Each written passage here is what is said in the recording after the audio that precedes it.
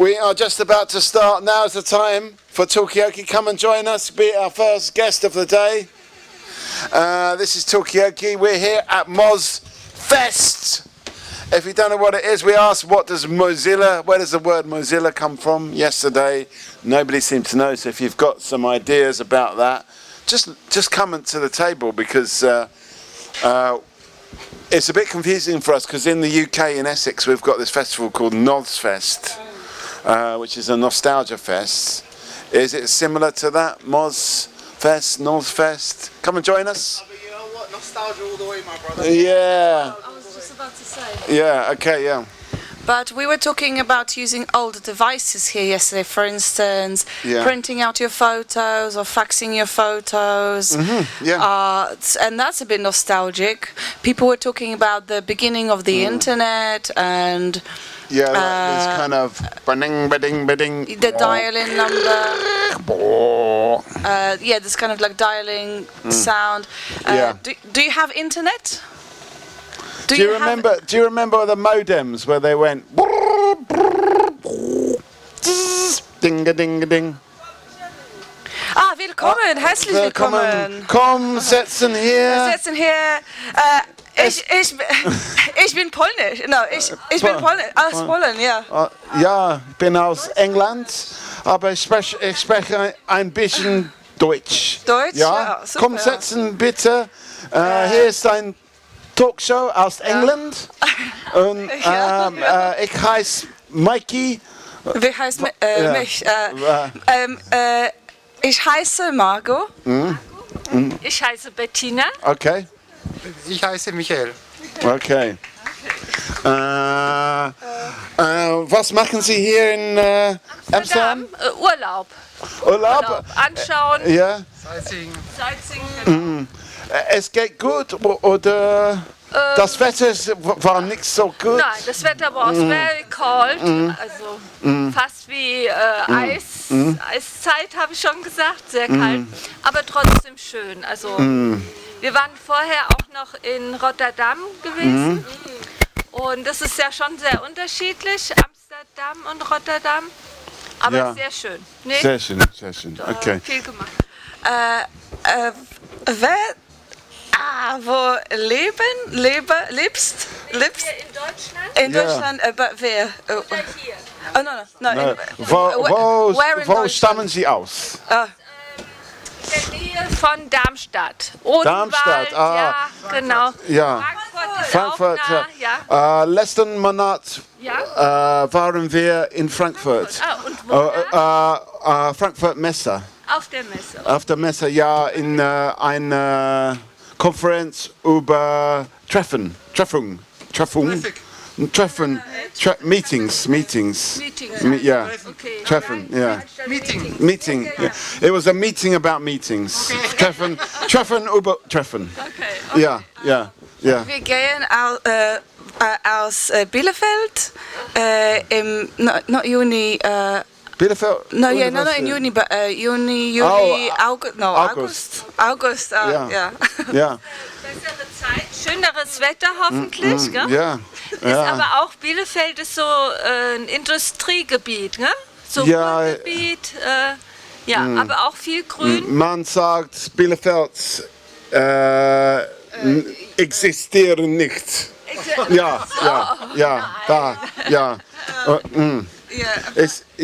Apparently it's a joke. I don't know. We didn't know, but people from Bielefeld said they know. I don't know. Do you know this joke? Have you heard it? Ja. Man kann Bielefeld existieren nicht. Das ist ein Joke. Spaß. Spaß. Warum sind Sie heute hier? Es gibt ein Festival, MozFest. Ist internationale Fest von Internet, ein offenen Internet. Es ist für ein offenen Internet. Für alle Egal, ja. Tickets are free. Alles frei, ja. Alles frei für die Fest und auch für die für die Leute, für das Internet. Ja, und das Geld kommt aus Google. Kommt aus der Google-Klick, ja, Google bezahlt Mozilla, sie machen die Browser Firefox. Und ja. Guten Morgen. Guten Morgen. Jetzt sprechen wir Deutsch. Es gibt Bettina und Michael. Bonjour, je m'appelle Olivia. Yeah. Olivia. Oui. Okay. Okay. Olivia. Es gibt viele Sprecher aus diesem Tisch und wir sprechen über die MozFest. Was ist das Festival für? How do you say that? Auch Musik? No. Nix. Speaking. Yeah. Technology. Yeah. Technology. Komm, sitz auf den Tisch. Ich heiße Mikey, wir haben Olivia und Margot und Michael und Bettina. Esther Robbie. Robbie? Yes. Okay, hello. Hoch zu den Okay. Türmen. The tower. Yeah. No. Haben Sie einen letzten Gedanken für dieses Talkshow? Ja, wir wünschen euch ganz viel Oh, danke, Freude, danke. schöne Gespräche und dass das Wetter besser wird Hoffentlich, oder Sonne noch mehr ja. kommt. Ja, und eine schöne Zeit. Dankeschön. Und auf die Bahn. Have a lovely time in Amsterdam. Goodbye. Okay, we're going to switch to English. Come join us. Thank you. Dankeschön. My German teacher would be like, yes, come on, yes, all that work wasn't for nothing. Yeah, Mikey is Yeah? probably dead now. He's So probably dead, yeah. So- he doesn't appreciate yeah. the fact that you put in all that hard work. Very good. I didn't know that you were Duolingo. Yeah, I'm not quite that far, to be honest.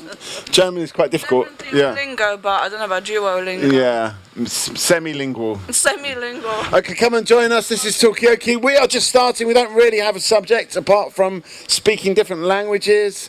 Robbie, have you got a subject? I don't know. What's that? Spare time. He's a pilot in his spare time. Yeah. Really? Maybe. Okay. Yeah. Hi there. Hello, come join us. We're going to hit you with a round of applause. We have got Margot, we have got Olivia, we have got Robbie, we've got Diane. And I'm going to hit you with another round of applause. We just started Talkaoke. We don't really have a subject. We could possibly talk about Robbie's spare time piloting. We could talk about anything. Have you got a subject for us? What should we talk about today? We don't really have one. She's shy. We could talk about her shyness. We could talk about, So shy. come and join us. Yeah, we're going to hit you with a round of applause. You're so shy. Come on, let's have a genuine applause as well. Are you shy? Yeah. Are you shy? No, I'm not shy. At least what I think about myself. I'm not sure if this is correct. But I have some 10 minutes. Okay, give us 10 minutes. 10 Yes, minutes there's no left. time limit on Talkaoke. Even 5 minutes, 2 minutes, 1 minute. It doesn't matter. Come and sit down. We have got Margot, we've got Olivia, we've got Robbie, we've got Diane, and we've got... Julia. And I'm Mikey. Come and join us. But what we don't have is a subject. 1 minute, yes, there's no... and this is very important because not only are we looking for a free and open internet, this is a free and open conversation where you can come and leave and say whatever you want, we hope. But actually we've got the opposite problem. No one's got anything to say. But we've got some new faces. So, Julia. Was it Julia? Julia? I would pronounce it Julia, but Julia is completely Okay, fine. Julia, I'm going to go for as a Julia, Diane, Robbie, Olivia, Livy, and Carla. Carla, Yes. and Margot and Adrian. Adriana and Mikey. Come and join us.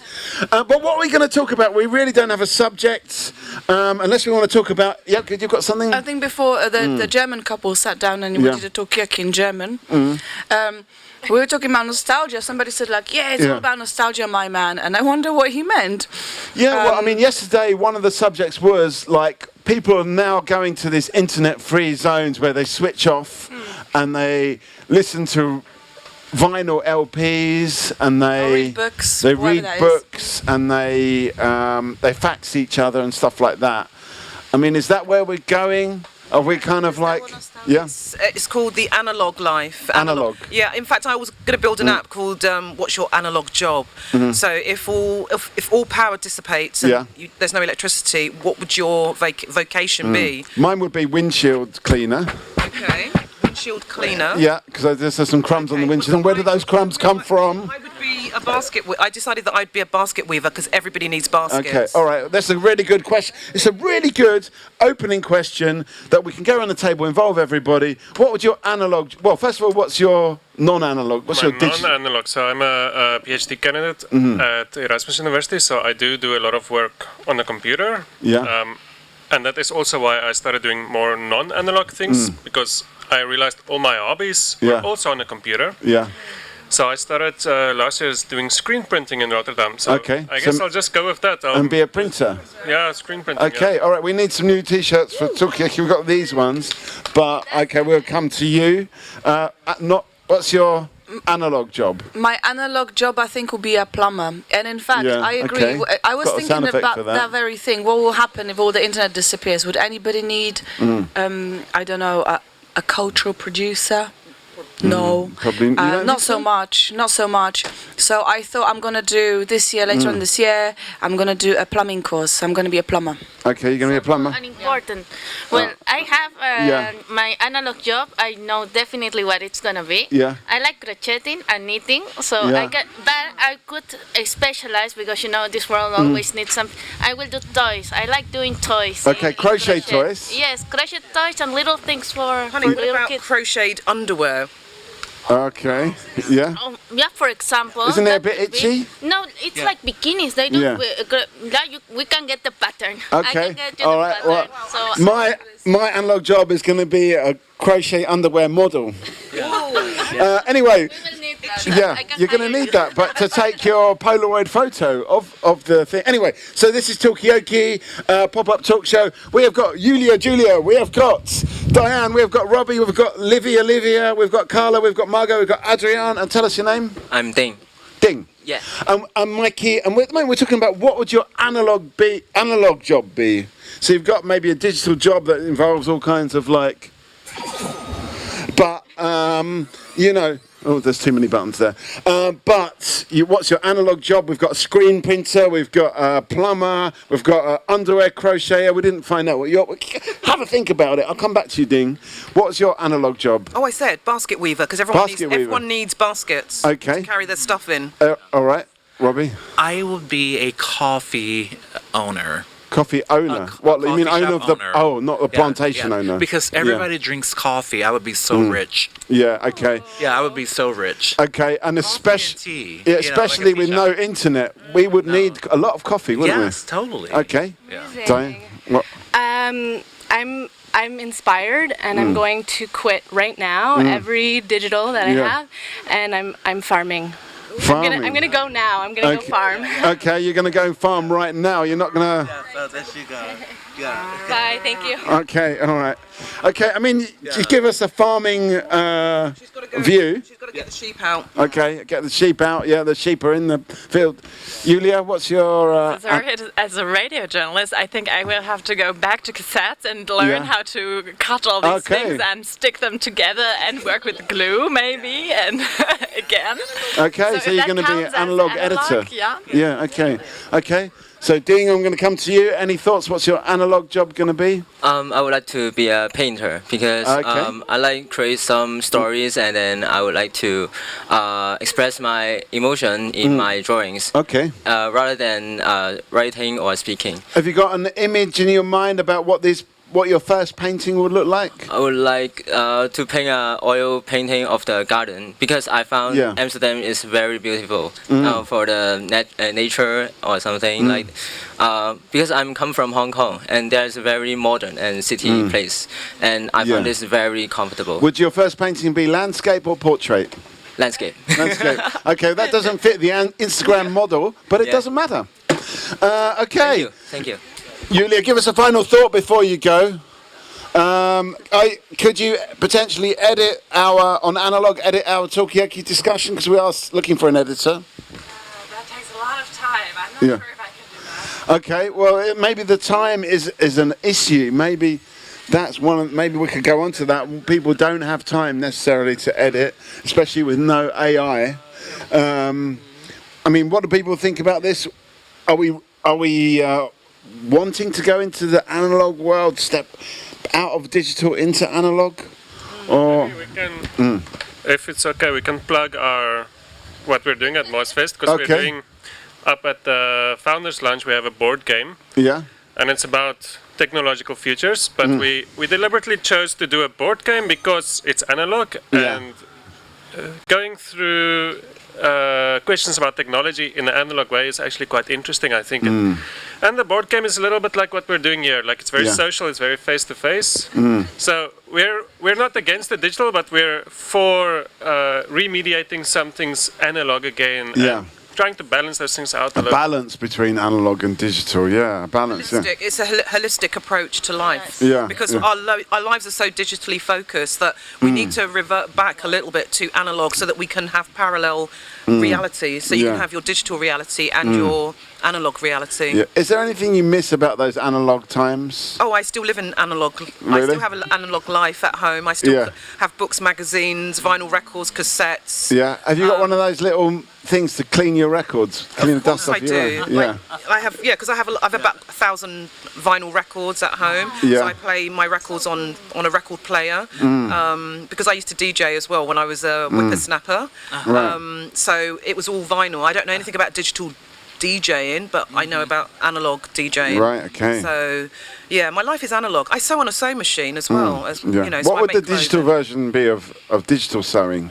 Digital sewing is a digital sewing machine that has a digital screen, and you just program in stitches. Does that thing exist? It does exist, and I tell you what, it's a revolution, because when I first bought my first very miniature digital sewing machine, it was the quietest thing. My neighbours never complained. When I had an analog sewing machine, they would stamp on the ceiling because they could hear this machine going at all hours. But it's so much quieter. Okay, so talking about analog, this is analog. This setup is actually very, apart from we're using digital amplifiers, but we're using an analog radio mic system. Anyway, I wanted to add something, which is that what I really like about analog life, or what I remember when I was a kid growing up, is that I have a lot of time to get bored, and I think getting bored is important. Yeah. Why? Because getting bored, it allows your mind to wander, first and foremost. Second, I think having all the time information coming, videos, I don't know, whatever you do on the internet or plugging on the TV and things, sometimes it doesn't allow you to just sit down with your thoughts. Perhaps it's even like having a little bit of solitude. It's good. Like always seeing someone else doing things. It's like junk food, you know. Like sometimes we just need to fast a little bit. So I think from my period, from when I was a kid, I remember I had so many cool toys or different things to do. So I will say an analog life is cool because it allows you to get bored, and that's important. We're talking about boredom here on Talkaoke. Come and be boring with us. Any boring comments, Ding? Yeah, I find you guys are very cool and doing some analog things, and I appreciate that you play vinyls. And what songs do you play? Okay, what's your set list? Come and join us. We're talking about the analog world. We're part of the analog. Later, no problem. Okay, what's your set list? I've got goosebumps just thinking about it, actually. I mean, I'm got a very eclectic style, but my background is kind of like classical music, because I'm trained as a grade 10 violinist, so I listen to a lot of classical. So I love Rachmaninoff. If you watch Bridgerton, there's a lot of music that is in Bridgerton, the TV show has a lot of classical music, which I absolutely love. I actually worked for a record company which was classical as well, but my actual DJing music style is more house, eclectic house from Detroit, Chicago, New York, some European techno, some drum and bass from the UK, some, very electronic. So for you young people, you would call it... But it's electronic. It's electronic. So it's early electronic music from, pre-2000. 2000. It's not EDM, but yeah, it's an eclectic style of very good music. I have a follow-up question for you. So I'm really interested in this thing of lost media, and I wanted to know if you think you have things in your collection that will be difficult to find on Spotify or something, or do you think everything has been digitized already? Hang on a sec, before we answer that, we need a final thought from you, Robbie, before you go. I love you all. I love you all. Yeah. Enjoy MozFest. Okay, we will do, but we need to have Analog Fest. We need, like, MozFest basically needs to close down, turn its search engine into like a paper form that you fill out, and then, sorry, turn its browser into a paper form, and then we need Analog Fest. What Analog Fest basically? Interestingly, one of the, because I'm a Wrangler this year, one of the questions that came out was, what would be your worst nightmare at MozFest this year? So interestingly, how would you have conducted this show in an analog fashion if there was no power, no electricity? I mean, we were once given a talking stick, and with some kind of like little pieces of fur and like bones hanging off it. Apparently, that's what indigenous people in America did. They had this talking stick, and people sat in. Yeah, and the person who holds the stick, they speak. So I don't know. Maybe we could use some kind of amplification. I don't know, using paper cups. I don't know, something like that. Just try a trumpet. But we didn't answer Adrian's question, which was, what about lost media? Is there lost media out there that was analog? Come and join us. You know how it works. What? Yeah. Okay. All right, we're gonna give you a. There's always cake when there's birthday. Okay. I mean, cake is kind of analog, isn't it? Yeah, but unfortunately, cake is dangerous as well. So if you consume too much cake, then yeah, exactly. Are analog things good? Is it just nostalgia? Is there anything from the analog world that we think, yeah, that's good that it's gone? Good riddance to these analog things. Board games. Do you remember board games when you were growing up? Yeah, I think paper board games definitely, because you actually feel, you can touch and feel them, whereas you can't. That's good, but I'm asking what is You need bad. to come there. Okay, all right. Give us a final thought, Carla. We're gonna, maybe it could be something about the board game, how it connects to this conversation. I think the affordances of board games is that it connects to people. An analog, instead of mediating our connection, is just one-on-one. I'm looking into your eyes, inviting you to come play the game as well. Thank you so much. It was very fun being here. Thank you. We're here all day. Yes, we got this. Okay, final thought. So I've been to MozFest, but during the pandemic, so it was always online, and this is the first IRL MozFest I've been to, and it's really great, and I think it kind of connects with just being in a physical space, surrounded by physical things, and I love that. Thank you. Okay, we're going to definitely give you a round of applause. Okay, good luck. Okay, Ding, you're off as well. Give us a final thought. I think I just want to give some suggestion for you, and just chill, and then just do whatever you want, and accept something digital, and then that's it. Yeah, thank you. Okay, just chill a little bit more. It's too late, Ding, because I've had too many coffees now. But maybe later, when the coffee wears off, I can chill. Are you taking a break? No, we're not taking a break. We're just warming up. We're just getting going. We've had a few first customers. Oh, you can stay. We're going for a long time. This is just the beginning. They went.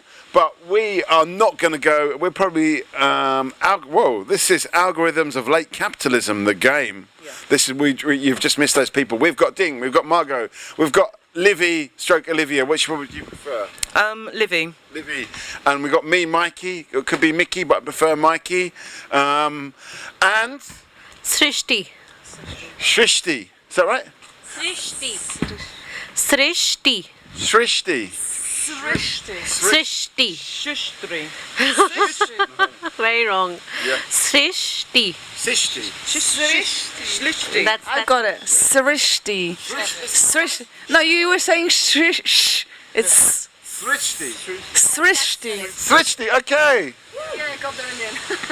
Okay, Srishti, and this is a free-form pop-up talk show. We were talking about analog and a bit of a nostalgia for the analog world. Do we need to go back there a bit more? Livy still lives in the analog world with the sewing machine and the vinyls and the Technics 1200s, the books, all of that stuff. And Ding has got like an alter ego as a painter of landscapes, of Dutch landscapes. That's where we are right now. But it's kind of up to you where we take this conversation. Yep. I mean, is shortening names a thing that is like, I don't know, is this future or is this... Well, I mean, it's like people just don't have time to say long names. Yeah. And everyone's like, oh, just call me Jay. Or something like, well, I'm Margo, but that's not even my full name. But the point What is your full name? Małgorzata Przymierska. That's my actual name. Małgorzata yeah. Yeah, it is, yeah. Exactly. Yeah, Przymierska. I've got an ear. Przymierska. No, but I just think, like, why do people shorten names? Is it out of convenience? Is it because we don't have time? Or is that's got nothing to do with it? I just wonder. Yeah. I am very angry at my parents because they never shortened my name. So I have like a big name, Srishti. Yeah. But it's all like it's two sound, but still it's like a lot to spell. Yeah. And everyone else, in my sister, my cousins, everyone had a shorter name. So I was always very angry. Oh, yeah. I was like, you have done injustice to me. Are you the first child? Yes. So I've had a very respectable name, no nicknames, and I was like, no, until the time when my school friends to bully me gave me a very bad nickname, and then I was like, why did they give me a nickname? It's so bad. So yeah. So your parents experimented with it.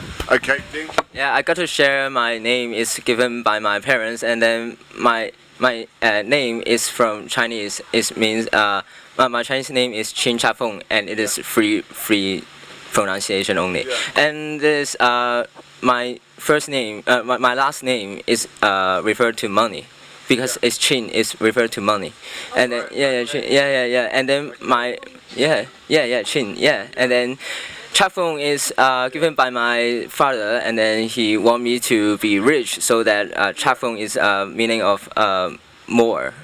So more money. Like more money. Yeah. Okay. Yeah, I don't know. Just my father's give my give my name. Okay. Yeah. Thank you. What is your name? I'm sorry, What do you mean? Sorry. What's your name? Chin Cha Feng. Yeah, and Ding is my given name by nickname. Yeah, nickname only. Yeah. I have a question. Wow. So all of us are from so different places in the world and different geographies, different places. What do we think of each other's names? So when you listen to my name, Srishti, what's the thought? Like, it's so different. Have you ever heard this sound? Or if I hear your name, it's so different to me. Okay, what do you think when you hear, what's your name again? Chin Cha Feng. What do you think? What do you think? I think like it immediately reminds me of wind chimes and the sound that they make. Chin, chin, chin, chin, chins. Yeah. And another question that comes to my mind, that I've seen a lot of people have similar names. So how do you differentiate between them? Like, you know. So.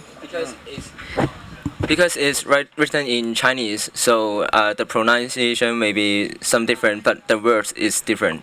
Yeah, so you have to define it in maybe its pronunciation and its words. Yeah. You think we're gonna get better in Europe about understanding Chinese pronunciation? Are we gonna get a bit more sensitive so we hear the differences? Yeah, maybe you have to be more creative. And then if I listen to your names, it's hard to remember it because there's so many words to and then it's hard to pronounce. Yeah. Okay. Can I just say that when I hear names similar to yours, there is a name that comes to mind that I think, and I immediately think money, is Li Ka-ching, because it actually sounds like ka-ching, the sound. So this name always reminds me of a money name or a very exclusive name in Asia. I don't know whether that's how they're set up, because you talk about how the name, when you break it down, means more money. So is this like part of the culture where they're expecting you to obviously do very well in life, so they give you names associated with a good life? Yeah, it's always we will define other names. I mean, maybe my friends or something. It's easily to remember if they have special names. Yeah. Okay. What were you gonna say, Srishti? I think that a lot of cultures. I can't say about the Asian or the Chinese culture, but in Indian culture, every name has a meaning. So my name means universe.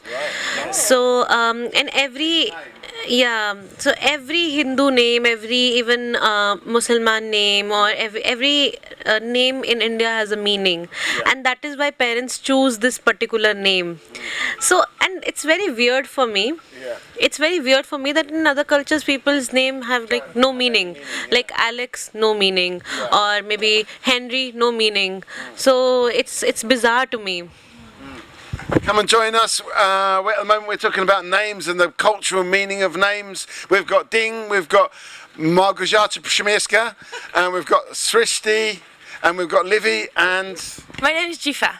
Jifa, okay. And we've got... Adeshina. Adeshina. Yeah. Okay. Just basically, Srishti means universe. That's a big name. Yeah. My name means peace. Peace. Wow. Okay. But some names, like Alex, don't mean anything. Does your name mean something? Yeah, Pathfinder. Potfinder. Yeah. Okay. In terms of like you always know where to find the pot. Yeah. So there's so many meaning to it. Yeah. So in Yoruba land, we speak Yoruba language. So a name could actually have diverse meaning. For my case, I was the first son of my parents, so I'm the pathfinder for the other children. Okay. Yeah. So in other sense, a pathfinder could also be a name. Yeah. Yeah. Could also be the name for a leader. Yeah. The one up there. Yeah. Okay. I want just to take a moment to appreciate African and Asian parents who put so much thought before naming their kids. And they think it's not just the sound or the spelling or anything, it's the meaning that makes the difference. Okay. All right, I'm going to come to you in a second, but does Jifa mean anything? Yeah, it's an African name as well, Ghanaian. So it means calm-hearted. Right. But the thing is with my family, like we have a few of them, and we're not calm-hearted. Like we're all the opposite. So I think it's like, it's... Yeah, so you don't always go with the name. Okay. I mean, I'm Mikey and I've got the microphone, so I don't know if that was what my parents intended.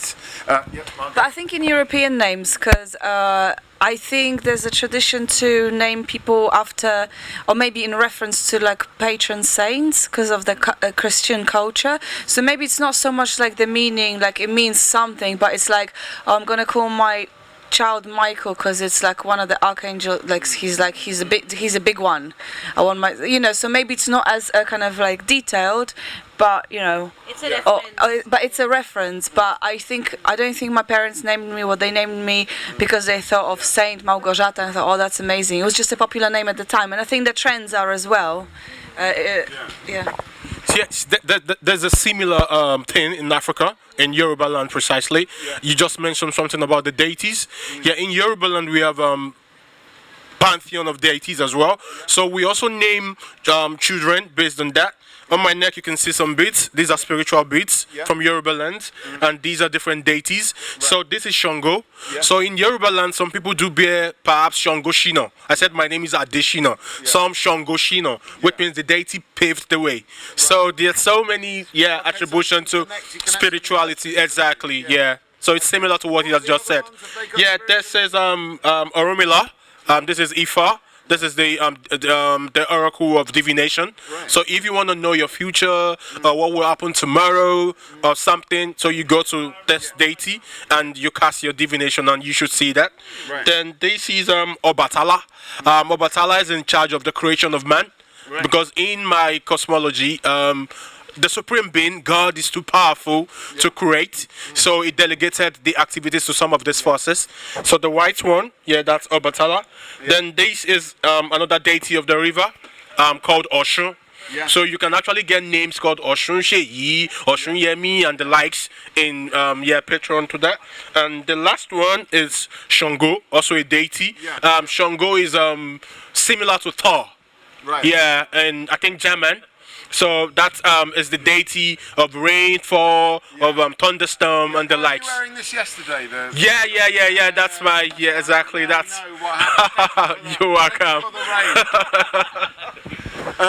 Okay. We got a new face. Tell us your name. Yesterday it was what was that? Elon Musk's younger brother. I'm just Richard. I'll just say I'm Richard. Okay. Too early. You haven't had enough coffees to be yeah. Were you going to say something, Shrishti? Yeah, so I was just looking at your beautiful necklace. So I was also wearing something yesterday from my hometown, and I want to admit I didn't think that the people were very comfortable with me wearing that. Why? I just got a lot of stares and looks, and yeah, and then I removed it eventually. So succumb to the pressure. I don't care. I actually tell people about my culture, about my spirituality. Everywhere I go, I tell them I'm not a Christian, I'm not a Muslim. I practice my indigenous spirituality. So you don't need to succumb to any pressure. Be who you are and be free anyway. Yeah. But, I mean, could I wear those beads? You have to be an initiate. Yeah. Yeah, you have to be an initiate. How do you initiate? Yeah, so there are so many processes to it. First and foremost, you go to this Orumila, the Ifa. So you do the divination. So that's like level 1. Yes. Yeah. So this encompasses the other deities.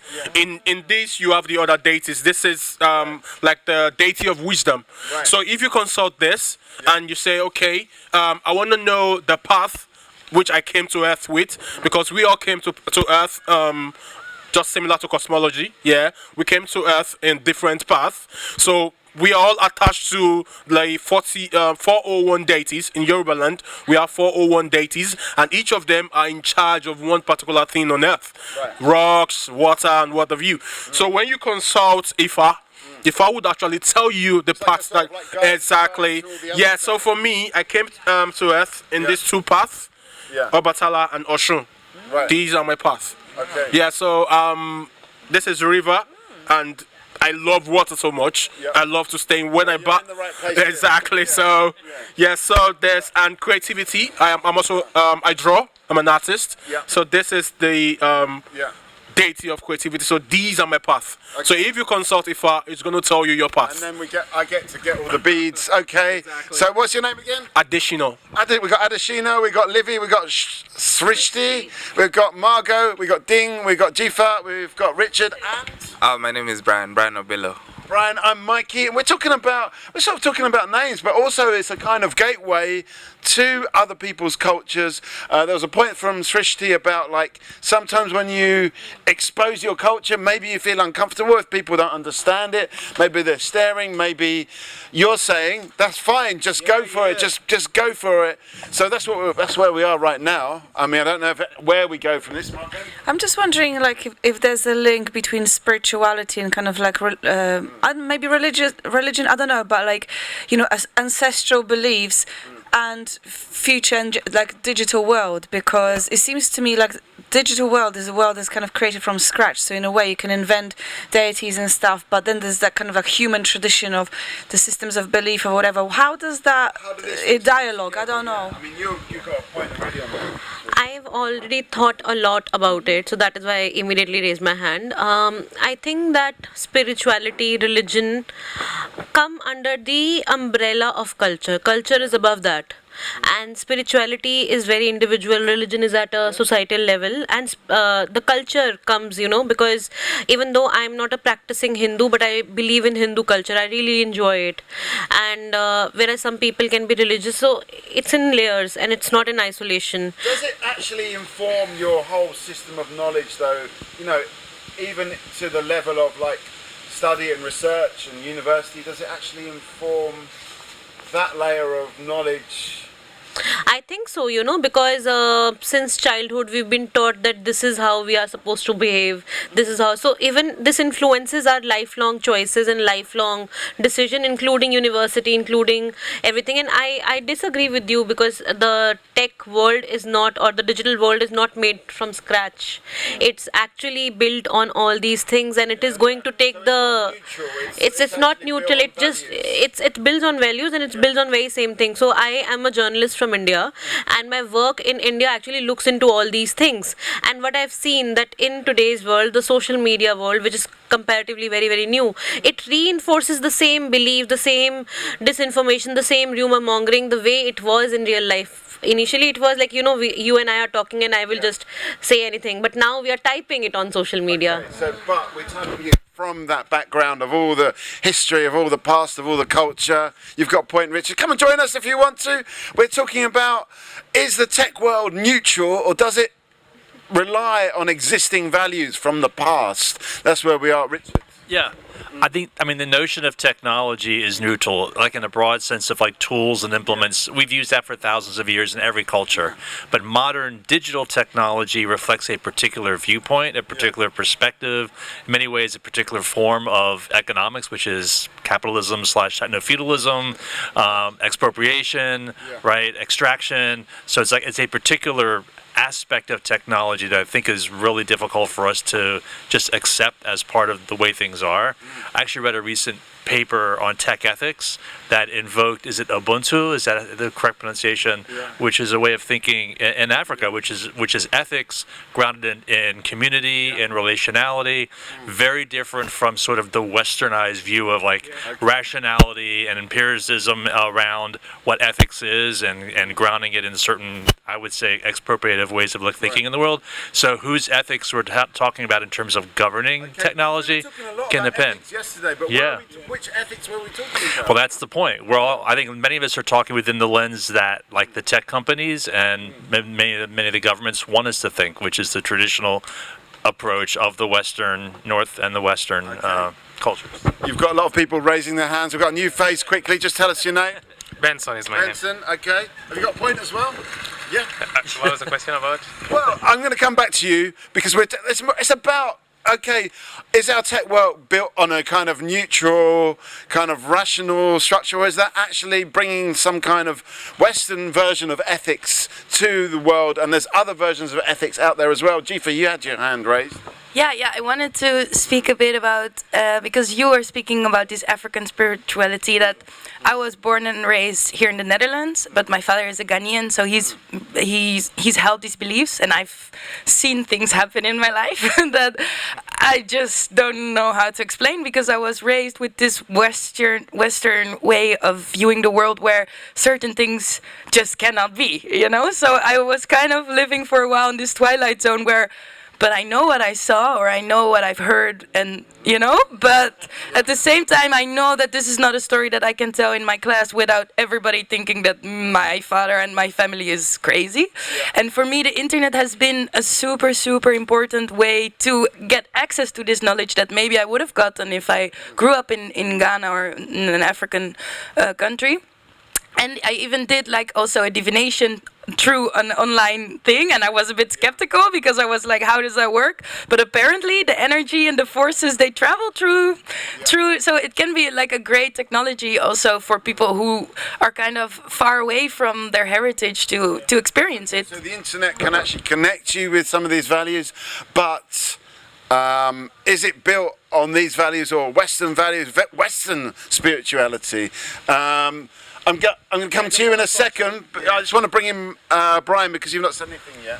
Yeah, so I'm from Kenya, right? And by all intents and purposes, we were one of the best colonized countries in Africa. I feel like we really lost what it meant for us to be Kenyans. Like, we really lost the fabric. Like, we were properly colonized. Like, even a sense of dressing as a nation was lost. Right. Like, we dressed like Americans or the British people. So by all intents and purposes, once the colonizers left our country, the people who started running the country sort of like weaponized religion massively to be able to ingrain certain values and certain cultures into people. So at the end of the day, what people would consider individuality in our country was, in all intents and purposes, drilled into them in very, very violent means. And that essentially means that even the technologies deployed and used by governments are perpetrating the same levels of violence, just in different ways. So in the adopted a kind of Western mode of living, and that's also incorporates violence. Yes. So I think in the initial question that you asked whether technology is neutral, I don't think it is. I don't think it ever was, because in the way and the nature in which it was deployed in order to be used, right? Like, people have really sinister intentions around the deployment of technology. As an example, like we are launching like a digital ID system that, in all intents and purposes, is just going to like heighten surveillance, especially around like refugees, because this is in Kenya, right? Like so, and we also have like communities inside the country that by default we are making it harder for them to even get like services in the country. Like we have the Somali people who, some of them were born in the country, but they're unable to even get like identification cards, similar to not easy for them. We're making it way harder for them to be able to get even the most basic of services, right? So yeah, I think in that context, I don't think technology is neutral. Just I think it all depends on the intention in which the people who are deploying their technology have. Can it be redeployed in a kind of way, do you think, this technology, or has it just got that violence hardwired into it? I honestly, in my honest opinion, I think all these structures have to be destroyed and rebuilt from the ground up, while taking in. We have to have the difficult conversation of what our values truly are as a people and as a country. And then we have to redevelop all these structures from scratch with those values that have been agreed upon. Yes, so that's my opinion. Okay, Benson, you want to come in on that? Well, let's just get, you're a new face, just quickly get your name. Hi, my name's Katie. Katie, welcome. Benson, your final thought before you go? Okay, so I just want to pick up from where he left about whether these systems can be redeployed in a way that doesn't do what he was describing.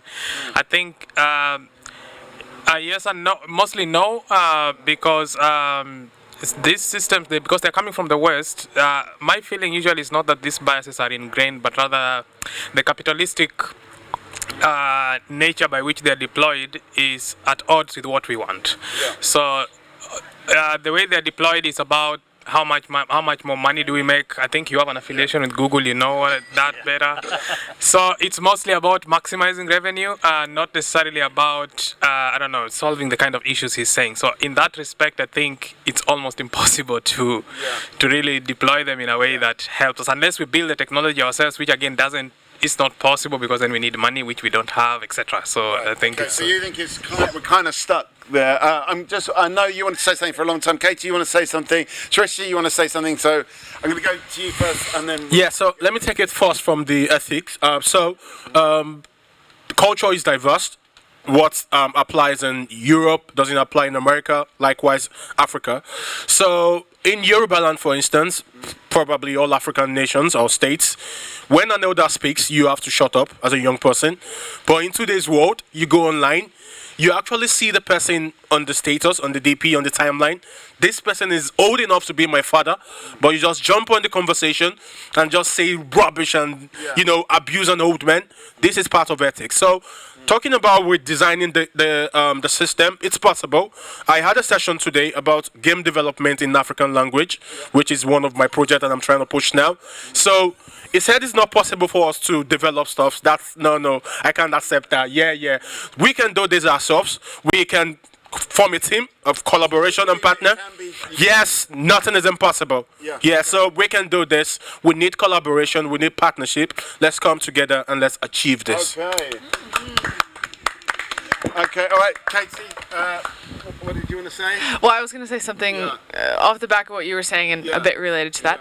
But you were talking a lot about deployment, but I think there's also a lot in the design side that, like, who is designing these technologies?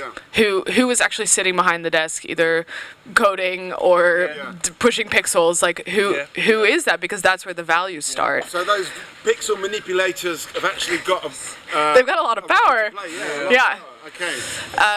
But I was going to say, also on the value thing of, like, okay, the value on the ground is different than on the the ground in the cloud, if you will.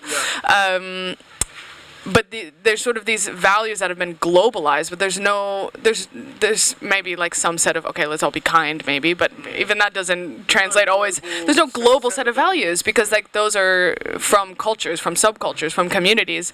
So there has to be this sort of like localized adoption, localized design of what this technology looks like, and I feel like that's, I don't know, a way to go forward.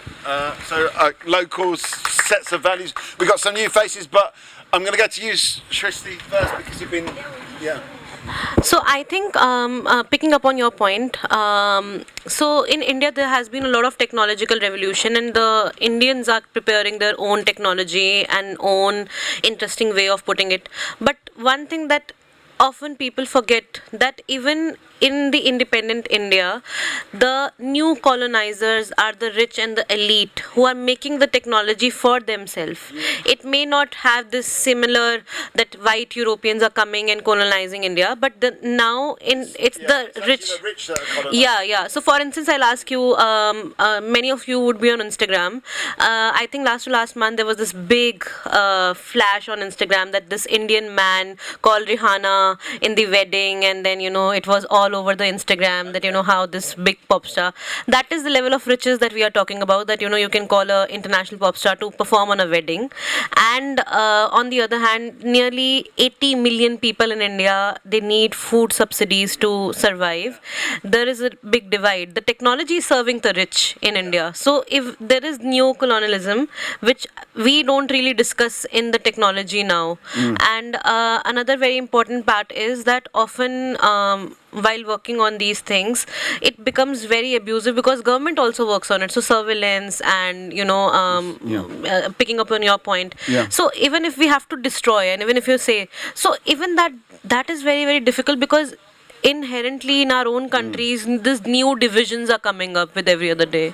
Okay, so it's not just about a colonialism, it's also about the power of the rich compared to those that have got nothing. This is Talkaoke Freeform Talk Show. We've got some new faces. I'm just going to quickly do a round of names and so we've got, what's your name again? Is it Adeshina, and we've got Katie, we've got Brian, we've got Daniel, and we've got Richard, we've got Jifa, we've got Richard again, and Ding, and Jonathan and Srishti and Livy and Mikey. And the moment we sort of started talking about, in a way, we just innocent conversation about names and the values that they bring. But then we started talking about the cultural values. We heard from you, Adesina, about the complexity of the kind of the system of culture in the Yoruba land and how that actually informs values. But is that at odds with technology? And we heard from Brian about how technology is actually kind of oppressive and following a kind of colonial path in Kenya that actually oppresses people, especially those that are not that are coming from other countries, from Somalia, for example. And actually, can we separate that technology from the colonialism? Can we build a new technology? You're saying yes, we can build a new technology based on our own values, but that's the question really what we're talking about now. So that's where we are. So where do we want to take it? Any thoughts on that?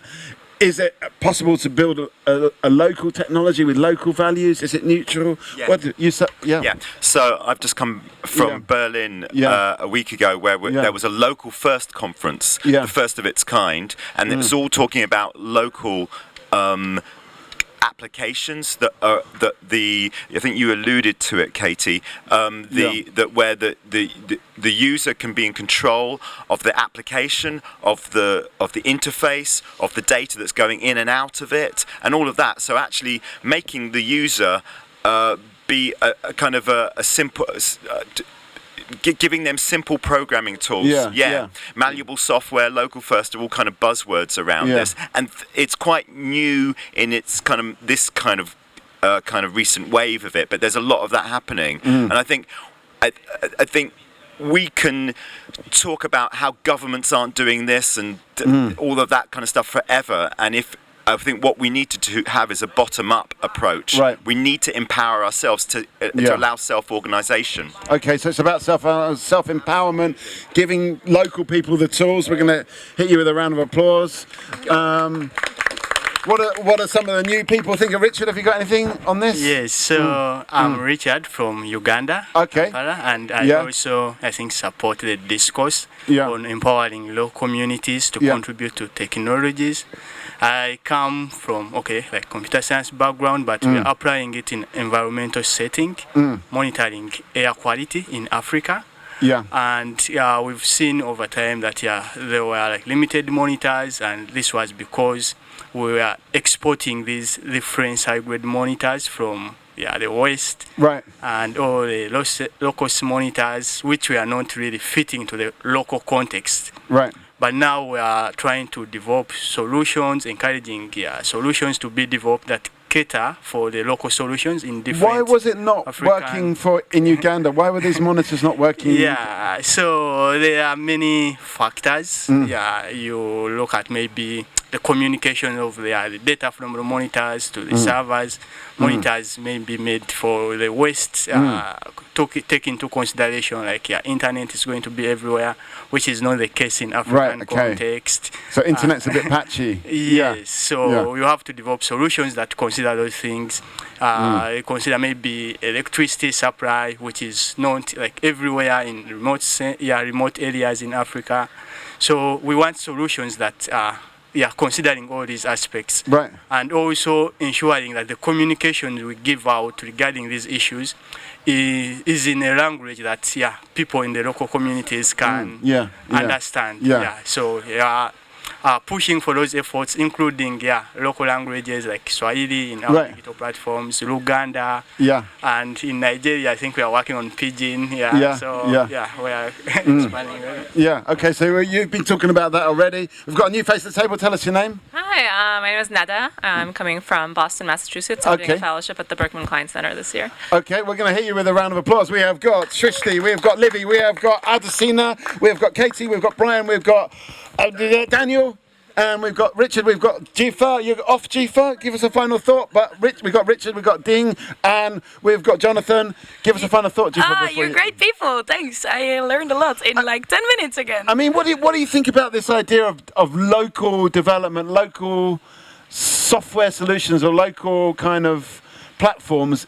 Do you believe in it? Is it possible? I'm all for it. Unfortunately, I'm a bit more pessimistic, where I feel like as long as that doesn't make money, make profit, like what you're saying, I don't see it happening anytime soon. Okay. So, but I'm trying to get inspired and don't bring everyone down. So is money the king wherever you go? And so can these local systems actually, have the big impact without making huge money? Yeah, that's the question. Okay, thanks for leaving us with that question. It's a tricky question. In India, so money actually lies in making local applications. So a lot of organizations are coming up with languages, because India is such a diverse country, different languages. So in India we find many such places where it is, but it's more divisive. So for instance, the Indian version of social media called ShareChat. And what's it called? ShareChat. ShareChat. Yeah. So it would have multiple languages, and you can use it in any language possible. But again, it is very bad because it encourages disinformation and hate speech and all of that. Right. So it is investing in creating local languages and local access, but it is not investing in making it safe. People, this is a free-form chat show, and yes, you can come and go whenever you want, but we want a final thought from you, because we had such a good final thought from Jifa, and it's always good to get the final thought because it's such a big one. So, Brian, final thought? I think a lot has to be done to empower communities. What's the first step? What's the first thing that I think capacity building for me is mostly the most important thing. What do you mean by that? Capacity building is just setting up like long-term structures where spaces where people can just come and learn, people can come and build, people can come and experiment and find solutions with the problems that they have, as opposed to coming and learning about how they do things and then building solutions for them, which has they actually just play with it and build their own solutions. Yes, yes. So in a space where they can learn. I think that needs to be encouraged more. And yeah, just providing spaces for people to also come and connect and learn from each other. Because most of the times you may be trying to implement something that someone already tried and it failed. And there are reasons why that was not a success, right? So you learn a lot from failure as much as you learn from the successes. That's what, I believe there's a Swahili saying that says that you, when you things go wrong, that's when you learn. But I don't know how to say that in Swahili. I forgot the Methali. It's a Methali itself. But you essentially have to also learn from the failures. And then from there, you can easily scale operations once you build on good structures, right? But yeah, I think that's my opinion on the matter. Okay, that's a brilliant final thought. That just goes to show how good the final thoughts are. Final thought, Daniel? Yeah, just imagine if Excel could build applications rather than just spreadsheets, and how easy it would be for us all to build applications, and then we wouldn't need service providers to be so much in control, and we wouldn't need to buy developer time in order to just build a simple application. That would be awesome. Okay, that's what we're building. Kendra.io. Cheers. Hang on a sec, Daniel. A whole brilliant idea, but you were too fast on the name of it. What is it called? Kendra.io. Okay, Kendra.io, look out for that. That seems good. Final thought, Adesina? Yes, so in solidarity, we need to come together as one. Collaboration, partnership, anything is possible. We just need more hands on deck. We can do this. Money is not everything. We can do this with the power of spirituality, individuality, and what have you. Anything is possible. Thank you. Right, okay, we're definitely going to give you a... Okay, final thought as well from Trishti. I think we need to educate and also demand accountability from our leaders. Okay, how do we do that? By making journalists empowered. Okay, and what would make you feel more empowered? If I get more readers, if people read my work. Okay, and where do we find it? That is the whole problem, because a lot of people are not interested in reading serious work, so they feel that it's too negative, news is too negative, whereas it's very important for them to be aware, and they feel it's better to be, so ignorance is a bliss, and unfortunately a lot of people really believe in that. So how do we change that? That's the question for you all. Okay, thank you. All right, you're going to go as well? Okay. Hang on a sec, Richard. Sit down for a second. Give us a nice... I'm overexcited, but can you give us a calm final thought before you go? We've had... The final thoughts have been, huge. Give us a final thought. Yeah. Wow. Yeah. No pressure. Look, I think we have a dominant tech paradigm today that we are all trying to figure out how to challenge. I think one of the key points to make a bottoms-up sort of counter paradigm is to draw a compelling set of pictures around what the future looks like to get people excited. So it's not just, we all want to protect people, we want to empower people, but what does that future look like where they say, that's what I want. I don't want what Meta's selling me. I don't want what Twitter's selling me. I want this thing. So the more we can use artists, we can use journalists, we can use others to tell these narratives. We need the vision to get people excited and say, this is the paradigm I want to jump on board. I think that's how you make a bottoms-up approach. Okay. By the way, if you can have a go at this, but you're a new... It's this one here. This one? No, this one. Yeah. Anyway, we've got some new faces, so thank you, Richard, and hit you with an applause. We're here all evening. Other Richard, Yes, so also as I leave, I just want to encourage each one of us here to leverage the hope we have in technology to solve the global issues we have. Particularly me, I'm from trying to address environmental issues, but I call upon all of you to leverage your skills to address such issues. Coming from Uganda, just what the other Richard was saying about creating this vision, what vision would be appealing to Ugandans to actually get on board and start thinking, I can create my own platform or my own app? Just to give context, from AirCo, and our vision is clean air for all African cities.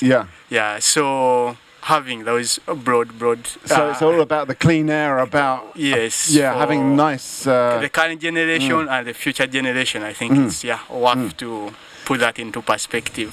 Yeah, okay. Yes. All right.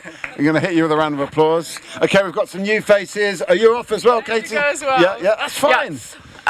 Okay, my final thought. Well, hearing multiple final thoughts in a row, where my mind went was, it starts with education, and it starts with, like, here, we're all passionate about this, and we're all talking about this, but I know, like, at least 75% of the people in my surrounding area aren't in this same headspace, and it's about spreading this same enthusiasm and same, like, what's the word? Like, it needs to happen now. Passion and like urgency.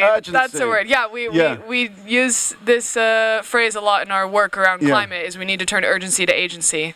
Turn urgency to agency. That's a good one. Yeah. Thank you. Okay. All right. So, a lot of people going, but a lot of people staying. We're going to keep this conversation going. We've got some new faces. Let's find out your name. Yeah, I'm Karen Palmer, the storyteller from the future. Okay. And I've come back to enable people to survive what is to come through the power of storytelling. Okay, well I'm going to give you the big, one more. Okay, do they have these sound effects in the future? They're kind of more 3 and 4 and 5 dimensional. Okay, right. So when they reverberate on the sonic level, they also connect with you vibrationally as well at the same time. Okay, I'm looking forward to that technology. You're actually one of the innovators of it, and it starts from today at MozFest. Now you have this sense of vision. You start to collaborate with people here to manifest that. Okay, so that's good. Oh, I'm pleased. I'm just not just like a relevant part of the future, but I'm actually relevant. It's great to be relevant. Yeah, it's integral because the sound effects, they are impacting people's brain waves and thought patterns. So it's stimulating ideas. How you do audio through your voice, you're going to be doing your audio with your sound effects. Oh, right. Okay, I'm pleased to hear that. Okay, so we got Karen, we got Margot, we got Dean, we have got Jonathan, we've got Valerie, we've got Livy and Mikey, and we're finding out about the future. We're painting a vivid picture of the future. It's going to be multi-dimensional effects that just blow the minds. I'm looking forward to that actually, because I think at the moment we just live in a kind of image-based world. Yeah. And when Richard was going, he was saying like, we don't want to. We want to consciously like not follow what the Twitter sells us or whatever. But I feel like people are just so desperate to be someone, to make some kind of money, that they just kind of get sucked into this celebrity kind of, your face is your brand, your comments are suddenly like, oh my God, this person's made this comment, it's so amazing. But to be honest, everybody's got opinions. There's nothing like new about that. And I just wonder, when will we just like break out of this, I want to be a celebrity. Okay, I'm not now, but it would be really good if I was. Like people really aspire to that, being this unique individual. Change aspirations. So what's going to happen in the future is that people will be defined by their actions. That's the only form of measurement that will determine your height of celebrity status. Okay. And it won't be fame, it will be respect. Okay, so fame diminishes, respect increases. What do other people think about this? What's your vision of the future, Jonathan? I don't know if I have a vision of the future. I'm just trying to be present in the here and now. Yeah, you're just trying to catch up. That's enough. That's enough work. Okay, yeah. What you were saying about this being respected for your action, it makes me think of my acupuncturist always tells me, she's from China. She always tells me, in the United States, you take this much knowledge, but you shout it so loud that it seems like you have this much, much more knowledge or much more. So it's all about this kind of cult of celebrity of shouting is the loudest. And she was saying, teachers in China, like spiritual teachers, they actively try not to be found. They move up into the mountains. The people come to them and say, if your teachings are amazing. If you came to the city, you would have thousands of students. And they're just like, no. What happens is that the students come to them because their work is so powerful. Okay, so we're going to hit you with a round of applause. This as well. That was heavy duty. Okay. All right. So, I mean, you're from China, Ding. Do you kind of subscribe to this? Do you think? Do you agree with that? That are we kind of shouting out a little knowledge too loudly? I'm not actually in China because in Hong Kong we are such diverse, and then I think I know because Chinese people are much more traditional, and then they will be proud of themselves, and then just I know, and then I want to talk about the celebrities and the status, and then because I think the celebrities have a more good lifestyle or life. Because they got more money and they have more connection. So I think we do not need to competitive to others, but with peace life. This is my goal to achieve. Okay, just to be peaceful. Do you want to be a celebrity? Not really. No. I don't want to be too emphasized by of me. Thank you. Okay, Valerie, because you've not said anything. Any views on this? What's your vision of the future? Do we need a more of a spread of different cultures and their values around us? Kind of what we've been talking about before you arrived. Yeah, well, I've been listening. I think definitely critical thinking is super important, and respecting diversity of perspectives. And I think in a world that we're living now, we're being divisive about, people's opinions and how people think about topics. And so the world is not enabling us to have these different perspectives and different conversations. And I was thinking about our cultures. I come from Guatemala. Right. So there's so much colonialism embedded into my personality, and I live here in the Netherlands, and so I've gone through the struggles of a lot of cultural misunderstandings. And I don't know, in the example of what you were saying about this person that has a lot of knowledge about spreading it, it's such a cultural thing. For example, for myself, I don't like to be visible in spaces where I do a lot of public speakings, but that has a lot to do with my culture, with my beliefs. So definitely, I see a future where that is more diverse.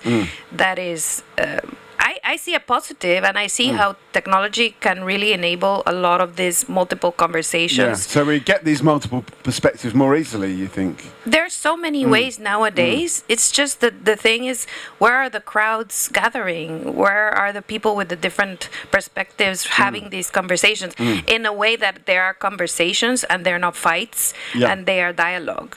Yeah. So. Can hear you with a round of applause there. We've got a new face at the table. Tell us your name. Hi, my name is Rainbow. Thanks.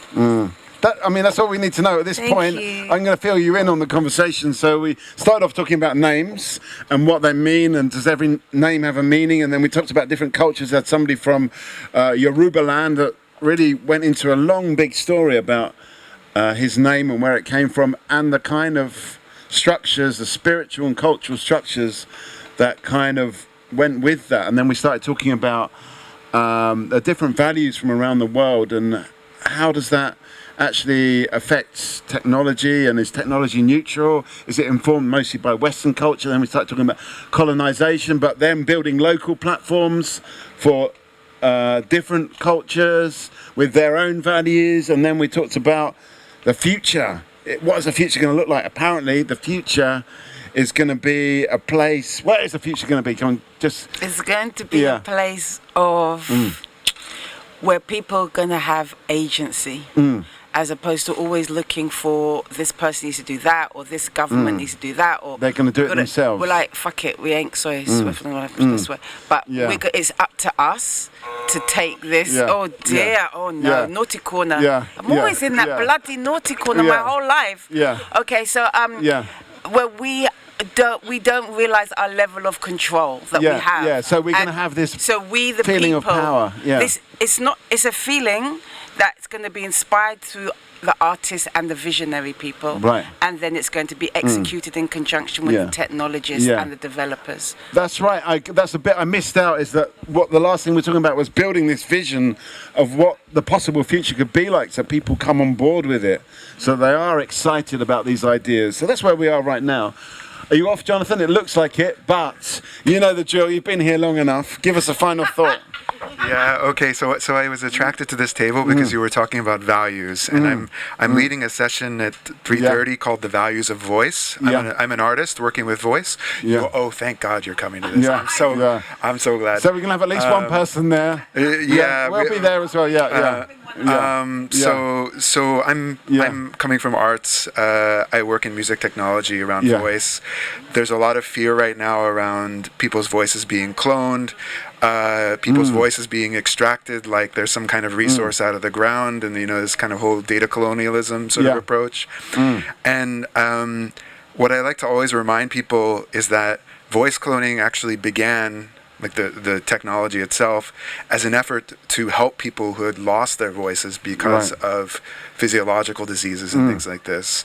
So it's not always that the technology has to be this evil thing. So there's actually quite a strong reflection about do the values come with the technology, or is it the people? Yeah, and I would like to just ask everybody to reflect on what is voice and what do we value in our voice. Okay, all right, that's a question. What do we value in our voice? We're going to hit you a round of applause. Yeah. Oh, yeah, I can tell you're an addict, Yeah, you can tell. It's going to be short and sharp, not what you would expect. The future is not something that happens to us, it's something which we build together. Okay, that's definitely... But hang on a sec, Karen, before you go, what about your voice? Because we had this question. What do you value in your voice? The sincerity, and that is a reflection of what's in my heart. Okay. That's what I value. That is deep. That is like mega deep. I'm just like deep. Okay, right. Okay. What's it? Yeah. Yeah, my final words is be peace, and lovely. I appreciate this place, and thank you so much. Thank you. Thank you. Thank you. Yeah, okay. Are you off as well, Valerie? Give us a final thought. It feels like it is lunchtime, but we can get some final thoughts, and we can get some lunch as well. Yeah. Voice is power, and we need to learn to be our genuine voice, because that's connection, and connection makes us human. So, Okay, I'm going to hit you with a round of applause, Anna. Thank you, Valerie. Okay, let's get some final thoughts. Rainbow? I think that voice is authenticity about your experience and adding your value to the greater creation. Okay. Livy, final thought? I don't have a final thought, but I was just thinking of the homogeneous layers of what we've discussed and how they can sit together in an ecosystem that's available to us all, so we can chop and change and choose aspects to create this new vision or this new way of thinking. And it's very complex, but if we can go wherever we want, it's kind of wonderful and amazing, isn't it? It's almost like a decision engine, is what I'm thinking. It's like a platform of different scenarios, different structures, different principles, values, which you can apply to everything that you do, whether it's photography, whether it's voice, whether it's music, whether it's, editorial. You should be able to apply all of these things. There is actually an installation which allows you to do something very similar with the storytelling aspect of decisions that are made available to the end user. So if you see the installation, have a play around with the dials. You can twist the dials to decide how the story is presented to you. And I think that is what our world might look like. A decision engine. Okay, decision engine. You've got a final thought, Rainbow? Did you want to come in on that? The future is what we're going to make it. Okay, all right. Final thought, Margot? About voice, I agree with everything what this man said about voice, but why does my voice sound so annoying to me when I hear it recorded? Okay. What is the theory behind that? Okay, we're going to leave that. We can think about that. I feel the same. That's why I never ever... no, not about your voice, about my voice. I don't mind listening to your voice, but my voice, I can't bear it. Anyway, we're going to leave it there. Maybe in the future, we're going to like our voices. Thanks, everyone, for taking part. This has been Talkaoke at MozFest, Day 2. That's not a jazz classic. I know that was the correct sound effect. But what this is actually, it's not a musical set. It is MozFest Talkaoke. This is day 2, session number 2. But we don't care about numbers. For us, it's about chat, one-on-one, one versus the group, or one along with the group, because it's not about a debate. This man is having a coffee there. What's in your cup? Is it coffee? Yeah, cappuccino. Cappuccino? Is cappuccino good for your job? Is this the best type of coffee you can have? No, I need more coffee for my job, but it's good enough. It's good. It's a good starter. All right. Well, that's good to know. Hello. You've got a cup and a baby. How is that going? Going well. Yeah, great. Yeah. Which one keeps you awake at night? I'm having a chai latte. Oh, chai latte. Okay. I mean, this is sleep time for somebody. We are awake, but you know. Oh, that's great. Well, if you want to come and rest your feet, we will be here. But yeah, here we are. The way Talkaoke works, nothing really changed for the last many years. Certainly nothing's changed since yesterday. It is still about people sitting on the outside of the table, people coming from as far as this pavement over there, maybe joining, and people sitting here just within my vicinity, eating their lunches. And it's really about what people have got to say. Person over there, anonymous, do you have anything to say today? I'm hungry. You're hungry? Are you hungry for knowledge? Are you hungry for food? What are you hungry for? Food. Right now, food. Okay. What's the kind of food of choice? Curry. Curry. Yeah. Is there curry there? Yeah. That's what I heard. Okay. Well, I wish you all the best in finding curry. When you do find it, come and bring it here. So yeah, maybe see you then. We don't have a subject at the moment. Any subjects we should discuss? Here's one. You've got one? You're just trying to curry favour with Pranshu. Okay, I think we've got sound effect for what some people would call jokes. It's a small niche of people who'd call it that. But yeah, so this is Talkaoke. People are walking past, probably getting some food. Do you want to join us, or at least give us a subject? Because right now we just don't have a subject. But who do we have around the table? Maybe that's a good first step. So what's your name? Mikey. Olivia. We previously had somebody looking exactly like you, but her name was Livy. I'm Margot. What shall we talk about? Any views, any thoughts? Maybe something that we shouldn't definitely talk about. Something that really should not be a subject. Hello there. What shouldn't we be talking about?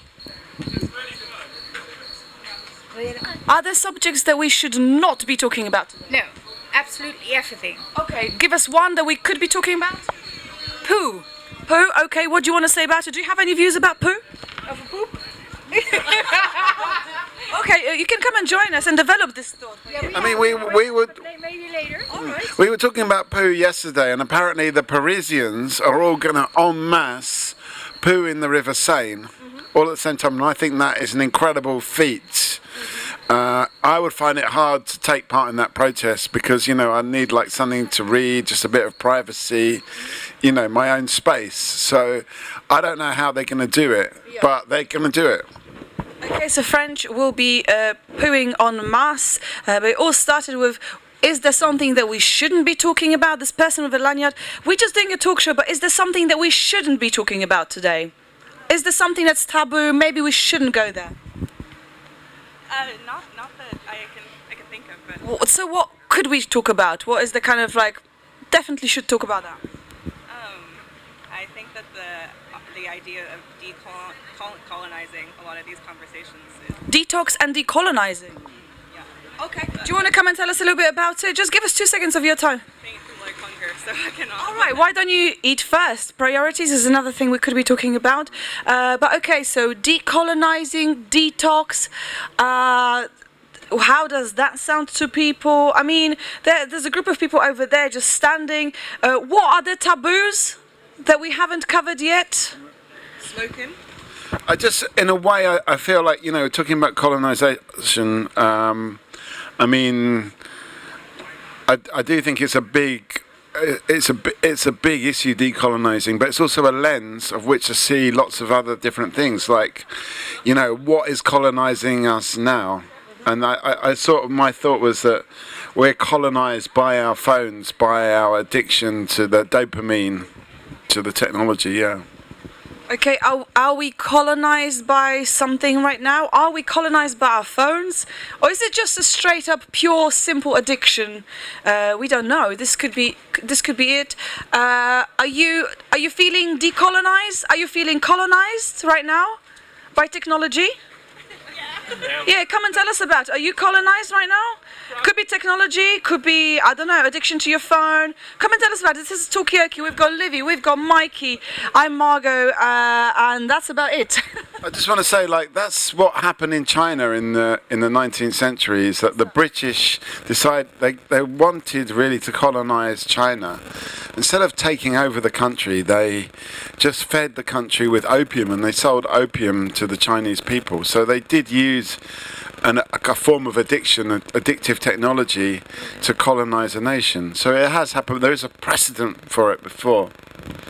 Okay, so there's a precedent for colonizing through inducing addiction. China was colonized by the British, who made people dependent on opium. Are you addicted to anything right there? Are you addicted to anything? I don't think so. Don't think so. What is the thing that you're least addicted to? Least addicted to? Yeah, come and tell us about it. And also you can eat here if you want to. So we've got right now Mikey, we've got Livy. My name is Margot. This is Talkaoke. It's a pop-up talk show. Food friendly, addiction friendly. What's your name? My name is Ray. Ray, welcome. What are you eating? Some kind of curry and rice. Yeah. Are you happy with your choice? I guess so, yeah. Yeah, okay. So right now we have been talking about, are there subjects, because normally I ask people what do they want to talk about, but today I ask people like what we don't want to talk about. And then somebody said, oh, colonization, but then that's it. They didn't really develop that thought. Someone said poo. You said, on the subject of colonization, Britain colonized China by introducing opium and getting people addicted. Then we talk about addiction. Are you addicted to anything? No? What are you least addicted to? What's the thing that you're definitely not addicted to? Are you addicted to your phone? Sorry? Are you addicted to your phone? Not so much. Not so much. Come and tell us about it. Right now we've got, remind me your name? Ray. We've got Ray, we've got Livy, we've got Mikey. My name is Margot, and what is your... Well, actually, I'll let you come here first, because I've got tiny micro hands. They don't really stretch out so much. I'm Laure. Laure. Okay, Laure. So right now we talked about colonization, we talked about being addicted to two different things, talking about addiction to opium, and is technology kind of a colonizing thing? We also heard somebody said you definitely shouldn't talk about poo. So obviously we then went on and talked about poo, which makes, as it's just Talkaoke, people just dictate the direction.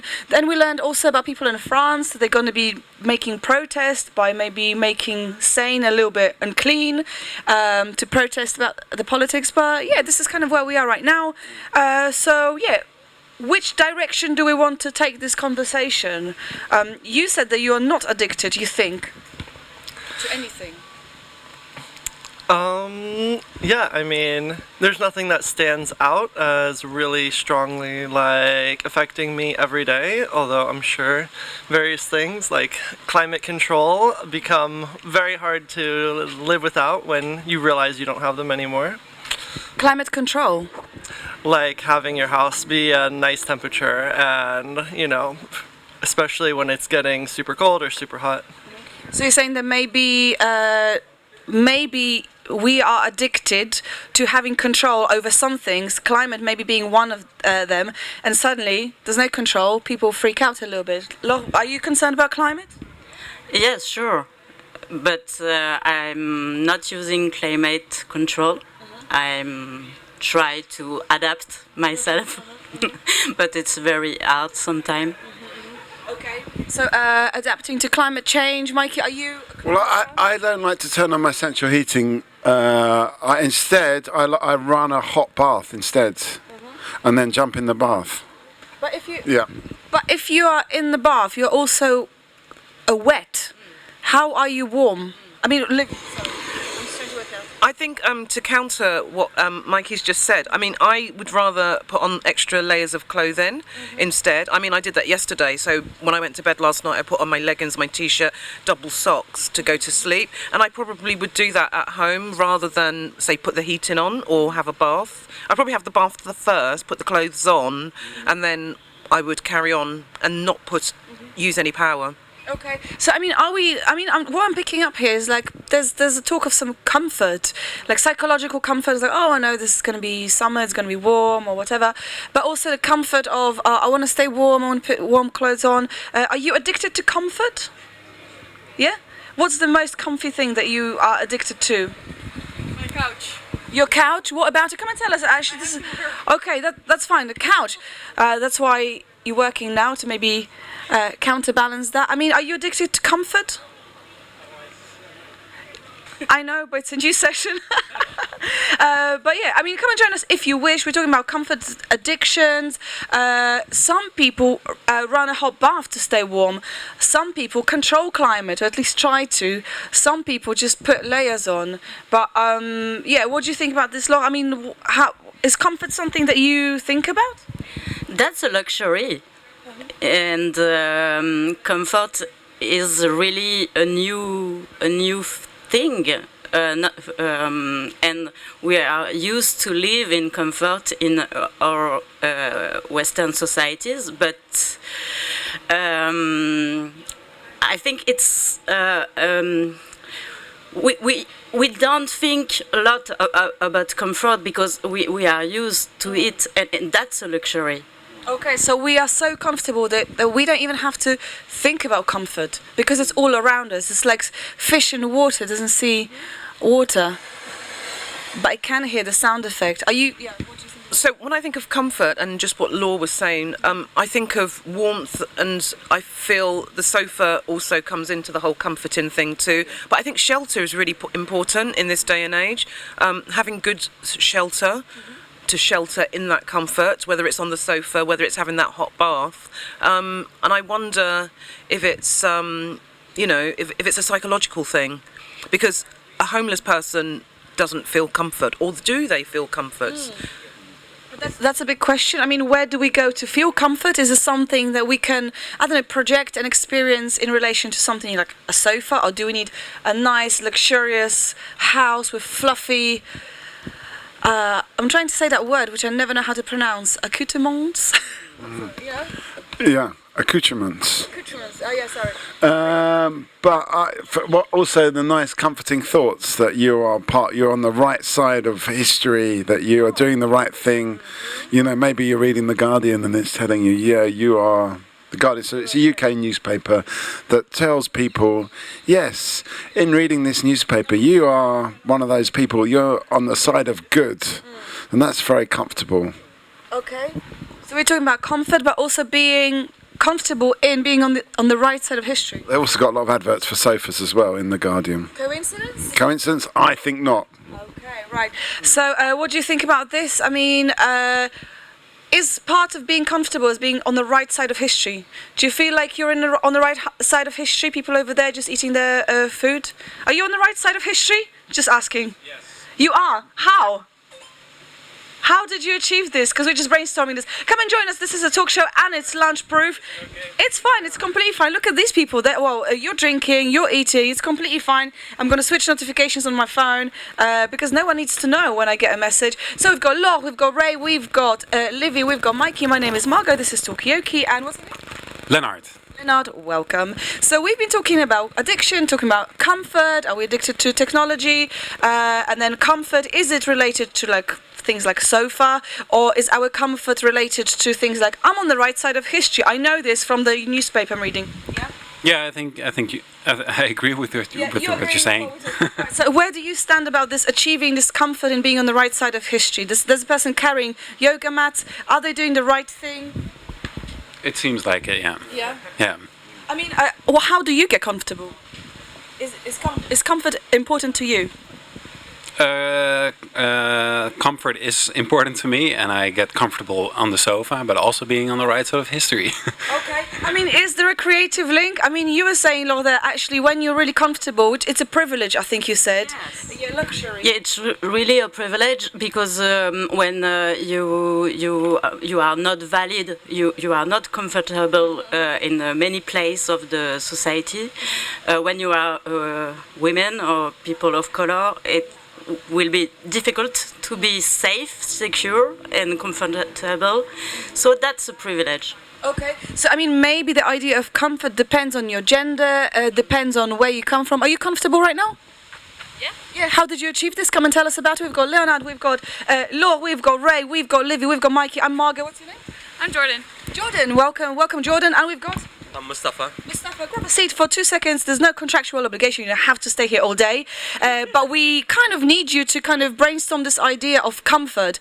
What does comfort mean? Is it about having a cozy sofa? Is it about having nice warm food? Is it about having a bath like it is for Mikey? Or is it a privilege that's kind of, it differs depending on your ethnicity, on your gender? And what about comfort coming from being on the right side of history? I mean, have you ever felt that you've been on the wrong side of history?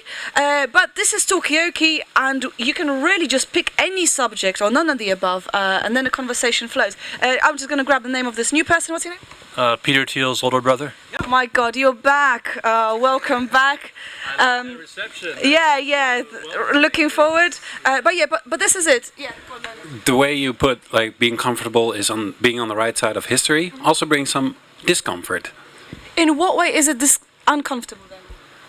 Because I don't want to be comfortable because I'm on the right side of history. Well, you know what? These guys got uncomfortable. It just got too hot too quickly. But as you're going, give us a final thought.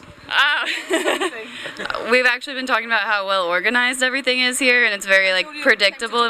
But we are like running late to hear about the trees, so thinking about where to be is kind of comfort also. Okay, so is it comfortable for the trees? Is that the question that we should be really? I'll get back to you. Yeah. Please let us know. And Mustafa, thank you very much. Mustafa, any final thoughts? I don't know how to say that, but I really like the organization, everything here, but because we're not staying here because we are really running for. Is it because the chairs are wooden? Is that making you? Are you just branching out? Hey, listen, grab a card. Jokes will be coming. Doesn't matter how serious the subject is. But thank you. Enjoy your session. Comfort. Sorry, you were saying about comfort. Can you just give us a little recap of what you said? Yeah, I said I'm grateful to be comfortable because I'm on the right side of history, but thinking about this fact makes me uncomfortable. Okay. And what can I do about it? Okay, so you're acknowledging that you're comfortable, but that in itself puts you on the edge a little bit. Mikey, any tips? You can take comfort from the idea that all the best things happen outside of the comfort zone. Okay. Any examples? Well, I think in Talkaoke, the best conversations are ones that are a little bit uncomfortable, a little bit difficult, and then you're actually doing something. You're actually having a good conversation. Okay. Peter Thiel's older brother. I mean, are you comfortable? Where do you sit on this? I think the challenge of being on the right side of history is who's writing the history. Because oftentimes it's written by certain people, so maybe I don't want to be on that side. Maybe I'll be on the side of the people who are not writing the history, but deserve to have a voice in the future. Okay, I mean, is there some kind of a general view as to who is writing history or who isn't writing history? Are you writing history on your text message right now? Yeah. Well, good. Come and tell us about it if you want. But yeah, I mean, What about the writers of history? I mean, I don't know. Is there enough attention given to that? Well, as I was saying yesterday, I think the Meta will be the arbiters of history in the future because they have all the data on what every single person in the world did, even those that have not subscribed to their services. And so that will be the history of the future, will be just somehow, doing some very interesting searches through all of the historical data from 100 years of selfies and cat videos. Okay, so we are writing history right now with all the cat videos, with everything really. You wanted to say something, Livy? I mean, is Meta going to be the arbiter of history? We were talking about arbiters of truth yesterday on this Talkaoke. Who is this? Do we need someone like this? Or are we kind of making history right now with all of our digital footprint and what about the voices that are not making history? Are you making history today? Maybe. Yeah, maybe. Great. You can develop this thought on Talkaoke. This is how it works. But yeah. any views on this, on writing history? I mean, is meta going to be we go to meta for our history facts? Well, I think with the rise of AI and some of the great platforms and tools, I think, and also with the rise of ChatGPT-4, I think where voice is concerned, hopefully they'll apply voice to some of those data sets which are already in place. So Meta, for example, will now be able to apply your voice to some of that content which you uploaded and create even a new version of you. So I don't know if you've watched the film You with Scarlett Johansson. I've just kind of like gone full circle towards her, because originally they wanted the voice of her. They took the voice of her and claimed that it wasn't her, but it is the voice similar to Scarlett Johansson. So all I'm saying is that they will be able to recreate your voice for newer platforms and apply it to the content that exists around you. So, I mean, would my voice or would your voice give more credibility to some historical facts? I mean, how do you feel about it? I mean, does it matter whose voice is telling the story? Well, I think, one of the upsides of the technology is it could really democratize. If we have everything we know about everybody, right, it sort of creates a flattening effect. So it's not just the big, powerful people whose names are always in the history books. It's other, maybe more less known people. So there's that on the one hand. On the other hand, in the future, if they're all going by the same business models we have today, then all we're going to do is figure out how we're going to maximize the monetization of somebody. Oh, let's give them a fake voice, or let's do this or that. Let's create an avatar that does this or that. Maybe selling products that they would have never sold if they were alive or whatever. So I think there's, again, as long as the business motivations are similar, we're going to be just a more advanced version of the same situation we're in today. Okay, so if you follow the same business model, things just won't change. You may have a different voice, but really, what difference does it make? Well, I just want to give an example of like a figure that is not known historically or currently, but I think might be important in the future. I was talking just to a random guy who used to be in the army and in the UK, and there was his friend who started a movement. He left the SAS because he didn't agree with what they were doing in Iraq. This was about 20 years ago. And he became a sort of vocal person speaking out against what they were doing in the war. And because of that, he kind of got buried by the UK government, and he got lots of cease and desist letters telling him that he couldn't speak. And actually, he couldn't get any job which was government based, and I think he's now a postman living on the Isle of Skye. But it's just an interesting person that's been deliberately taken away from a platform or a mouthpiece. But I think in the future we would be able to kind of like go through all of his social media and all the things he says, and actually you could even get AI to make a whole biopic about him.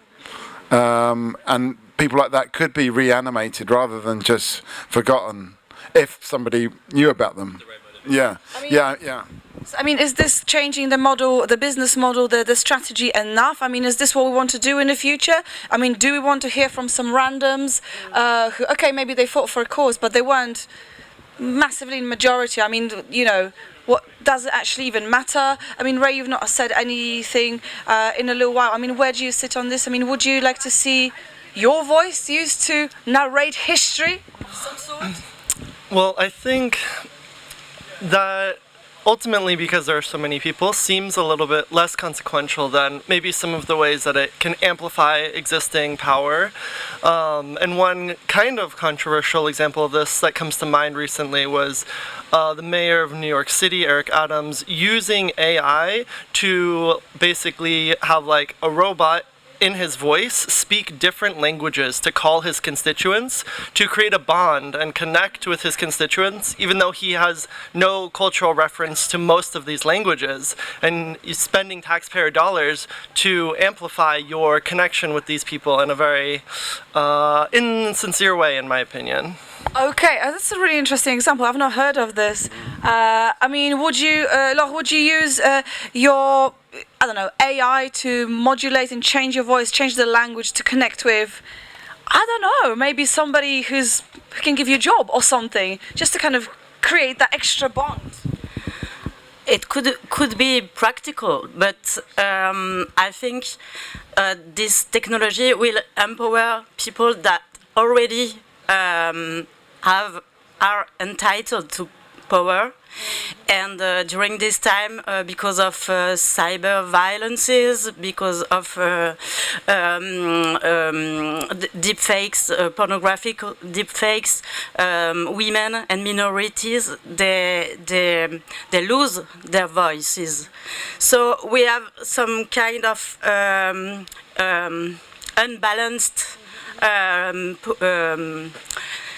power. Yeah. Okay, so you're talking about imbalance of power. I do wonder whether there's a way of kind of using, because the mayor of New York, pretty powerful figure, I would imagine. I don't know him, but if he spoke Polish to me, maybe I would really love him. I don't know. Which is what, yeah, Mikey.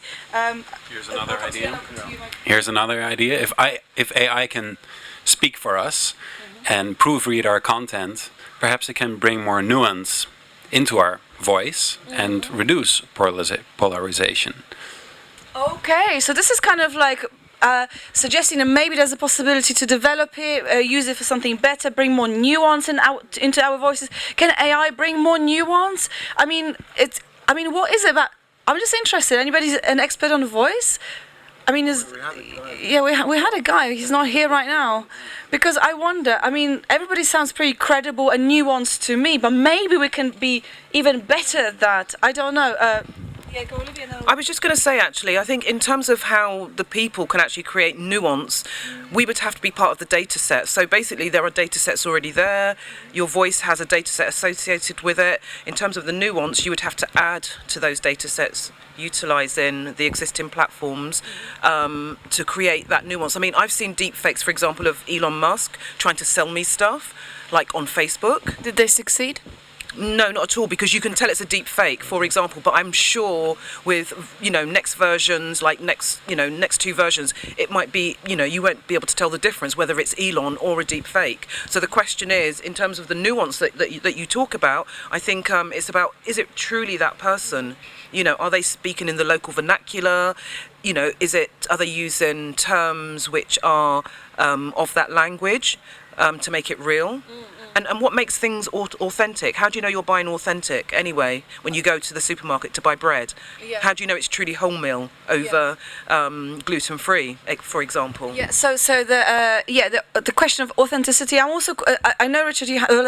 That's not your name in this session.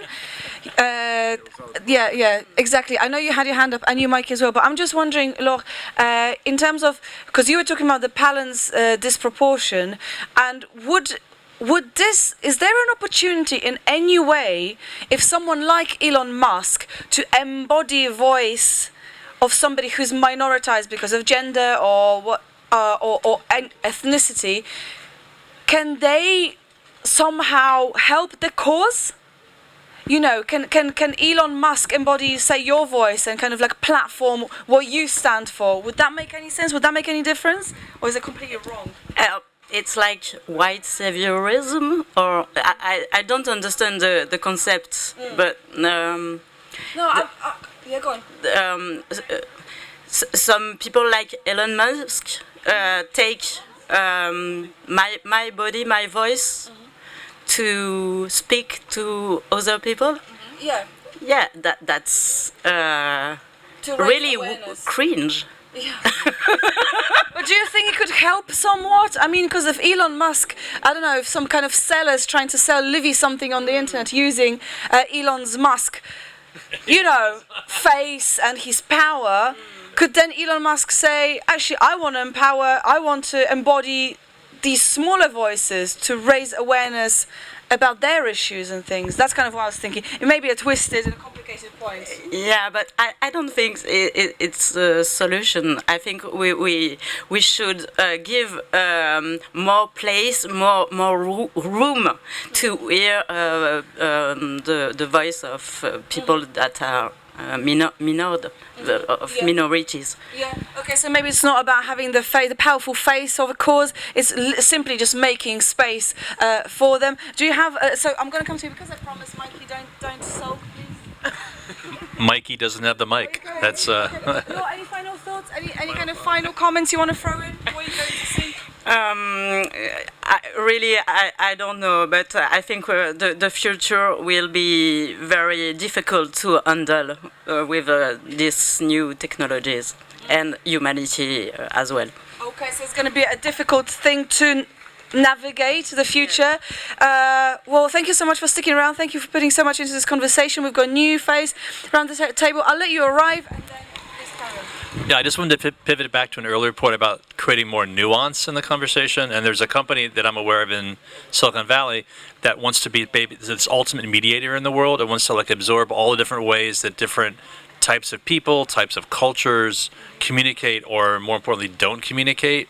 The signals that get missed, those types of things, and then come in the middle of situations where there's conflict or where there's disagreement and actually manage dialogue. And the AI sort of becomes like the mediator that both sides can eventually trust and will attempt to create these bridges in ways that maybe the ordinary human wouldn't be able to. So don't know whether it'll work or not, but it's an interesting concept that AI can actually improve human-to-human communication. Okay, so Conflict Resolution Inc. Mikey? All this chat about embodying different people and embodying different minorities sort of reminds me of the playwright Bertolt Brecht, who had a kind of radical realization that the people that learnt the most from the plays that he'd wrote were actually the people performing the plays and having to play different characters. So I think, for example, what's he called? Eric Mills, the mayor. Eric Adams, yeah, the mayor of New York. If he actually, through having all these different language abilities, suddenly embody what it's like to be a Puerto Rican and actually kind of went into a kind of VR simulation, then I think it would be a great learning experience for him to actually embody these characters rather than just get the AI to do the language. So kind of, it's almost an invitation to, play with the voice, but actually step into the role with a view to maybe creating more empathy and more connection of people. Meanwhile, you're in between bites, so let's just get your name quickly. I can see that you're fragile. Yeah, thank you. Hi, I'm Pranshu. Pranshu, welcome. We've got Leonard, we've got Mikey, we've got Peter Thiel's younger brother, older brother, both. We've got Livy, we've got Ray, I'm Margot, this is Talkaoke. This person over there is waving. Come and join us right now. Okay, yeah, that's fine. Pranshu, so you can chew on this, you can savor the flavor of this conversation before you chip in. But here's the question on the table. I mean, what about this kind of using AI to embody somebody's experience? Do people do it now? Does it need to be developed? Is there point? Leonard, what do you think? I personally experiment with this sometimes. Like I let my AI do role playing and negotiate and discuss big political issues. What kind of AI are you using? Is it something that it's available, or? I think it's GPT, so everyone can use it. But I do like this thought experiment. I also use it sometimes to mediate between me and my girlfriend if we have an issue, to see if it can bring some objectivity into the game. But is it bringing enough nuance into your political and relationship debate or conversations? It's still a bit superficial, so I agree that there should be more data. Better data fed into the systems. I also imagine a future where you have a different choice between different types of AI systems, as studies already have proven that GPT is more left-oriented than, for example, Claude. But I'm not sure if it was Claude or Gemini. But there are some subtle differences between the AI systems and how they're trained and how they respond. Okay, so using ChatGPT to resolve relationship issues and political dilemmas as well. Come and join us if you would like. Did you use ChatGPT? Do you know what that is? Okay. I don't know. There's all sorts of people here. Do you guys use ChatGPT? No. No, why? What's the problem? I'm not a big fan of generative AI. Okay, but why? Great, but why? Come and tell us for 2 seconds, because honestly, this is Talkaoke. We've got Leonard, we've got Mikey, we've got Pranshu, we've got Richard, we've got Livy, we've got Ray, and Margot. Yeah, 2 seconds. Grab a seat. If you're going... I'm not going to sit down. But yeah, I think generative AI. I'm Bridget. I'm with Access Now. Generative AI is problematic for many reasons, and I think the fact that more and more people are going to start depending on it is a really bad thing. And especially when you look at my context, which is Africa, that's where I work from, and you look at even things like disinformation, misinformation, and how much generative AI could come into play in, basically providing credence and providing evidence to some of this information that is taking root in the region already, and the bad laws that are coming up as a result of that. Social media laws, hate speech laws, cybercrime, cybersecurity laws. It's not a great thing from where I stand. So I don't want us to get used to it and like use it as an everyday tool. I mean, you know, this is really interesting because we were talking about power of voice, people's individual voices, the nuance in human voices to convey information, that kind of stuff. I mean, would that be a solution to kind of give the AI more human voice and I don't know, somehow teach it some kind of empathy? You were saying about people kind of stepping into people's shoes through VR experiences and Bertolt Brecht stage plays. You know, when you kind of embody somebody else's life, maybe that is the way to improve the AI, or not? Not necessarily also because, I mean, how many people's voices will you have to give it for it to be completely impartial? And again, standing here as a black woman in Africa and how much bias people already have, and you just transfer that bias, I don't see how that's going to be useful for me, no matter how many people's voices you lend to it. And even when you look at how the training is done, even now with like kind of the data injustice that there is involved with things like this, I think for me, it just looks like it's going to be a bad idea either way, and we shouldn't rely on it. Okay, not even for relationship advice, as Leonardo was saying. Okay. Damn, okay. Thank you, Bridget. We are here all day, but yes, I'll come to you in a second. Yeah, like Leonardo said, even for relationship advice, I mean, it's... I found that it's not intelligent, it's essentially a parrot. Right, like it's generative AI because it knows some things and it's just rephrasing things out of it, right? It's essentially, we're essentially arguing if language and intelligence are the same thing again, because it is the data that we trained it on, right? It's not bringing up more diverse views. It's not, we aim that AI should be better than us, right? But it's nowhere near, yeah. Okay, so generative AI is a bit of a parrot, apparently. And I'm tangled up, sorry guys. Olivia, I know you had your hand up, but let me just work it. Oh no, I worked it out. Didn't need AI to help me with it. But yeah. Well, I was just going to say, I think you kind of answered, or you probably said quite a lot that I was going to say, but I think there is one thing in regards to those language models that are currently in position at the moment is that in terms of empathy, which Mikey, you mentioned, and even personality, you know, the systems won't have any of that stuff built in unless you put that into the system as well. So if I put a comedian's name into the system and ask it to come back with a comedic answer, it needs to understand and know the types of jokes that comedian has said in the past, if that makes sense. I would probably choose Jerry Seinfeld because he's probably one of my favourites. And I could put every quote in, or I could ask it to come back with 25 quotes from Jerry Seinfeld from the last 30 episodes, for example. And I'm sure it could do that, but it probably wouldn't be able to come up with nuances against those jokes, like how those jokes were created. Like if you watch How It Was Made, where Jerry talks about, you know, a joke that was come up with within a half-hour session, maybe the chat GPT wouldn't know this. So some of these language models, you have to feed it data for it to understand. Yeah, but is it about feeding the information or the data, or is it about like making AI somehow to embody life in a day of Jerry Seinfeld? Do you like Seinfeld? Do you know who that is? No, you don't know him, or no, you hate him? He's a Zionist, so no for me. Oh, he's a Zionist. Okay, so there's that as well. I mean, we started off here, this Talkaoke. Are there subjects that we shouldn't be talking about? I mean, should we be talking about controversial comedians? Should ChatGPT be reliving a life in a life of a comedian before they can come up with some ideas, or just stay in a communist party and just stay left wing as it is apparently? Well, I think someone has said artificial intelligence should really be called artificial iteration, because it's guessing what the next word should be. That's more or less what at least the generative models do right now, the large language models. So the notion they're actually thinking about something or reasoning or understanding, they wouldn't know how to create a new joke that they would understand. They would just create a new joke based on language and context within the previous systems. But I think going back to the notion of, we talked about Scarlett Johansson, they wanted to use her voice because people would find it empathetic. There's no empathy involved in the underlying model, but if you use a woman's voice, who in this case has already been in a famous movie, actually a dystopian movie, ironically, but he wanted to use it anyway.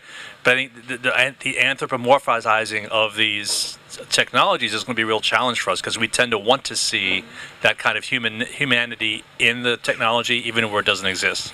Okay, we're talking about generative AI. This is a generative talk show, which means that people come in and they generate subjects, they generate directions of the conversation. Sometimes we come up with some good ideas, sometimes with some answers, sometimes with some complete fabrications. But right now we've got Mikey, we've got Pranchi, we've got Richard, we've got Livy, we've got Ray. My name is Margot, this is Talkaoke. What's your name? Zach. Zach and? Abigail.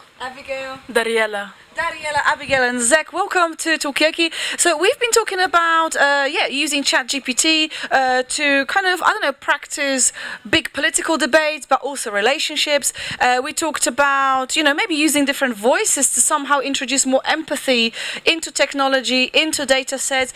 You mentioned Jerry Seinfeld as a comedian. I mean, should we be expecting AI to come up with some jokes based on the language and the information that was fed before, or should we be making it relive somehow a day in life of Jerry Seinfeld to come up with some new gags? So this is kind of where we are at the moment, but we can go in any direction whatsoever. I mean, do you have any favorite comedians? Just very kind of low-level question. Abigail? Sorry, I don't know any comedians. I'm not that funny. I'm so sorry. Okay, that's okay. You don't have to. Yeah, it's your delivery, it's your voice that made it funny. I mean, am I right? What about you? No, you're Abigail. Yes. Yes, and you are. Dariella, of course, and Zach. So Dariella, what about you? I mean, what about sense of humor? Well, I don't really listen to other comedians or look up to them, because I'm kind of a big fan of my own humor, and I think I don't know. I think it's very unique, so I don't even I don't know. I mean, do you want to franchise your sense of humor? I mean, it's unique to you, obviously. I mean, do you want to kind of blow it up, share it with others? Not really. Okay, micro scale, Mikey. I mean, it's interesting to talk about Jerry. I'm a bit of a fan of Jerry Seinfeld. I didn't know that he was a Zionist, but one of the things that he talks about a lot is the delivery. It's all about the delivery, and he hones his shtick until he gets that delivery exactly right. So, but joke might not be that good quality, but the way he delivers it, it's just perfect. So it's all about the delivery, I think. I think you're right in that sense. Okay, so Zach, how is your delivery? My delivery of jokes? Or anything. If you deliver other things, I'm listening. I mean, other than jokes, I think it's pretty good. Yeah. Yeah. If we're talking about comedians, I think my favorite comedian is Cat Williams. Okay. Who is that? Give us a flavour of their jokes. You don't know Cat Williams? No. I don't know anything in the middle of the talking table, unless people tell me. So it's an American comedian, stand-up comedian. Played in a lot of movies as a pimp, such as Big Mama, for example. Yeah, he's just a funny little guy who stands on a big podium with a lot of people, and it's also about the delivery, like he said. Which makes it funny. It's stories you can relate to also, that makes it really funny. I mean, okay, so it's the voice, it's the delivery, it's the small guy on stage producing kind of stuff that we can relate to, relatable stories. I mean, is AI relatable, or is it just too much of a weird question, Francis? Yeah, I don't think AI is relatable or empathetic, as a matter of fact, because both of those are practiced. You've got to have experiences to be able to do that, right? If it's just a large language model, it's just, again, something like a parrot.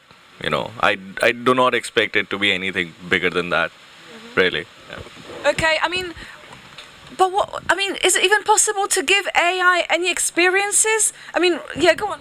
I was just going to say, just on what you were saying about the large language models, if you build in enough data sets, say, let's go back to Jerry Seinfeld, every single joke he's ever told in the style of, could the AI come up with a new joke based on the styles that it has and the nuances that it knows of? And would it have the right delivery? I mean, how is your delivery of jokes? Are you funny? You don't have to be funny to come here, actually. Actually, it's pretty not funny here, but come and join us if you'd like to. This is a talk show. We've got... Is he going to turn? Is he going to turn? No, he's going. He's gone. Damn. Come and join us. We're talking about jokes. Who's your favorite comedian? Is it ChatGPT? What? Has ChatGPT ever come up with a good joke? No, never. No, could it do better? Come and tell us about it. Come and join us for 2 seconds. You've got 2 seconds. Come on. We've got Zek. We've got Abigail. We've got Dariela. We've got Mikey. We've got Pranchu, Richard, Livy, and Ray, and I'm Margot. And you had something to say, Mikey. No, it's we did this project once for the Science Museum, which was based on the fact that the game show Blind Date and Alan Turing's Turing test both came from the same party game that used to be played in the 1920s.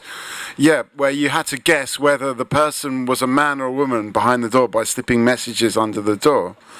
And what the interesting thing about it is we did this thing called Blind Update, where you had to kind of guess whether it was a computer or a person behind the curtain. And the interesting thing that we found out about it is that it's all about humour. Flirting is all about humour. And what you're doing with that humour is you're actually just saying how clever you are. Because most people are really just the sapiosexuals. If you're clever, that is like top points. And you show how clever you are by doing the gags. And AI just can't do gags. It can't be original, it can't be funny, and it really falls flat on its face. Okay, so are you attracted to intellect or something else? Give us your name. Hi, I'm Muskan. Muskan, we've got Ray, we've got Livy, we've got Richard, we've got Pantry, we've got Mikey, we've got Daniela, Dariela, Abigail, and Zach. And I'm Margot, and this is Talkaoke. We go in different directions. We have been talking about ChatGPT, talking about sense of humor. Is sense of humor actually an exercise in, I don't know, getting a love partner? Is showing humor important to you? Are you attracted to humor? Are you attracted to other things? This is what we're talking about. You had your hand up, Livy. Yeah? I was just going to say that comedy is also about delivery and timing. Yeah. The joke, we could all say the same joke, right? But it's all about how that joke is delivered, and the slight pitch change in the voice and how it's said, and the level of funniness attached to it. So there are all these different aspects, all these attributes to make that joke hit the spot. Okay, a man with a pink lanyard crosses the Talkaoke table.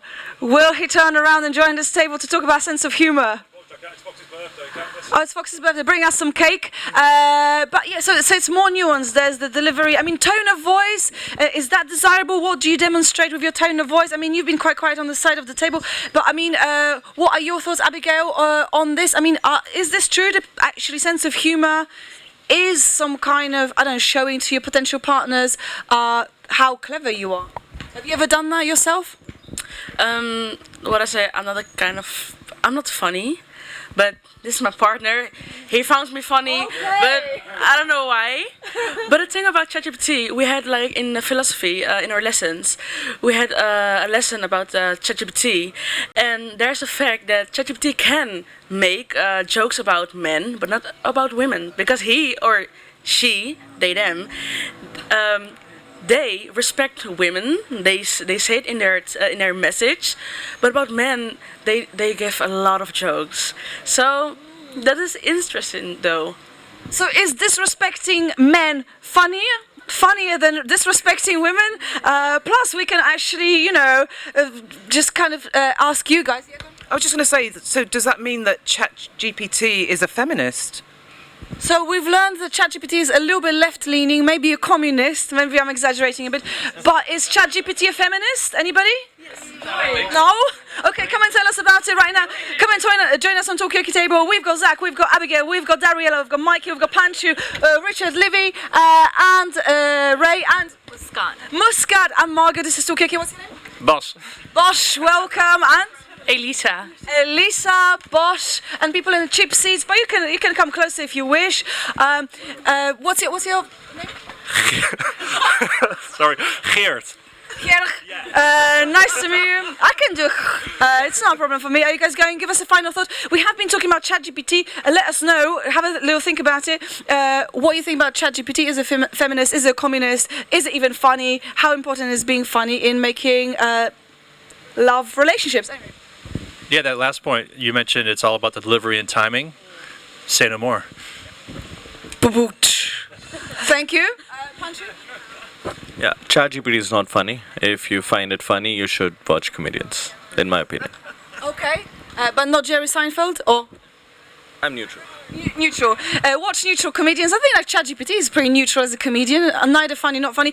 But we have been just finding out from you, Abigail, that apparently ChatGPT is actively kind of, not making jokes about women, but hasn't got a problem telling jokes about men. Have you experienced that? You're nodding. Oh, no, yeah. At the lesson we learned that, yeah. And how does that make you feel? A bit weird, I don't know. Anybody else weirded out by ChatGPT I think you said the word, it's respecting women.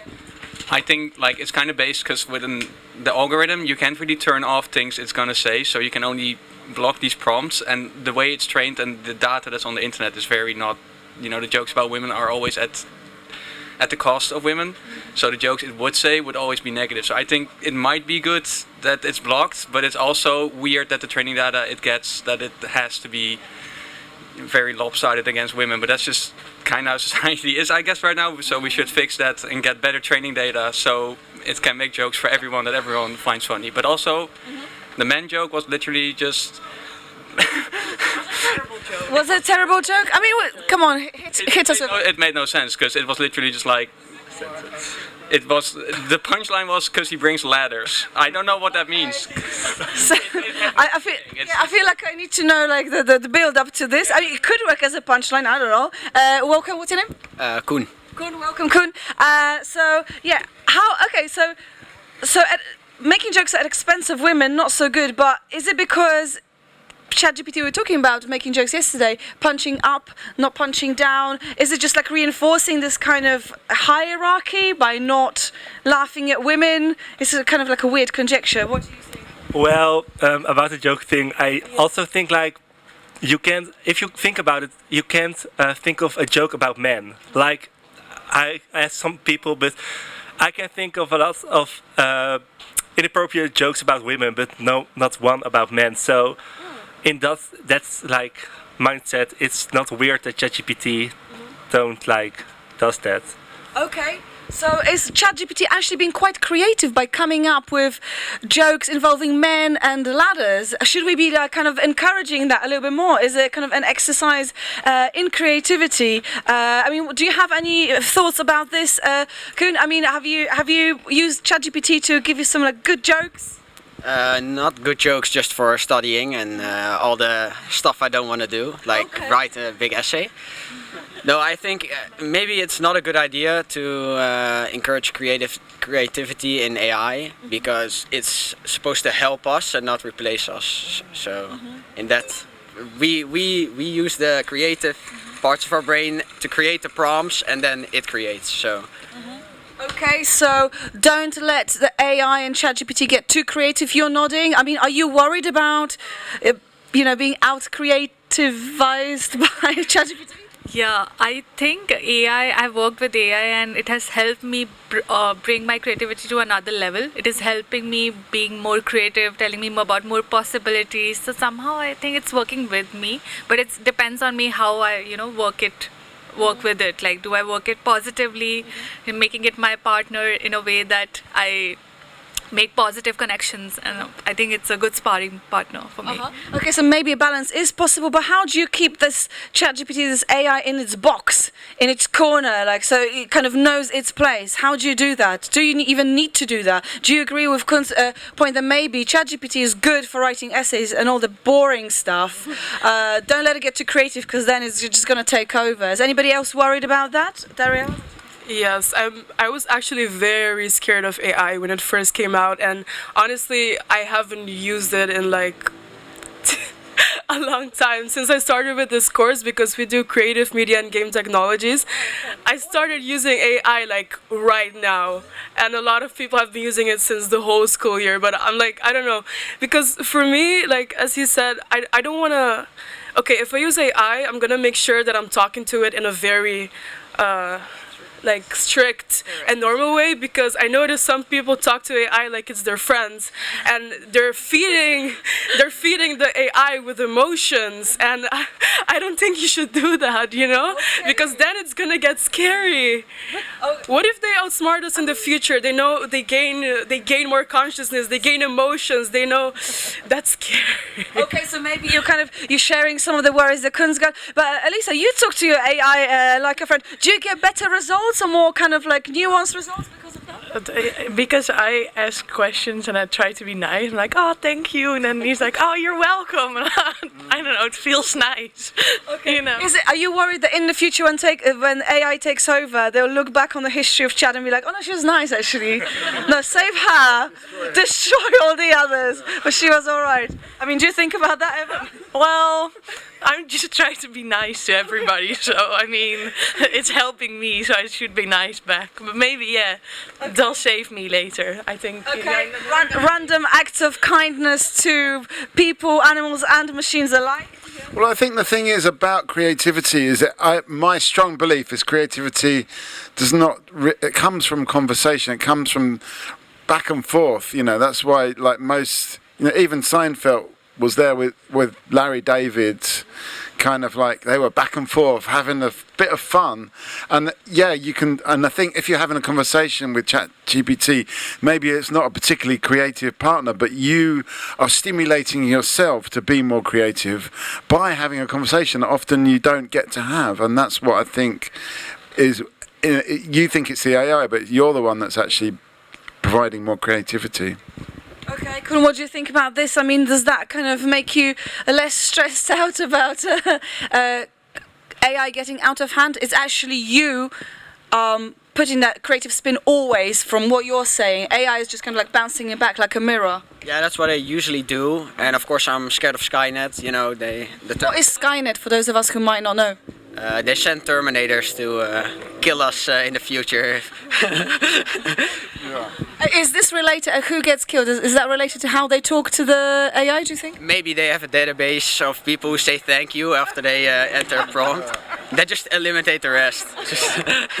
Okay. No, yeah, I'm not really scared of that, but I do agree. Like you can bounce ideas off of it, and you know, just. You get smarter by talking to, because it's very smart, so you just get smarter by talking to. So maybe it's like the partnership that you were talking about, just kind of, you know, a bit of a conversation. I mean, you haven't said much in a little while, Ray. I mean, where do you stand on any of this? I mean, yeah.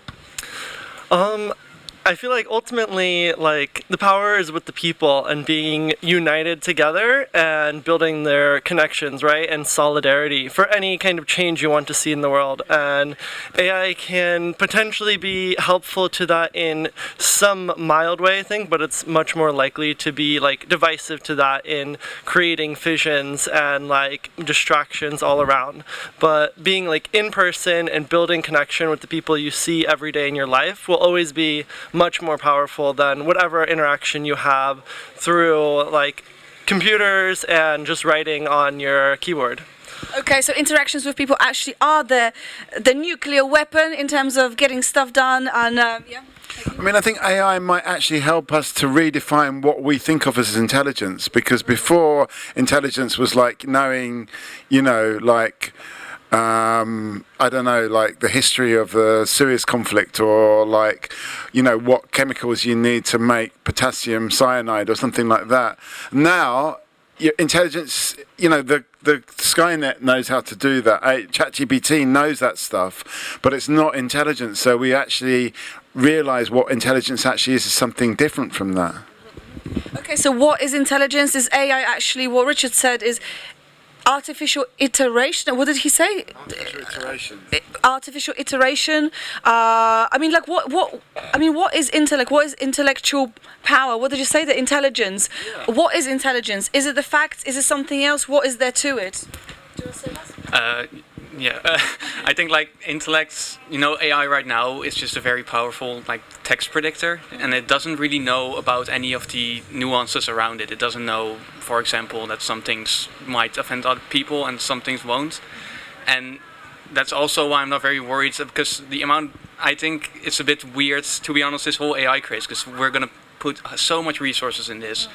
And now, to be honest, all it's used for now is just very simple. It's helping people, but is it worth the enormous energy costs and all those things? Because I think it's kind of, zeg maar, not justifiable. Okay, so what is the actual cost of AI? Is it consuming too much energy? How much energy are you consuming daily? More than ChatGPT or less? Chocolate-wise, a lot. Oh yeah, it's quite a lot via chocolate. Okay, are we thinking about this? Are we just too kind of focused on what AI can do in the future? What about it maybe destroying the environment a little bit? I don't know. I just want to kind of develop the thought you had. Zach, you've not said much in a little while, but have a think about if you want to chime in on anything. But I think one thing is that it can manipulate. It has an ability to manipulate, and if somebody is already in that direction where he's having a negative pattern of thoughts, and then it can manipulate you into difficult situations. So I think if there's some kind of barrier or some kind of a protective layer that could also filter through people, and I think that's what I'm scared of can happen. Okay, you're worried about being manipulated by the AI. Into doing something that I initially don't want to. Maybe I'm just sad, and I just want to, talk to AI to solve my problems. But then I'm like, oh no, this is not what I want. What are you telling me? I don't want to do this. Okay, so maybe AI being a little bit proactive in I don't know, almost encouraging certain feelings and moods, and before you know, it's oh shit, I'm really depressed, which you weren't at the beginning or something like this. Okay. Exaggerating that emotion. I don't want to have that emotion exaggerated. If I'm happy, I just want to be that. I don't want to be super excited, because I feel AI gives me sometimes overwhelming information, which I get oh my god, that's so much information. Oh my god, I'm getting excited. So, or super sad, as our music is demonstrating. It's a really long track as well, so if anybody wants to get sad and emotional with us, now would be the moment. Oh no, you switched off. Do you ever feel worried about being manipulated by AI? Have you ever been manipulated by AI, do you think? No, I don't think that's... it's possible, but I think that's also a result of your own actions. Because if I take example of Koen, if you ask direct questions to AI or ChatGPT, he will just give you that with maybe many options. But it's just, what she said, it's kind of for me the same thing as music, for example, or social media. If you're sad and you start listening to sad music, you won't get happy at all. So, and that's also an action of your own, consequence of your own actions. Because if you're sad and you choose to go to listen to sad music, you did that yourself, right? So I don't think ChatGPT can do that. Okay, so maybe when you're sad, don't go to ChatGPT for psychological advice. Yeah, that's what I'm saying. That I have an emotion, and I don't want AI to become that medium to follow through. That should not be my next step, because nowadays, I think it's my next step to do. Okay, I'm sad, and I have Instagram as a tool, as a medium to go on it and just start listening to sad music. I don't want that next step, AI to be that next stage, because it can do unimaginable things. Right, so I mean, is the problem here that we find ChatGPT and AI just not challenging enough for us? It just kind of follows it predicts what we want to do. It'll stick on the sad music when we're feeling a little bit sad. It won't challenge us and say, like, why are you listening to this? We'll listen to this upbeat techno from the 70s, just throw in the nostalgia. I don't know if you were going for high five, but I did. I mean, it's interesting. In the UK, we've got a bit of a mental health epidemic going on of anxiety, depression, social anxiety, this kind of things. It's a big problem in the UK. And there's not enough therapists. So what they've actually started doing is using AI as a therapy tool. And it's actually been very helpful. So when people have been not necessarily feeling emotions, because I think it's good to be sad sometimes. I don't think we should be happy all the time. But if people have got these mental health issues, AI can actually be really helpful, because there aren't enough therapists in the UK to talk to all the people with mental health issues. Okay, so maybe, ChatGPT as a therapist. I was just going to add to that it's not just about the data sets and the current language models, it's also the algorithms that are in place, and we need to expand and add to those algorithms to change and display, brighter, more positive. But, who's going to feed that information in? Who's going to tell ChatGPT that I want more positive images, or I'm not a 31-year-old male that only looks for brunettes wearing in bikinis, listening to rock music, and that's all it shows me. Do you know what I'm saying? Yeah. So it's what's fed in. Yeah, and maybe the bikini could be crocheted, which is how it started this morning. We were talking about what would be your analog job, and this is the thing with Talkaoke. Yes, but yeah, I mean, so are you saying that maybe, I don't know, who is feeding the data into artificial intelligence? Should that be like a jury service that everybody goes through, and so it's like a good kind of like spread of people? I mean, what do you think about this? Would you go on a jury service to feed your data into the... Well, I think the more people commit to it, the more people join the conversation, the more accurate ChatGPT is going to be. Mm-hmm. So I think it's a good thing to look what people think, look what people have to say, and put that information into ChatGPT so it can be more helpful to a lot of people. And would you kind of take, I don't know, unpaid 2 weeks of your life every year to be doing that? Well, I don't know, if I know it's gonna be good, the end result's gonna be good and it's gonna work, maybe I would, but right now I think there's a lot of uncertainties right there, so I wouldn't do it as fast because I don't have a lot of, how do you say it? I don't really believe that it could be possible right now. So maybe it's something for the future, but right now, maybe there are other things to focus on, something like that. Okay, yeah, Mikey, I'll come to you. Yeah, I mean, just going back to the therapist AI, it's not ChatGPT, it's something that's been designed by psychologists, and it's been designed, I think, in a way that uses the techniques of psychotherapists. So, and other people are doing AIs with probably better intentions. And I mean, there's even this, which was being put on our table, someone doing a workshop, someone or else, where they're asking for people's voices. And he seemed to be a nice guy. What was his name? Jonathan? Yeah. Just trying to, so it's not just like the big nasty companies trying to, use AI. There's other people as well. And I think that, this seems to be, I might be wrong, but it looks kind of quite safe and quite positive. Okay, yeah, thank you, Mikey. So, maybe we should be kind of starting up our own things. I don't know, a psychology service. I mean, I know you had your hand up, so do you still remember your point? I have a question, actually. OpenAI controls the data sheets or whatever for ChatGPT, right? Mm-hmm. So that means that they can control the kind of prompts. Mm-hmm. So I don't think the fear at the end of it, of all the bad prompts or whatever, is that Skynet's gonna rise up, but that one company, for example, in this case OpenAI, can control a lot of people. When, for example, if everybody uses ChatGPT and OpenAI says no jokes against women but jokes against men, then all the users are gonna just get those two results instead of their own ideas. So I think it's dangerous that one company has that much control over different Okay, I think it's a really good point. So maybe it shouldn't be just one big company. Okay, maybe they ethically sound okay or okay at times, but really we are just kind of homogenizing the types of responses that everybody's going to get. That's going to actually impact negatively our creativity as humans. Maybe we should decentralize it. Everybody should start their own little company. You're nodding. I mean, what kind of AI-powered service would you like to create? I think a gaming one. I would play. I would have like friends come over and we can play with AI, which I think a lot of people do that like online, but I would play like board games. Okay, board games, using AI for board games. Okay, that's one use of it. I mean, would you use AI for anything? I mean, have you got some ideas as to what AI could be useful for that maybe doesn't exist at the moment? Or maybe there are already some good ideas that you're like, yeah, actually it's worth focusing on that. Is it board games? Is it the psychology? Is it just a creative search engine to counterbalance OpenAI?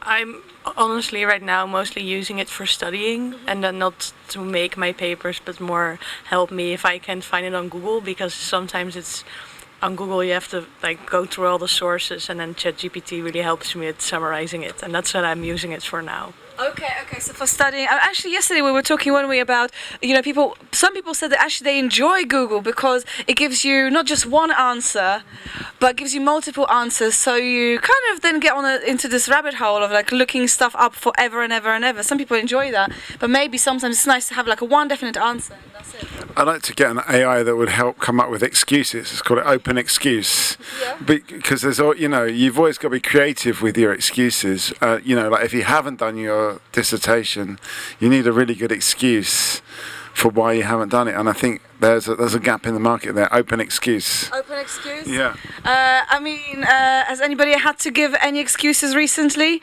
Have you ever had to give an excuse?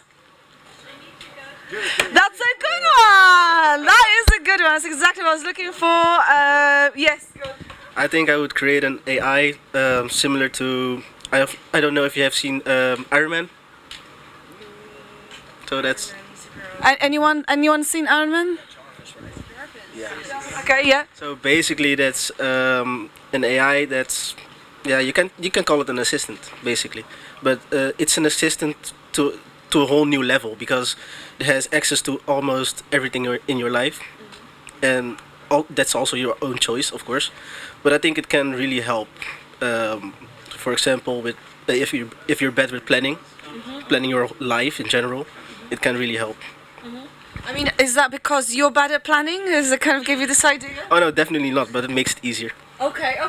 So maybe it's kind of improving and enhancing the skills that maybe are good life skills that we don't currently have so much. Abigail, I mean, would you use AI to kind of, I don't know, help you with something?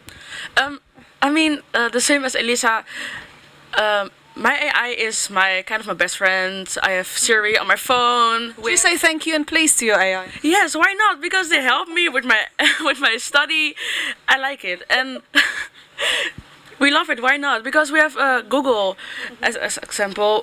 We ask them to turn on the light, to turn off the music. They help you. It's an assistant. So why not be kind to them? It's an option though. I like it. And the same as Mikey, what he said about a therapist.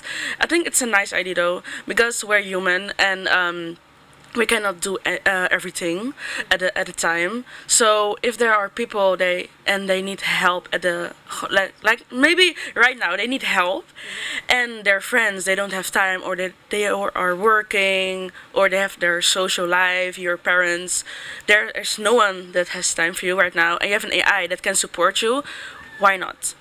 Because at the same time, we don't want people to stay in their room and be maybe desperate, or they need help and there's no one for them. And maybe there's an AI that they can help them and have a positive mindset about it. And I mean, the thought is kind of scary though, because the mind is a powerful thing for me. And the mind, they can have like really good thoughts and bad thoughts, and we don't want a person to be in their room and the second they're not here anymore. So if there's an AI that can help them like instantly, I would support it.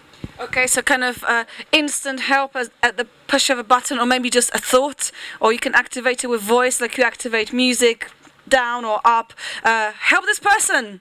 They're feeling a bit down. Yes, did you want to say something? Because I know you had your hand up. Did you want to say something? Yeah, I just wanted to kind of echo what you were saying, because at first I was thinking the assistant sounds a bit Clippy-like. I don't know if you know Clippy. So Microsoft used to have this product called Clippy that used to sit in Microsoft Word, and Clippy would pop up. He would pop up and he would say, you know, he would move his little animation like, would you like to use me?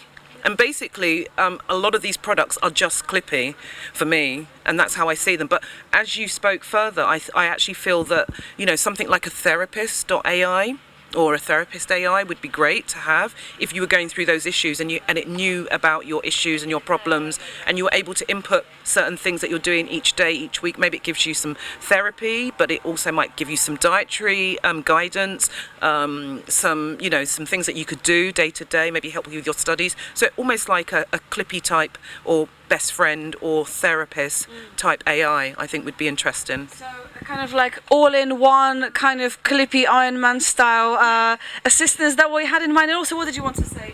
Yeah, I kind of agree, because the assistant, what I was talking about, for your imagination, you can basically say it's all-in-one. It's just one AI that can do everything, based on all the data it gets. So that would mean a therapist. That would mean someone who gives you advice. An assistant who will plan your day, just all in one. Okay, so there's a potential to roll quite a few features into this Clippy style Iron Man assistant style AI. I mean, we watched recently. We watched a movie. It's a really nice movie about an AI, and you see the bad sides and the good sides. The good sides were like you're in your room and there are kind of sensors, and he can feel when you're cold or warm or when you're frustrated, and he gives you directly advice. So maybe if you're cold, he turns up the how do you say the temperature, the heating, or if you're you have a wound, are you in pain, he can feel it, and he immediately like take action for it. It's a nice movie, but at the bedside, he what was it? It was about a kid, and he influenced the kid to like do bad stuff, and that's like the bad side of AI. He can manipulate you on your thoughts, but at the same time, it can help you. It's like a 50-50 moment. But you know, from what you were saying before you guys joined, we had a whole massive conversation about comfort. And are we just addicted to being comfortable? Oh, the temperature's not right, I need to turn up or whatever. Are we, you know, and also this comfort being like a physical sensation, but also comfort of being on the right side of history and the wrong side of history. And I wonder if there's some kind of a link, or is AI, I mean, or are we just kind of, you know, really focused on our needs, our comfort? I think in today's age, we're worried too much about being on the right side or the wrong side of history, and I think we just need, like, as humanity, to move forward. So I think AI is a very powerful tool to move humanity forward, maybe with, I don't know, get us to Mars or whatever. So I think we should accept AI as it is, and it's gonna develop more and more, and probably in 20 years we're gonna have robot servants serving you breakfast. But that's just how it is, because, like, I don't know, when we were still in caves, I don't know, making fire, it wasn't that comfortable, but then kings had castles with like heat, so it became more comfortable, and now we all got heat, so it's more comfortable, so it's just gonna keep evolving. Okay. So maybe AI is a good tool to get us all to feel like kings, maybe something like this. It's not exactly what you said, but I'm gonna just like mangle it and to provoke more questions. I mean, I think one of the problems with science fiction is that it has to be dystopian. It's like, you know, you can't really have a science fiction film where everything is nice, and because it's just not a film. It's like, even like having read like the Asimov story I, Robot, is very, very different. It's actually much more utopian than the film I, Robot, which is, I think, is awful, it's terrible, but it's like it has to be dystopian to be a movie, and I think that dystopianism makes us all paranoid about technology. It makes us all suspicious about the evil corporations, and not that I mean, corporations can be quite evil, but the paranoia level is just dialed up to maximum because of science fiction. Okay, so you're going, so maybe give us a final thought and I'll come to you. But you don't really hear often fluffy corporations. You usually hear evil corporations. That seems to be the phrase. Yeah. But anyway, yes. I would. Anything. Yeah, I actually thought about a bit more that what would I use AI to do. I would definitely want AI to make people come out of poverty, and a lot of underdeveloped nations, if AI could do relentless work, because that work has been happening, but I don't see poor people still becoming poor. So okay, so can we design, that's our card, but can we design, thank you so much for putting so much into this conversation, can we design an AI out of poverty.ai? Something like that? Is that even possible? Are we too paranoid? If it's true what you're saying, are we just too paranoid about AI taking us down the wrong path because we watch too many movies? What makes a good movie doesn't necessarily make a good utopia. You had your hand up, Bas? Yeah, I wanted to come back on the why movies about the future are always so dystopian about technology, and I just think it's a very good reflection of the world as it is, because it is going to get very dystopian. It is already very dystopian. There are multiple genocides out there, and to me the AI feels just like kind of the next distraction from what is happening. So, oh, look at this, we can generate pictures now, but it only will cost happiness somewhere else because we're taking power. Yeah, the amount of power it costs, I don't think it's sustainable, and I think we should be a bit worried because these mega corporations, they only got one thing in mind, that's making profit. They do not care about you. Yeah, they all kind of suck. That's what I want to say. Okay. So, I mean, you did mention about sustainability, but now we're kind of developing that thought, sustainability and equality, and these people can join us as well. It's just a normal talk show, We're just talking about what is the cost of AI. Are we just a little bit too dystopian? There's 2 seats as well. If you guys want to scooch up, if you guys want to sit together, maybe you want to break from each other, sit on different seats. That's also fine. So I'm going to try to do a round of names, but it's probably going to be very difficult. Give us your final thought before you go, Bas. Don't trust big corporations, free Palestine. Don't trust corporations, free Palestine was his final thought. Thank you very much. So this is Talkaoke. Maybe I'll do a round of, just give us a final thought. We've got new people joining, so I'll introduce you shortly. Skynet, if you're seeing this, don't kill me. Okay, well, message for Skynet. I don't think it was a good, positive message for them. What? No. Yeah. Okay. No worries. Final thought? About comfort, being addicted to comfort, I think right now we are. Yeah. And I think we keep making things to make ourselves more comfortable and keep making new technologies to make ourselves more comfortable, like AI is just to make us comfortable. That was my last Okay, so AI is making us too comfortable. Meanwhile, let's do a round of names with people's actual voices. Hey, you going as well? Yes. Everybody's going. My final thought. Okay. I think what he said about movies that are really dystopian. I think there are really dystopian because people made them up. But people made them up. It's because they thought that it would be possible in the future. So the reason why all those are dystopian, it's super big. But there is a possibility that it is going to be true in the future. So that's something to think about. It's more something to think about than something that is really going to happen. Okay, so are we just manufacturing more dystopian scenarios, not just for films, but for our future as well? And can we somehow reverse that, change that? This is kind of where we're at, comfort and all that kind of jazz. But meanwhile, we've got new people joining Talkaoke. We've got Mikey, we've got Olivia, we've got Ray. What are your names? My name is Ella Paulina, and this is... Paulina? This should be it. Hi, Jeff. It's fine. Jeff, Ella Paulina. We've got Zach, we've got Abigail, and we've got Dariella, and this is Mikey. Did I say Mikey? And I'm Margot, and this is Talkaoke. We have been talking about AI. What is the future of AI? Is it true that we are kind of writing great movie scripts, which are a little bit dystopian, but actually future doesn't have to be this dystopian? Or are we living in dystopian future right now? is the information that we feed into AI helpful? Can that kind of talk us out of mental health crisis? We were getting a perspective from the UK. There's a big mental health crisis. People are using AI therapists to help them through it. That's some of the things we talked about. The other thing was about comfort. Are we just too used to living in comfort? And what about comfort being on the right side of history? That's something that we talked about. And this is kind of where we're at. I know you just arrived and you're probably digesting everything that happened in this day, but do you have any thoughts right off the bat of... I have a thought. I feel like with the use of AI is being applied wrong. I feel like we wanted to create write books and create art while technology does the things that we don't like, and I feel like it's the exact opposite of that. AI is being used to write stories and create art while we're still doing the jobs that we don't want to do. And so you say that maybe that relationship is just wrong. AI didn't do what it could do. Jeff, what do you think about this? I'll come to you, Mikey. Is AI just kind of putting us in a more of a rubbish job scenario? How do I say this? I mean, the best way I can describe it is how most Twitter stands do it.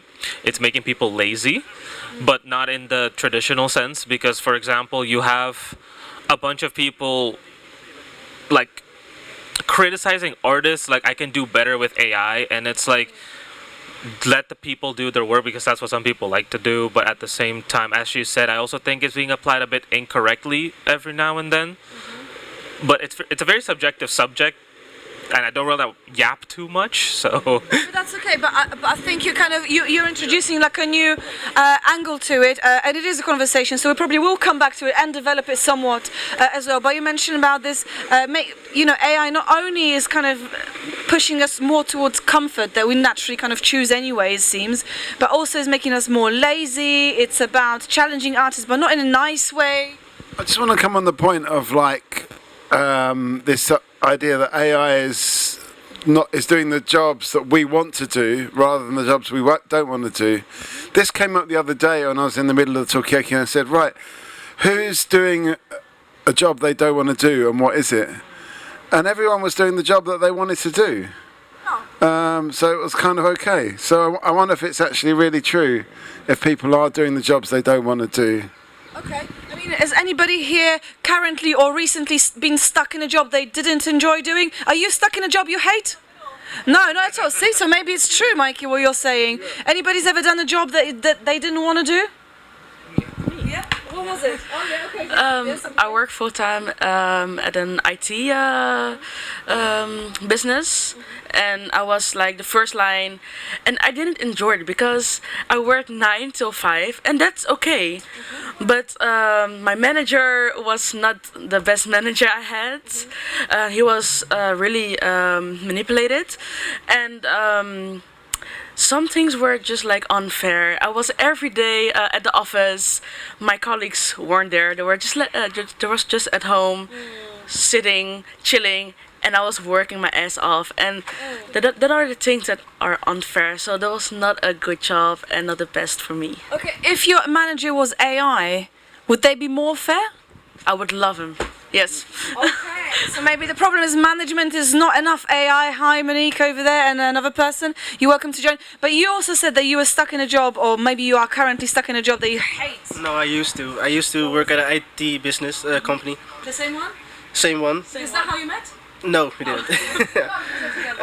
So for me it was, I just felt like a tool, like a robot. Because you keep doing the same job, obviously, that's normal. But the hours you used to put in and the work you have to do, it's just the same thing over and over.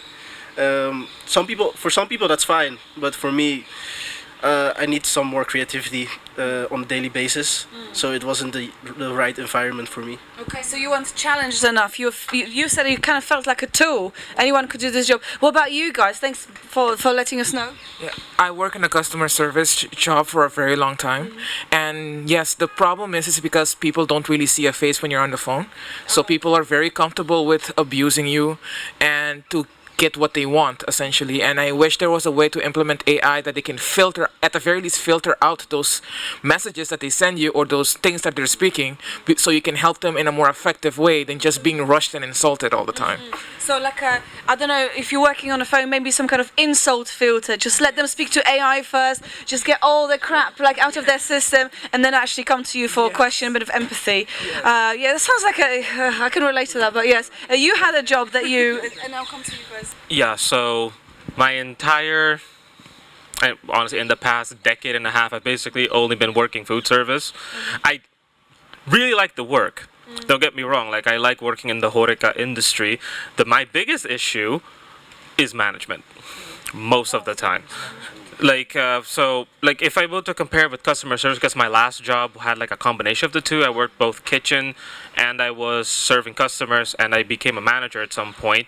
But the philosophy was to basically act like a robot, don't be friends with anyone or even friendly to your employees, and basically be a dictator while working. I did not like that mentality. And so, like, in my opinion, if my manager was an AI, probably it would be more fair, because there was a lot of discrimination and the like, but at the same time, you take what you can get sometimes. No, it's true, but also I think this is interesting. So management seems to be like the kind of like rippling through some of the things that you're saying. But I mean, because you said you were promoted to being a manager, a chef manager, right? I mean, did you find yourself trying to break through that kind of mold of how this dictator should be? Yeah. Was that difficult? It was, because, well, aside from the fact that I was promoted, so I was already on really good terms with most of my coworkers. Going from like an equal level to one above them is a learning process, because at the same time you want to be fair, but you also don't want to seem like you're giving people special treatment. So it's a little difficult sometimes. Okay, so it's like almost like a moral dilemma in a way. Maybe something that AI just wouldn't have to do. It's like you do 5 hours, you do 5 hours, da da da. You know, like it reminds me of the Stanford prison experiment, where it's like a psychological experiment.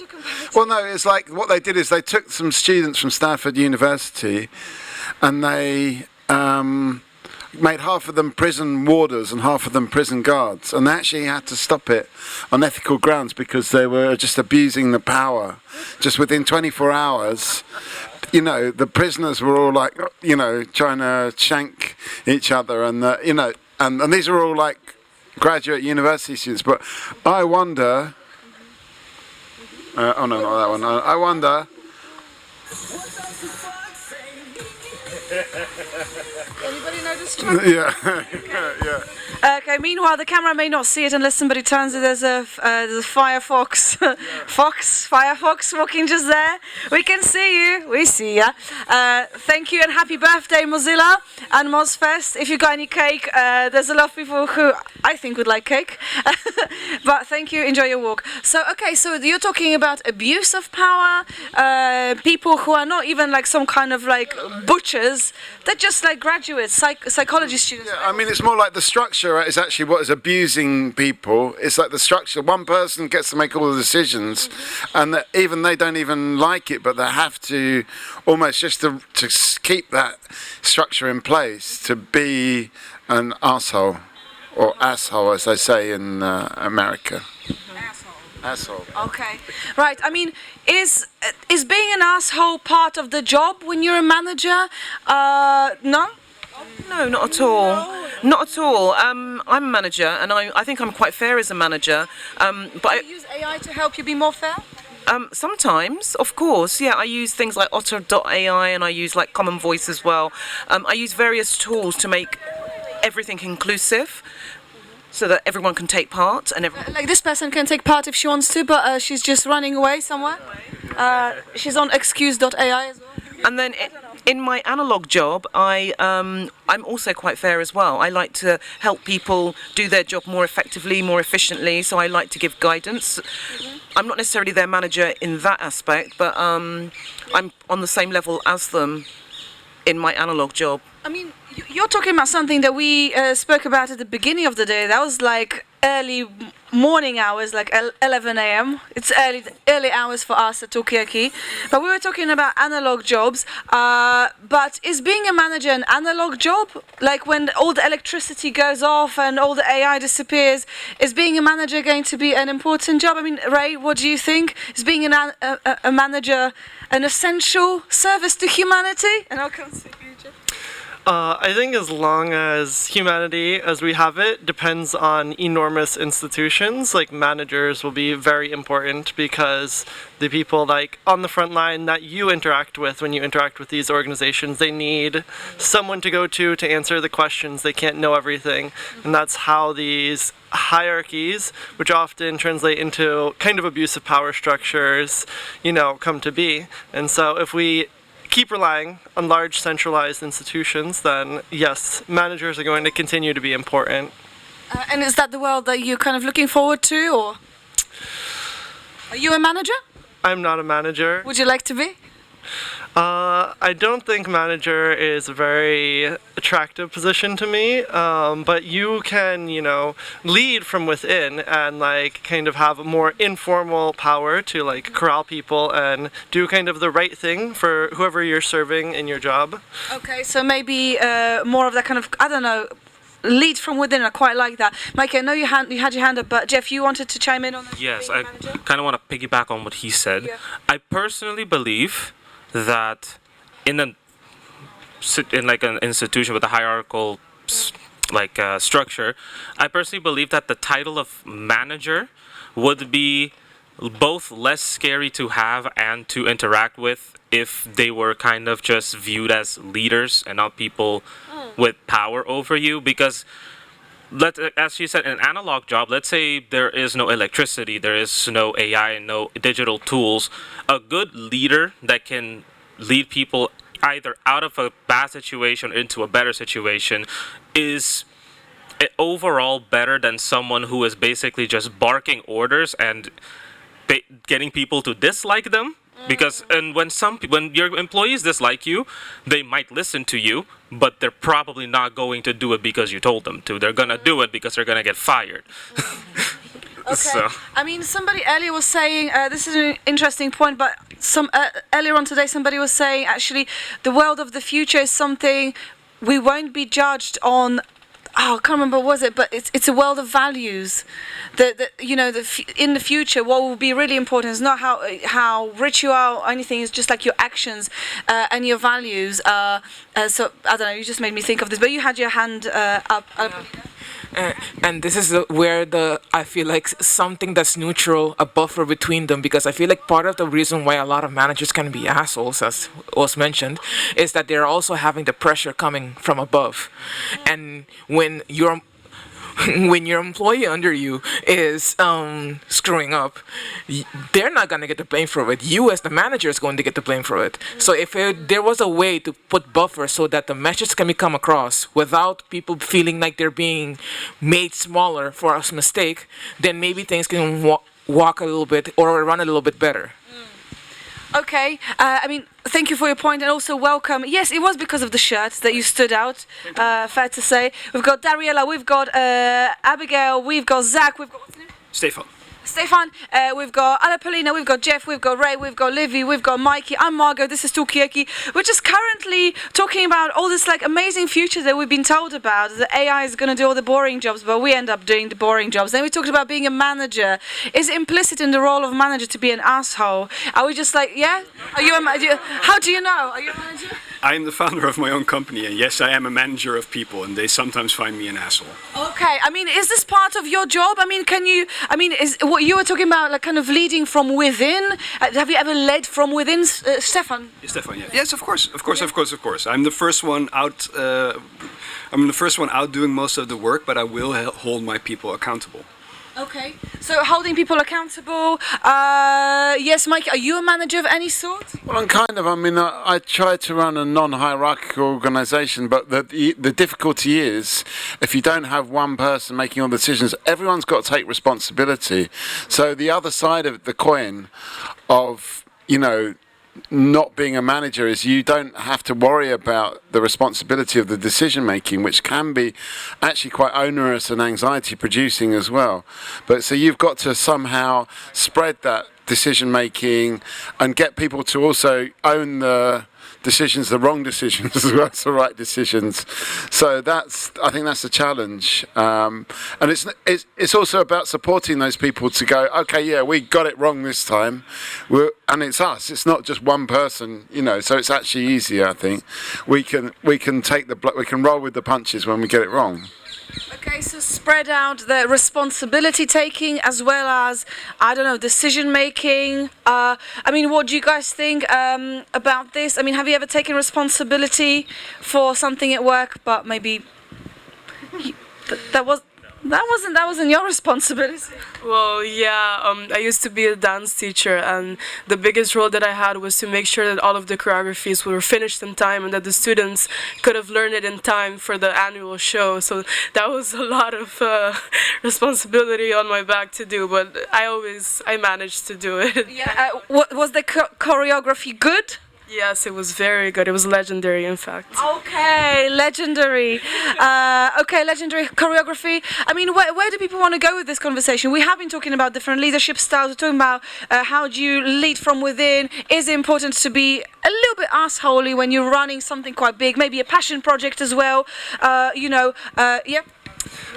Something that kind of brings it back to AI a little bit is that's interesting, and it's related to management and everyday life, but especially with AI and how companies are using it, is that you can delegate authority, but you cannot delegate responsibility. Okay. Are you leaving us? Will you give us some final thoughts? But I just want to pick up what you said. So you can delegate authority, but you cannot delegate responsibility. Responsibility always inevitably goes back to maybe to one person or people. Nodding because you okay, yeah, fine, yeah. Good. Great. You're going. So give us a final thought, Abigail. I don't even know. The only thing I want to say, do your best and love yourself. That's the important thing, yes. Okay. Love yourself. Love yourself, and maybe AI will love you back and won't destroy you in the future. Thank you very much. You guys staying, or you're going to bounce as well? Okay, final thoughts. It could be in the form of an interpretive dance as well. If you want. No, the only thing I have to say, because I'm not very much on the preference side of AI, so I just want to say to everyone using it, just to use it consciously, and maybe because you can do something doesn't mean you should, Okay. And always be polite to your AI, which is something that you are. Thank you so much. Yes, final thoughts, Zach? I kind of agree with that. AI is what you make it of. It will do whatever you say it will do. So be careful what you want it to do. Okay. That's it. So feed information with caution. Okay, so yeah, thank you so much, guys. Grab one of these and enjoy the rest of MozFest. This is not us, but this is a really cool thing as well. You should check it out. It's like a game for capitalism. Thank you. See you later. Yes, please grab cards, tag us, or don't tag us. But if you tag us, it's always nice. Then we can tag you back or something like this.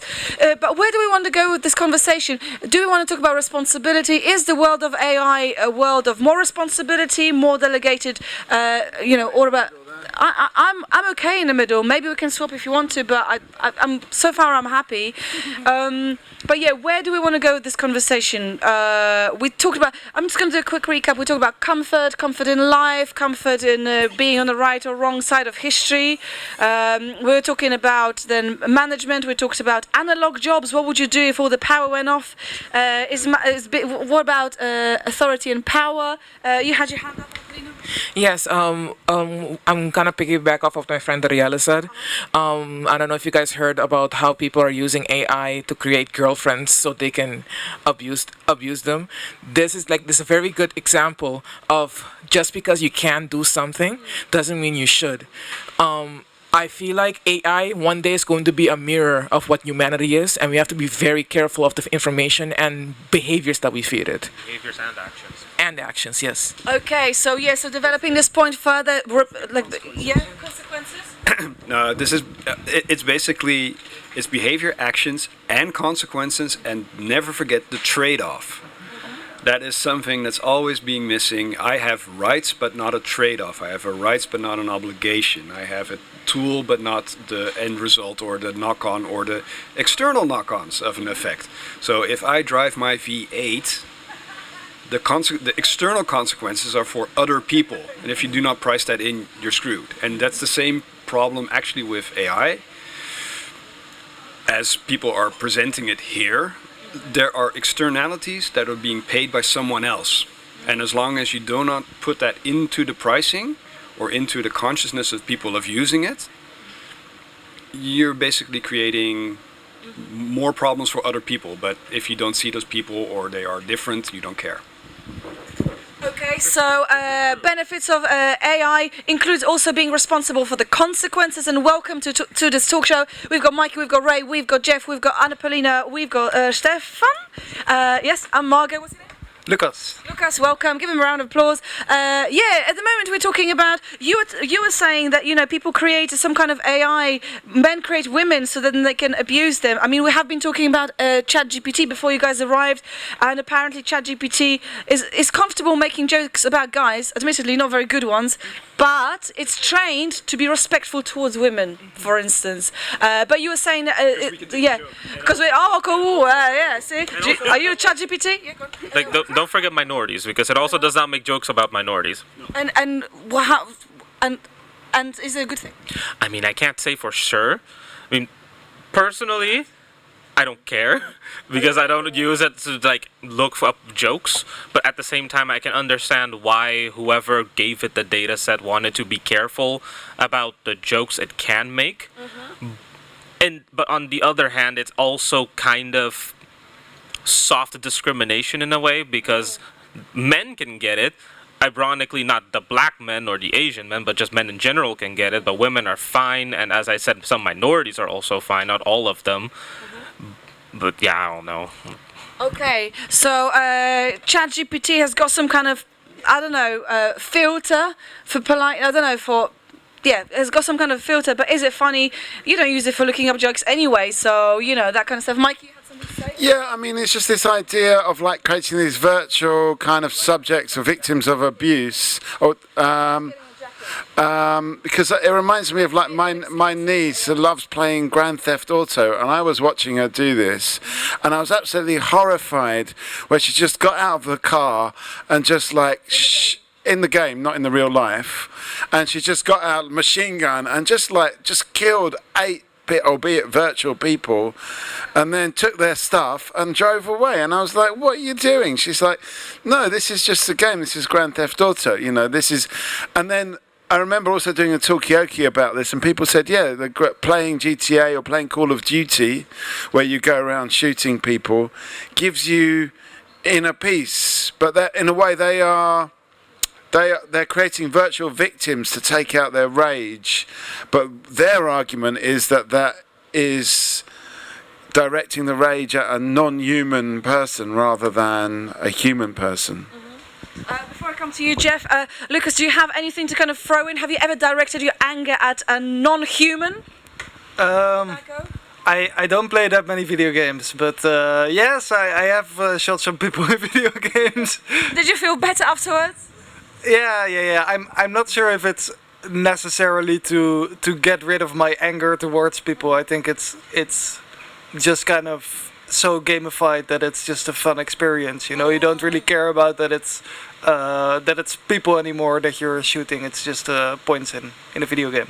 Yeah. Okay. So it could be, you know, maybe dissociating humanity from a game. You know, it's not a bad thing. You know, it does something. Yes, Jeff. Yeah. So I wanted to kind of, what's the word I'm looking for? No, it's not really piggy. Respond? I don't know. So basically, like what he said is actually true, because like I'm like an avid gamer. I don't like using that word, but I play a lot of video games. And like I used to play Call of Duty a lot, like with friends. I don't do it often anymore because I just don't like how it plays. But in the sense of like, for example, GTA for sure has this thing, because it was in the news at some point, like a few years back, with the same topic, like how kids, especially kids, are like doing all of these very violent acts in video games, and it could be indicative of behavioral problems. Not always, most of the time it's not, but at the same time, sometimes seeing so many very such graphic violence can also affect a person. But then you also have that one mission in Call of Duty that has actually been censored in a lot of countries because it depicts a very... You're essentially doing a terrorist. You're basically doing a terrorist attack in an airport. The mission is called No Russian, and I know, yeah, it's very popular among people who play Call of Duty. I have played that mission, and I decided to skip it on every subsequent playthrough because it made me feel horrible, because you're basically just gunning down regular people, and I don't want to be associated with that. But so it's kind of a mentality thing. Okay, so got a question. Welcome back, by the way. Yeah, but you did keep on playing Grand Theft Auto, where shooting hookers is like a viable strategy. No. Okay, so what is the difference? Because you opted out from this as well, from this mission. Yeah. So, like, to answer your question, I don't play Grand Theft Auto anymore. No, I don't like it. I don't play it at all. Yeah, so the thing is, my cousin used to play, and I used to watch him play when I was at his house, because I was like, okay, what is this game about? Not aside from the fact that the title of the game itself is a crime. The actions that you can depict or do in GTA, just on a whim, like you can basically decide, yeah, I'm gonna go on a rampage in downtown Manhattan and get the police after me and blow up helicopters and the like. And I thought that was kind of stupid.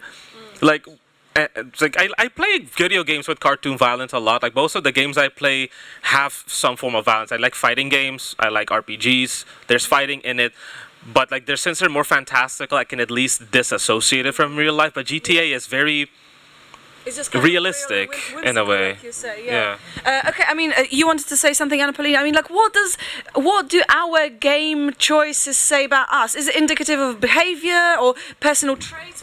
Look, I don't want to hop onto the bandwagon of saying that violent games cause violent people. Like, that's not directly or what I'm saying or insinuating, but I do agree that the content that you consume on a regular basis will affect how you think and act moving forward, and especially when you're a child. You're very much more impressionable as a child. If you see someone pistol whip someone in Grand Theft Auto who was to stop you as a child to hit someone in the face when they're saying something you don't like.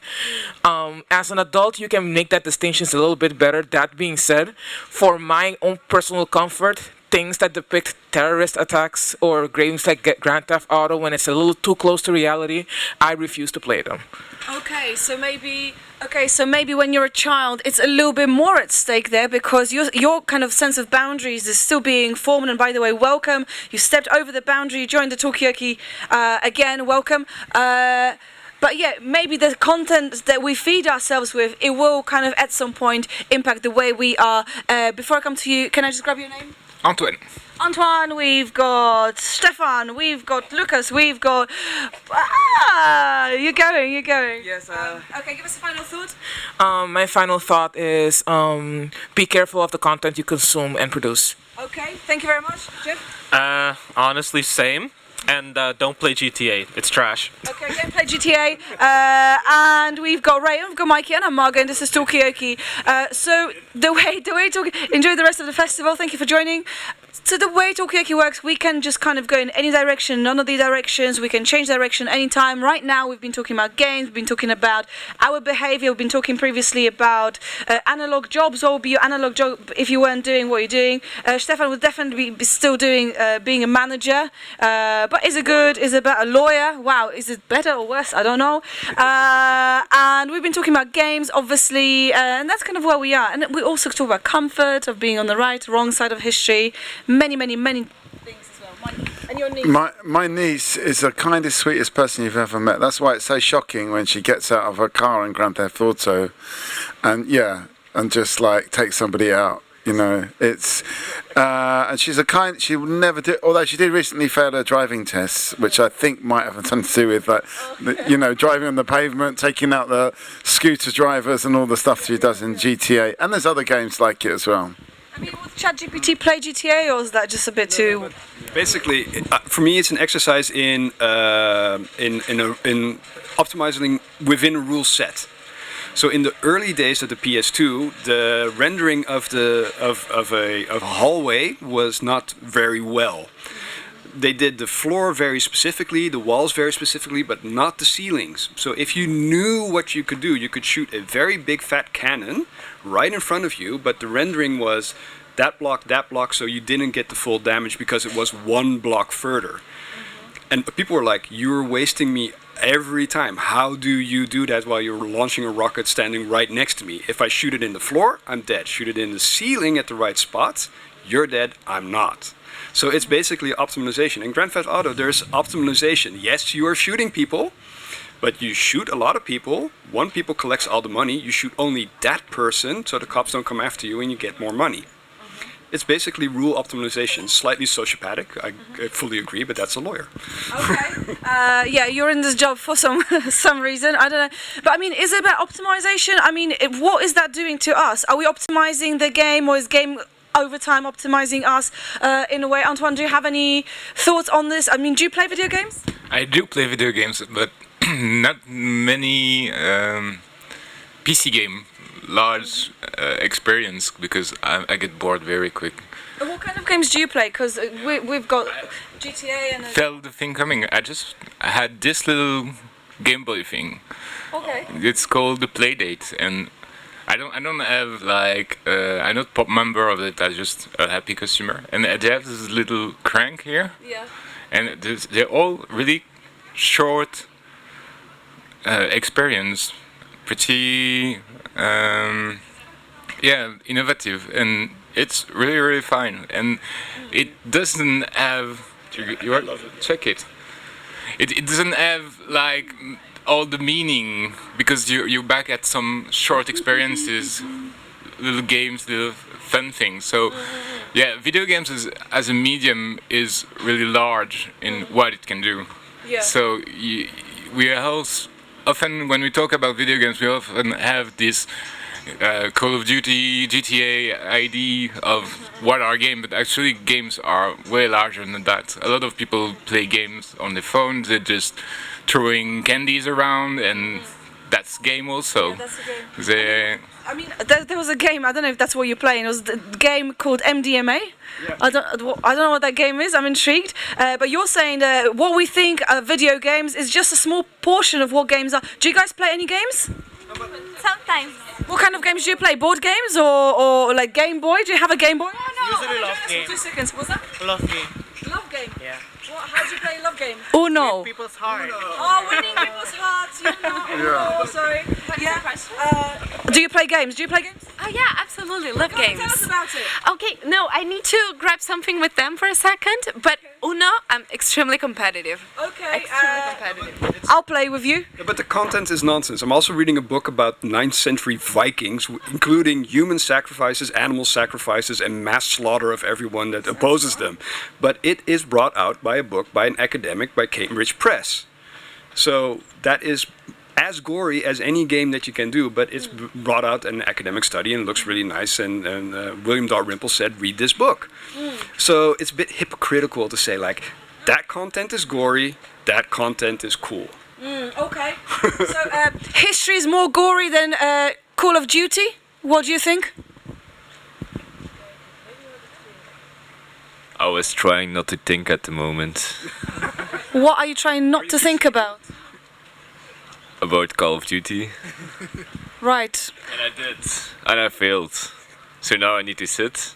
Yeah, sit down and chill. You came to Talkaoke, so you can relax, you can just listen. You can play Game Boy, you can discuss, or game called MDMA. So at the moment we've got Ray, we've got Mikey, we've got Antoine, we've got Stefan, and we've got Lucas, and Margot. What's your name? I'm Janus. Janus, welcome. Mikey. Well, just the thing about the Game Boy is, I think the famous saying about the person who invented the Game Boy is like novel use of withers technologies, and what he meant by that was that all this stuff that was in the original Game Boy was developed many years before, and it was cheap, and it was just a new way to put together that technology. And I think for me as well, that's quite an important idea. It's the kind of, we talk so much there, AI, that's the thing that's at fashion now. Like 5 years ago at MozFest, it's all about VR, AR, and it's just like these exciting new technologies are always just at the forefront, but actually the real creative stuff happens with things that are a bit used and a bit kind of, almost discarded because they're not novel anymore. Okay, so is MozFest 2024-25 will be all about people playing, I don't know, what do you call this game, the sticks, they have to... Poo sticks, or... Antoine, you have something to say? Yeah, I really concur about this, using old technology to do creative stuff, because it's the way to give it to anybody, because a lot of people don't have the money to get those last-end computer or game console. So if you create small web browser game or experiences, like we can see here, a lot of more people can touch it. It's less elitist. Okay. So AI is actually elitist, maybe in some ways, because it's not accessible to everyone. There's that. I mean, is AI really the best we've got? Is this the future, really? No, because what I've heard this time, it's really utopian thinking what it can do and what the technology is available to do now. I'm not necessarily disappointed, but the basic craft of making AI work, I haven't seen it yet. Okay, I mean, what does it look like anyway? What does it look like? Any views on this? With the technologies? I mean, are you really being creative, or are we outsourcing our creativity to AI and technology? Can we be just, reinventing the Game Boy stuff? I think we need to talk more and do less. Talk more. Yes. Yeah, this man agrees. Yeah, no, I think in general we are wasting away so much energy on stuff that we don't need. Like people asking the simplest question to ChatGPT that they also does not answer correctly. It's like, okay, what do I need to do today? It does not know. Yeah, you can ask. You can tell me what I need to do today. Maybe you can ask me a question about Call of Duty or something. But I think that's very important. Like people are just so, they are kind of blindfoldedly using it for the wrong thing, and I think it can be used to synthesize text. It's super good at synthesizing text, and then still you need to check it because it's just lying sometimes. Yeah. I mean, we had some students here, and all of them said, "Oh yeah, we'll use ChatGPT for education." There's conspiracy, I don't know, the heavy button, but lecturer, and I see people handing out stuff directly copied with the square brackets. Yeah. Does that matter to you? Well, if I see square bracket with insert URL here, it's kind of giving yourself away. Yeah, so maybe they need to be a little bit more cunning in that way. We'll carry on this conversation. And Antoine, I saw your hand, but you're going, Ray, and you need to go and use your legs a little bit now. So, what's the most stupid question that you asked to ChatGPT? Could be one of the things you can say, but you can give me a final thought on absolutely anything. The most stupid question I asked to ChatGPT. Yeah, I don't know about that, but I will say that related to art and the video games and stuff, we should, always remember so much of art is about the journey, right, and not the destination. So how or if you use AI is always going to be part of that creative process, and so we just have to keep that in mind going forward. Okay, so it's the journey, even if that includes insert URL here. It's just a step on achieving, into achieving something bigger. But Antoine, you wanted to say something about? Yeah, I really agree with this idea that we need to talk more, and we need to build spaces so we can talk, because we're a lot stuck on this bubble of personal space, and we exchange way less.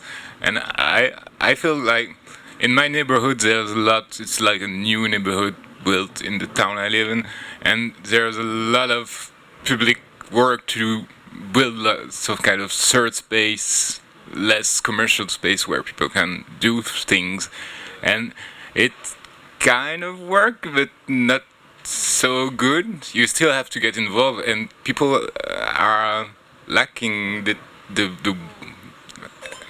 need to get involved in talking with other people.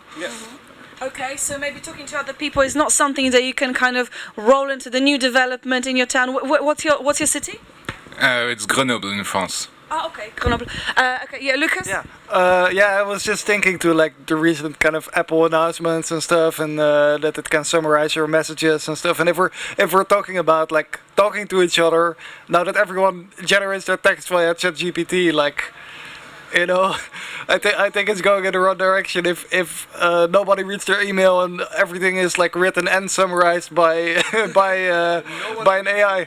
No, it's not different. It's. I think there's an acronym for that. TLDR. Thank you. Too long, didn't read.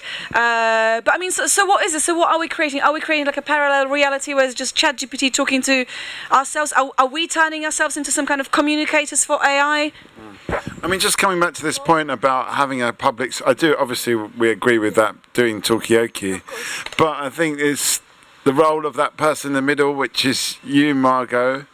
It could be anybody really, to actually animate. So his responsibility is to animate and facilitate and referee that public space, and actually, you know, be that person that links people together is so important. And you can't just do it with architecture, you've got to do it with people as well. Okay, linking things with people, with human glue, as opposed to architecture. Did you have your hand up? Yeah.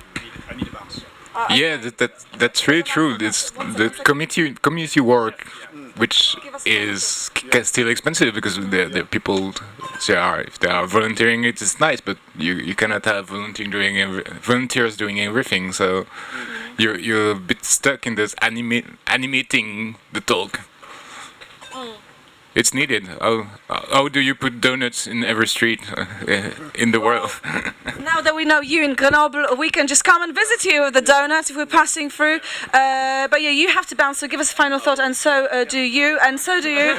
Maybe it's a coffee break, maybe we'll carry on. I jump out, you jump in, or something like that. But yeah, so public spaces, come and join us talking about public spaces, more donuts in public spaces. Can we manufacture connection? Nice setup, by the way, thank you. And you're doing your job really. I have a run already. But basically, we are putting the horse before the cart. In what way? We're talking about the end points of AI. We're talking about the end results of AI and what does AI mean. I haven't still seen good, explainable, reliable, non-hallucinating, training-wheeled AI based on real data and a good thought about how do we put that in and make that consistent and complete so that we can get to right results. So this is a lot of the craft of making a good AI engine is non-existent here. It's basically talking to people. You could leave AI off this whole meeting, and you'll be fine. Okay. I haven't heard something about this is what I think about this. It's more sociological than tech. Maybe that's my disappointment. Okay, so are we over intellectualizing AI? Maybe. Without any knowledge or skills to do it, yes. Okay, should this all be like a more practical skills workshop festival? Okay, you're going there. Okay, excellent. Final thoughts.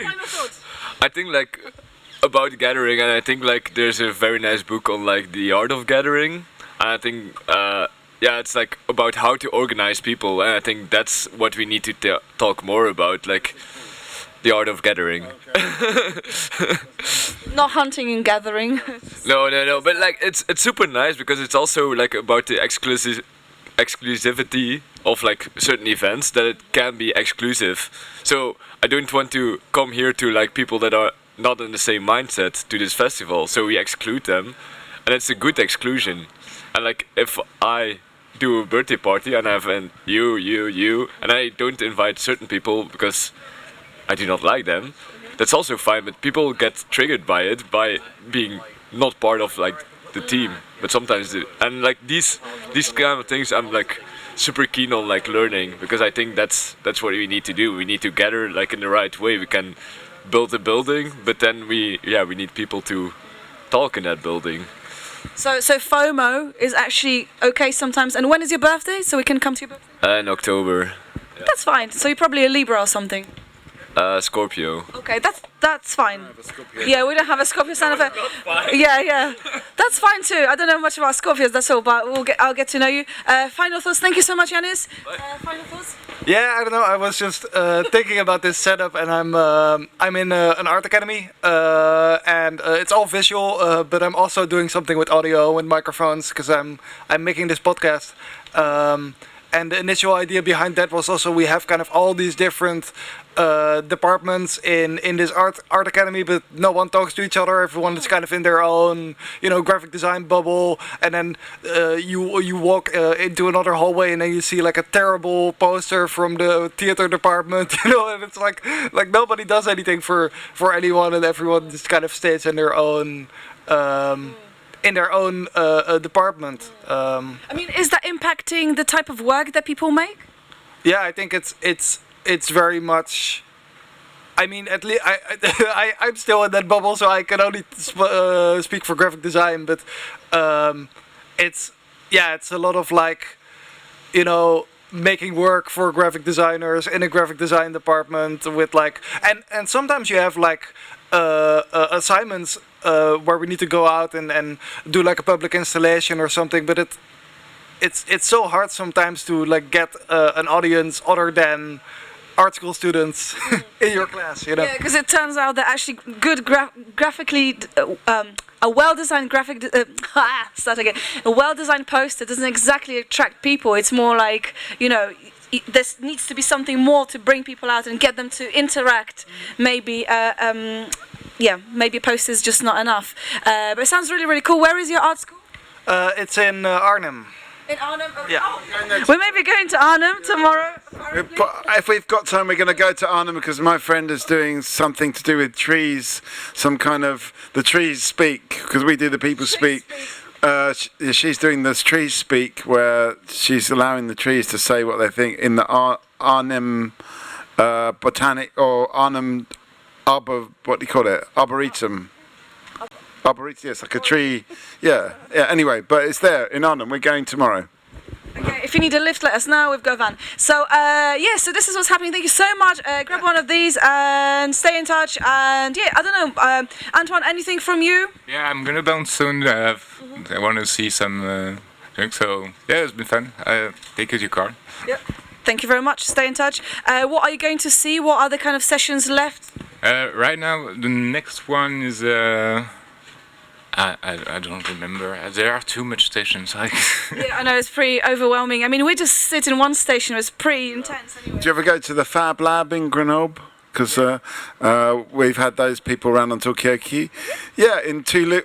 When we did Talkaoke in Toulouse in 2014. Yeah, it did, yeah.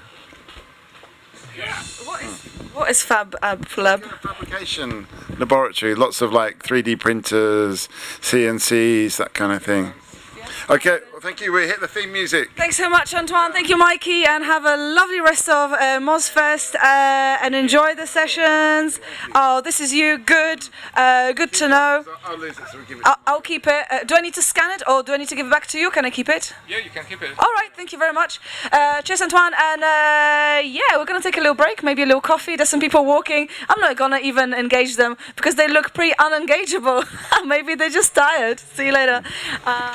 In 10 years' time, it's not going to be MozFest, it's going to be Nostalgia Fest. Nostalgia, yeah. We're already being very nostalgic. Come and join us. Are you nostalgic? This is the final session. Yeah, if you don't join now, you will have to wait 12 months. 365 days or 363 That's if we are allowed back, because if we're allowed back, we may not be. Next year may be the detox version. Yeah, but we could still do the detox version because we rely on no internet. That is true. But yeah. Anyway. You're wearing a double shirt? No, I'm going to take off. I'm going to take off my shirt. This is Mikey, the summer edition. Yeah. This is my step towards naked Talkaoke. Will the next MozFest be a naked MozFest? These are all questions that we're going to ask here on the final session. Would security be of naked as well? Talkaoke. What do you think about a naked? Shall we do the next year naked? Will people be more honest if they've got no clothes on? Would that fly in Amsterdam? Could it Would work? people be shocked? They would be shocked. Okay, Yeah. wow. Okay, so this is Talkaoke. My name is Nike. Let's get some names around the table. What's your name? My name is Margot. I'm going to hit you with a round of applause. And Peter Thiel's Transgender sister. can you be something? Can I shorten that to something? Richard. Sis? Yeah. Richard. Okay, Richard. Okay, so this is Talkaoke. It's a free-form talk show. You can talk about whatever you want to talk about. I'm not going to go through what we've had so far today. Yeah, no point. But there's no real point. If you don't know, you're not gonna know. You can watch the previous episodes to find out if you're watching. So we're just stuck now we don't have a subject for any suggestions for a subject for this session. Halukchen. Halukchen? What does that mean? Oh, okay. For those of us who are German. Okay, we can do it in German. Wir können hier in Deutsch sprechen, kein Problem. Aber es gibt kein Deutsch Leute. She was Deutsch Leute, but she was just busy. As we were saying earlier, it's Trying about to catch a timing plane back and the to- voice. Yeah. Back to Germany. North Germany, but I didn't find out where exactly. Okay. Anyway, we messed that one up. Speak in German. Yeah. Gesundheit. Yeah. Okay. Let's give you a underwhelming plaudits. Come. Are you off? Is your time come to an end? Any final thoughts? No. Okay, leave it open. I get it, because there comes a point where your brain is just you're so just loaded. overloaded. Yeah. With, maybe we. But you know what kind of encourages me? A lot of people said that they enjoyed that kind of space for interaction, and even though that's the reason why I do Talkaoke, it always is so nice to hear, because it kind of takes it out of this niche art thing that we're doing. I think it really speaks to people's need to connect, and I think that's just really beautiful. So big up connection. Okay, I'm going to give you a slightly more enthusiastic. I appreciate that. Thank you. Okay, but we still don't have a subject to talk about. Maybe we do, Richard? Well, no, I was going to add to that. I think there's lots of nice serendipitous interactions inside. You're going to get coffee, you bump into somebody. This is the only place that, to me, is designed for interaction. Yes. And you have people from all over the world, people who are activists, people who actually want to meet each other, learn about things. This is the one space where that's actually allowed to sort of happen and move. Oh, grab her. Come and join us. We need a sense of closure. We're closing up here at Talkaoke. Have you met anyone? Your final thoughts? Have you met anyone during this festival? And have we really got the maximum? Rich has been saying we've got people from all around the world. Have we really maximised that chance of interaction? Have we? Can we? No, we can't. I think we never can. Yeah. If we would have maybe a conference without sessions, so we can just connect and talk to Yeah. each other, right? But otherwise, they're good. This is already much more connecting than a lot of other events, no? Because it's relatively small. Yeah, definitely. But interesting. Okay, just sit down for a couple of minutes. We've got Richard, we've got Margot, we've got me, Mikey. What's your name? Kirsty. Kirsty. I mean, are you going to more sessions? Is this it for you? Have you got the maximum juice out of MozFest? Stay until the end. Stay until the very end, the bitter end. The very end, yeah. There's the Songs of the Living coming up, no? So I think this is a highlight of the whole event. So we've got the culmination, the build-up, the big finish, the big finale. But I mean, you mentioned this is a relatively small festival. I agree, it's not mega huge, but is the point of it? Do you know if people, if they want to make it bigger, I'm is there an ambition for a bigger to grow MozFest? Bigger? And I'm not going to say they. I'm going to say you. Would you like it to be bigger, Kirsty? Would you like? I like this small format, but I think before they did it like centralized, so very big format. Yeah, right. Does it? It's a transitional. So last year it was mostly online from Amsterdam. This year it's Moz House, so it's a smaller venue. Next year wherever it's going to end up being, it's going to be the usual MozFest, which is like 4 to 5 times bigger in terms of the people. This is like 800. I think that's usually like 4,000 or 5,000 people. Does it work better, smaller or bigger? What do people like? What's your ideal size of festival? Come and join us. We need some final reflections because this is a final session. We need to know what you're thinking as you're going away. What are you thinking? Give 2 minutes. 2 minutes. Yes. Yes. You killed it last year. You killed it. Sorry, not last year. Yesterday. You killed it. So. It was like a year ago. Yeah, it was like a year ago. Yeah, but. Okay, all right. No comment. That is, I suppose. Yeah. Last time we saw him, he didn't have any facial hair, so time has passed.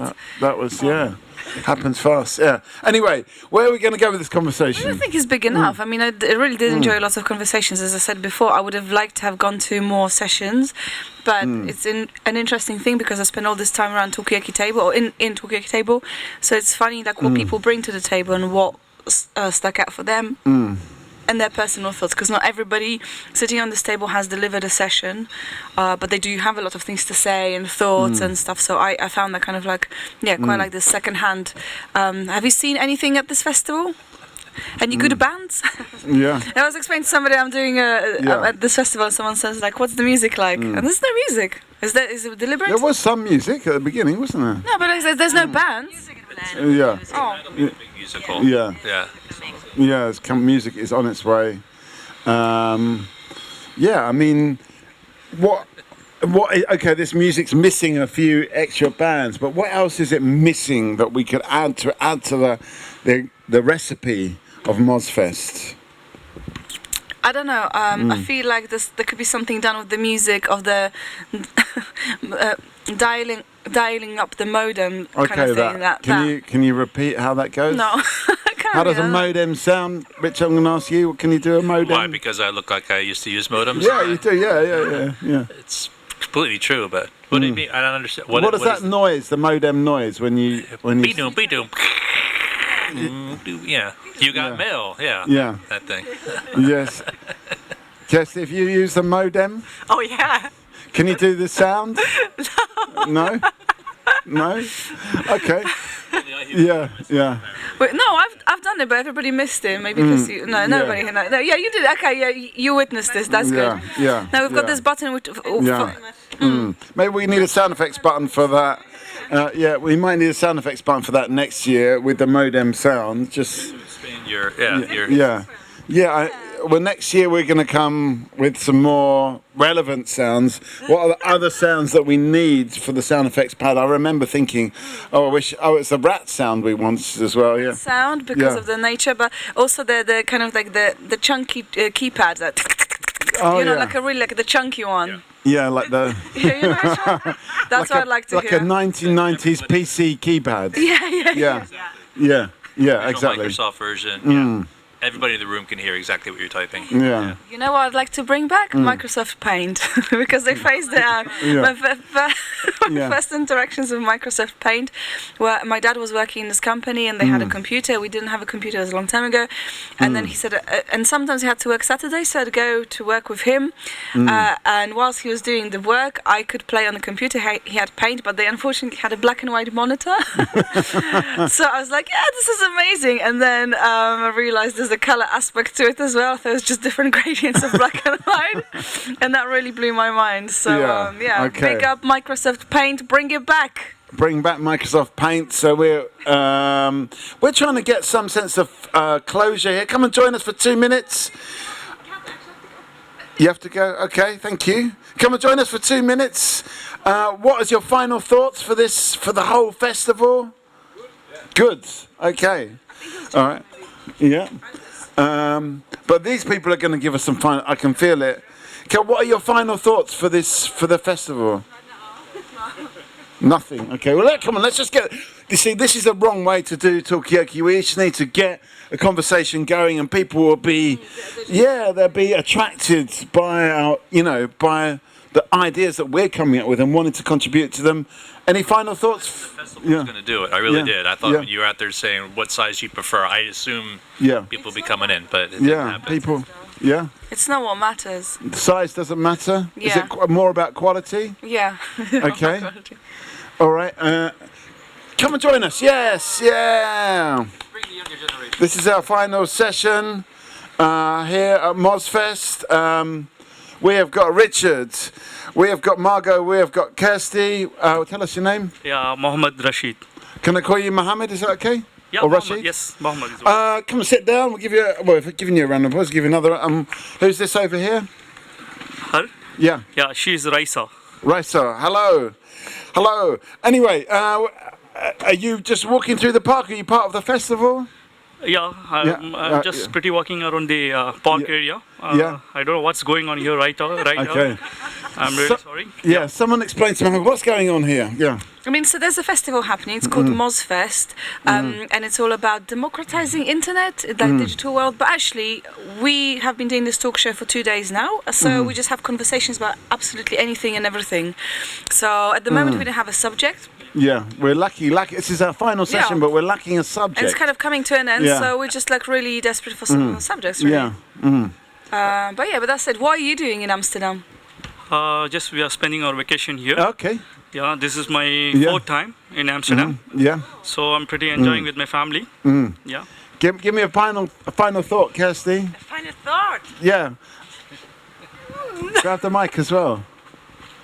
Well, enjoy your time and I don't know. Is this live sound? Yeah. Yeah. I mean, what are you going? Where are you based in Amsterdam? Are you based somewhere else? Where? Spain. And what? Are you going to get the plane back to Spain? What are you going to be thinking as you get the plane back? Well, that will still take some days, but I really enjoyed this event and the format of it actually. Yeah. Because of its not so big size. So it's kind of intimate, it's nice, it's small. Should we be inviting more people like Mohammed that are just passing by on holiday into this festival just to find out what making these events accessible to the localities where they take place in some sort of or partial way actually is a great way to engage people who are not related to the topic to get familiarized with it and maybe get involved. Yeah, okay. I think this is something to consider. I mean, and you may not realise this, Mohammed, but in this context, you are the real people. I mean, what do you think about this? Do you think we need do we need a fairer internet? Yep. What she told is right, actually. Yeah. You know, the internet is really a best thing. So it's democratic wise. It's good. Yes. What do you think about Raisa?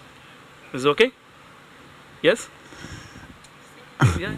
Think about it. Yeah. But you've said you'll come here on holiday. Where have you come from? Actually, I'm from India, but I'm traveling from Kuwait. Right. I'm working in Kuwait. Yeah. Okay. So welcome. We're going to have some more people. Tell us your name and tell us where you come from. I know we've had this discussion before, but just for the new people. Okay. My name is Ongere. I come from Nairobi, Kenya. Okay. All right. Let's give you a. And who have we got here? My name is Randy. I'm from Amsterdam North, where we are right now. Okay, all right. So a local. So we've got a nice bunch of people. We've got Mohammed here, who's originally from India, lives in Kuwait, on holiday here in Amsterdam. Just happened to walk through this park. Yeah. And happens to have views on internet. And maybe you need to say a bit more about what do you think? What would make the internet better from your perspective? See, it's all about your view, actually. You know, let's say if I want to spend my vacation, I have to be like pre-personally. I have to check in internet what is to be and how we need to spend it. You know, what is the amazing place. So internet is the best place to do the research. Okay, so it's a good place to research, a bit of travel. We've got a new face over here. Tell us your name. Hi, I'm Sabina. Okay, I'm going to hit you with a round of applause. I forgot to hit you guys with a round of applause. We've got Richard, we've got Margot, we've got Randy, we've got Ongere, is that how you say it? Yeah, and we've got Mohammed, and Raisa, yes, and maybe another new face over here. But this is the final session. We're kind of just stuck for like how to close this off. Come on, tell us your name as well. Sarah. Okay, so we're talking about the internet. Do we need a better internet? And what would that mean? is it a fair internet? Somebody said, yeah. I wonder, do you think that, I mean, which city would you turn into like an internet image or like a 3D, I don't know, not 3D, but like... What, like a sort of like yeah. a gamescape? Yeah, because I've got a feeling sometimes that because we're moving so much of our life online, maybe at some point it'll be just like city by city, like geographic location by geographic location. Kind of I mean, like earlier on we were talking about Grand Theft Auto. Yeah. And there is a London version of that. Oh yeah, exactly. Is there an Amsterdam version of Grand Theft Auto? And would that help you navigate the city if you'd played it on Grand Theft Auto? Yeah, Grand Theft Bicycle. We need to capture that, yes. Grand Theft Bicycle, could we make a game, Grand Theft Bicycle, for Amsterdam? Maybe the crime is a little bit lower level. Could it be ethical? Yeah. Could it be ethical, this Grand Theft Bicycle? Yeah. How ethical could it be? Yeah. Because don't forget, someone needs to ride it, someone needs to pedal it. Yeah. Yeah. Yeah, to gain something. Yeah. I mean, and how many times does your bicycle get stolen? Yeah, is it? I mean, you're local. Do bicycles get stolen a lot? All the time. Okay. All right. So it's a common thing. It's yeah. It's a rite of passage. It's a rite of passage. Yeah. How did you feel when you're? How did you feel when your bicycle got stolen? You know, the first time it was just a wheel, and I felt really sad. And then the next time, well, it was the bicycle, but I ran in somewhere and I didn't lock it, and so then I just felt stupid and dumb because I would have never done that in New York, not for a second. Yeah. And for some reason, I thought I could get away with it. Yeah. Yep. Okay. So you thought Amsterdam people are nice. I can just leave my bike out while I go to the shop. Okay. What about in Kenya? Is there bicycle theft in Kenya? Is everywhere, it a problem? Yeah. Everywhere. Yeah. There's bicycle theft in Kenya as well. Yeah. But we don't have infrastructure that supports cycling as much as it is here. But the theft is there. Right? Yeah, so you've not got the cycle lanes, but you've got the theft. So you've kind of got some aspects going on. Come and join us. We're talking about the internet. We're talking about this festival. We've got a new face over here. Tell us your name. Mohammed Rian. Okay, I'm going to hit you with a round of applause. Can I call you Mohammed? Is that okay? Yeah. Yes. Yeah. What was that? He's my son, actually. His name is Mohammed Rian. Yeah. Yeah. Okay. That's your son. I'm going to give you a round of applause for that. Okay. What do people think of? Would you play a computer game called Grand Theft Bicycle? Yes. Okay. All right. Yep. Apparently, during COVID, a lot of bicycles even more bicycles got stolen in London, where I live, because suddenly it was just such a sought after mode of transport. Yeah, right. And Yeah. And dogs. Dogs were stolen in London as well because people needed that comfort to have something close to them. But also, people were stuck in tower blocks as well. So, like, women with lots of children who would normally send their children to school were stuck with children at home. So many children suffered during COVID because the spaces in those apartments are very, very tiny. So psychologically, people went through hell in London. Okay. I mean, would a computer game like Grand Theft Bicycle have cheered them up a little bit? Would it be Grand Theft K9? Can we do that? Are we just Grand Theft K9? Come and join us. This is Talkaoke Talk Show. We have got Mohammed, we have got Ongera, we have got Randy, we've got Richard, we've got Margot, we've got Savina, and we didn't get your name, Livy, and we've got Mohammed, we've got Sarah, and we've got Mohammed again, Mikey, and we're just talking. This is the final session of the festival. We're just chewing the fat really. But would you play Grand Theft Bicycle Amsterdam version, and would it help you understand the layout of Amsterdam? Yeah. This is the main stage here, yeah. This is it, you're here, yeah.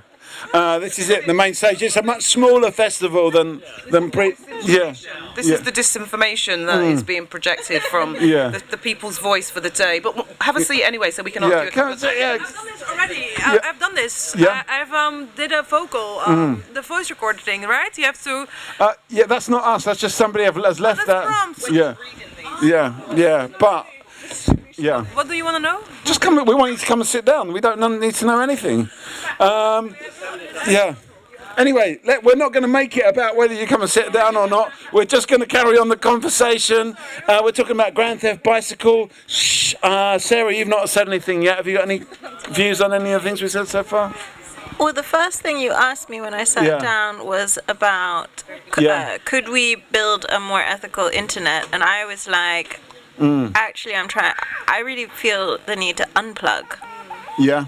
I just I don't want to scroll anymore, guys. Yeah.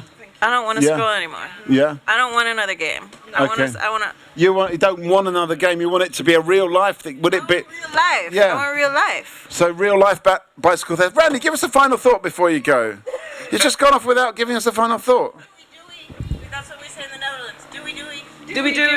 Dewey. I don't even know what that means. Bye-bye. Bye. Okay, right. So, yeah. Can I just quickly say that I think you've got something there, actually, Sarah, just in regards to kind of switching off and becoming, going off grid, and also detoxing, the digital detox. I know people that do this where, they switch off their mobile phones, they don't surf on the internet, they go and do things that they wouldn't normally do. So go to the park, take a walk. Forest this is bathing, what Mohammed and Mohammed which were is what we're doing now. Yeah. We're forest bathing as we speak. We don't actually have forest bathing. Actually walking in green environments is very key to digital detoxing. So I'm totally up for this holistic lifestyle that is the antithesis of living these digital lives. I mean, for the young ones, they're going to be living digital lives anyway. It's going to be part and parcel. But maybe they will also strive for a less digital life as well. Do you need some time away from the phone and from the computer, Mohammed? What do you need? Daily what you're watching? Yeah. I'll come back to you on that one. What about you? Phone. Yeah. Okay. But do you need some time off from the phone? Studies. Maybe. Okay, I'll come back to you on that one. Well, I'm going to ask the same. I'm not going to target you, Mohammed. I'm going to ask other people as well. What's that? See, he's making half of the time in school, coming back from that, and he's taking phone and seeing. After that, he's going to sleep. This is his cycle. That's Right. Okay. Do you think he needs a digital detox? No. No? You think it's okay? He's just small now. Yeah. Okay. He'll be later on. He will study everything. Yeah. Okay. So. Yeah. But should he not be running around, climbing trees, throwing stones, kicking a ball? Yeah. Actually, we are in Kuwait. Now, presently, we are in Kuwait. Yeah. Kuwait, the situation is that the temperature is very high. Yeah. We need to be always inside the room. We need AC. We need to live like that. Yeah. We can't come out. It's too hot. It's too hot to climb trees. Climate is very horrible. Is normal living because you're outdoors, you're breathing in the air. We spend too much out here, but in Kuwait, we'll be like inside only. Like it's an incubator. We'll be like an incubator inside. Right. Okay. Yes, it is there. Climate is very hot. Okay. We need AC 24/7. Okay. Well, this is interesting. Okay.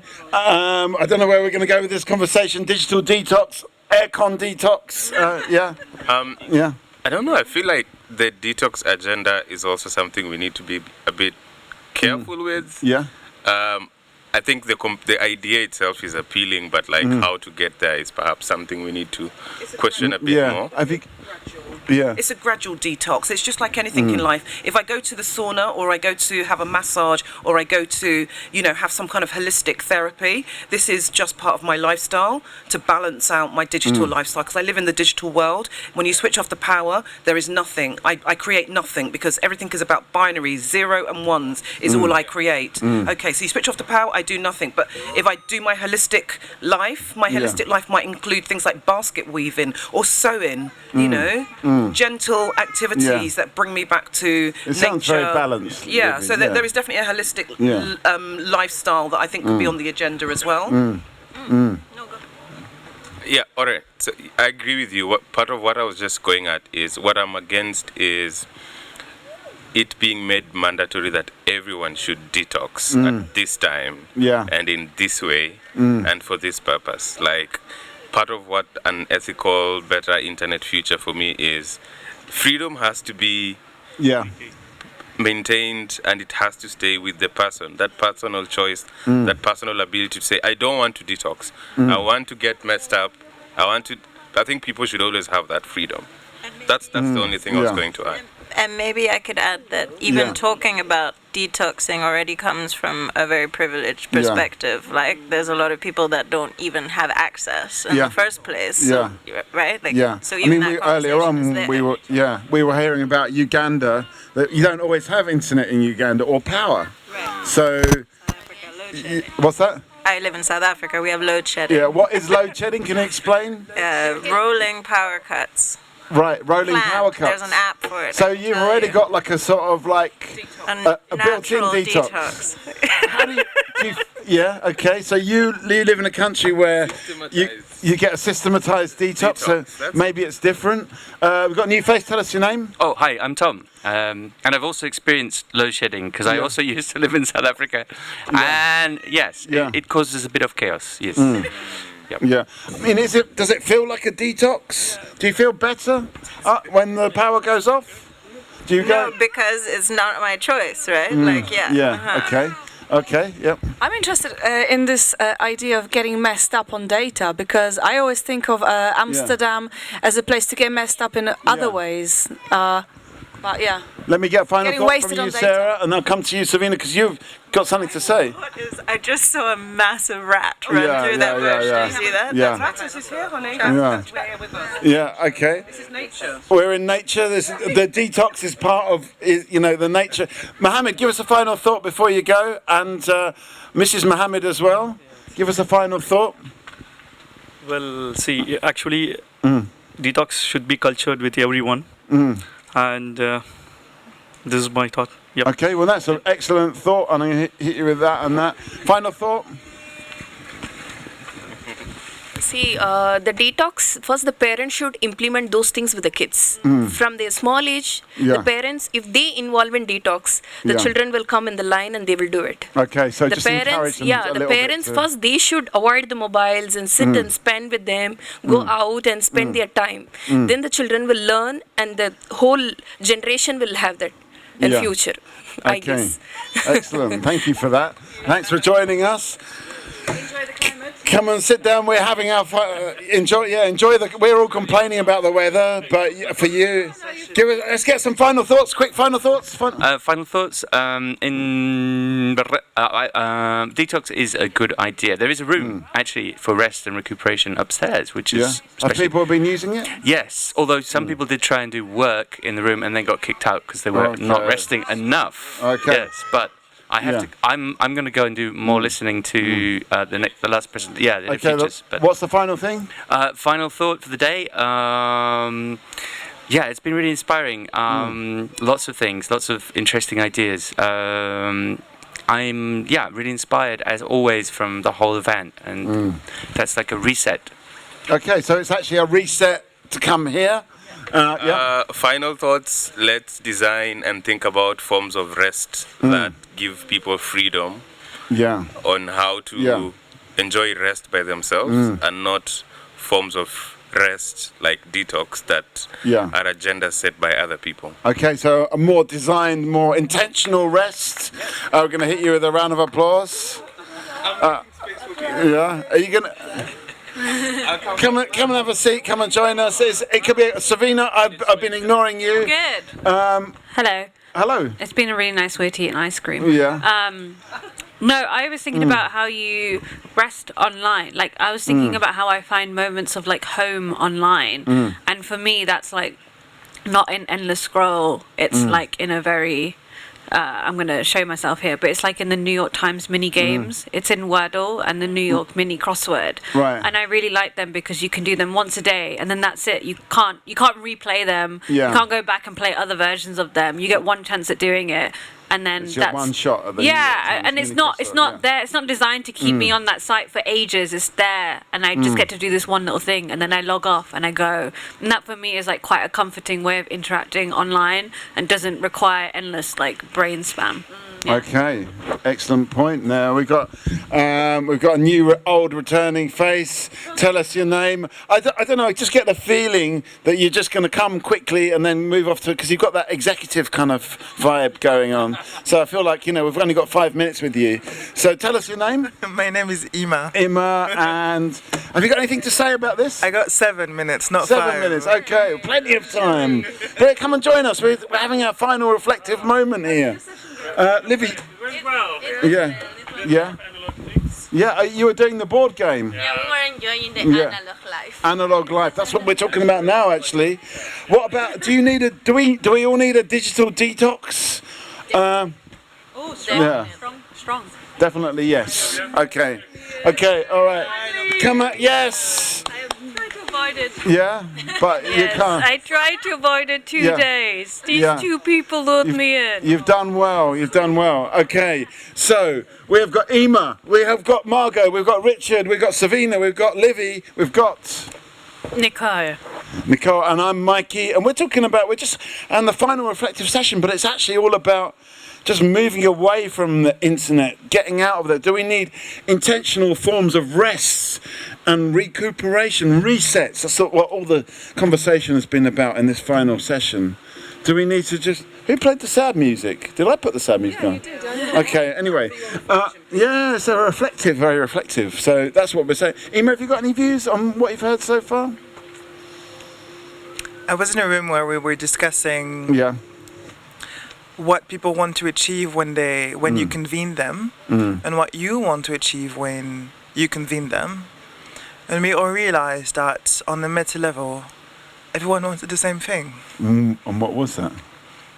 A sense of community and feeling heard and seen, rather than discussing about disagreements and trying to convince people. From any point of view, people were talking from an advocacy perspective as well as a teaching perspective, I thought it was really beautiful just to see that actually everyone wants the same thing. Yeah, it's nice to hear, isn't it? Anyone around this table not want those things? Nicole, do you want the same thing as the people in Ima's session? Do I want to? Yeah. Do you want agreement? Do you want a community? I want to be part of a community. Do you want to be listened to? I don't know. Yeah. Sorry, what were you saying? Sorry. No. Yeah. Okay. All right. Okay. So where are we going to go with this? It's got very reflective suddenly. Thank you for that, Ima. Margot? I really love the wardle because I never thought of it. My flatmate always plays wardle. It's not crossroads. It's wardle. Yeah, this thing. Yeah. And you're completely right. You can't go back. It's just like one off. But like, why is this our propensity for this binging? Because these days, like, why is it? Like, maybe there's a psychological reason for it. Why do we get everything all at once? Why do we crave it? Why do we get stuck on these like, binge watched, blah, blah, blah, blah. So why? Why does that happen? So I'm just gonna say that out loud. And I'm thinking at the same time. So it might be really relevant and also really irrelevant. Let's just see what happens. I feel like we've put a lot of emphasis on doing rather than being. I can't remember the time before I was born, but ever since I've been born, it's always been doing. Do. Yeah.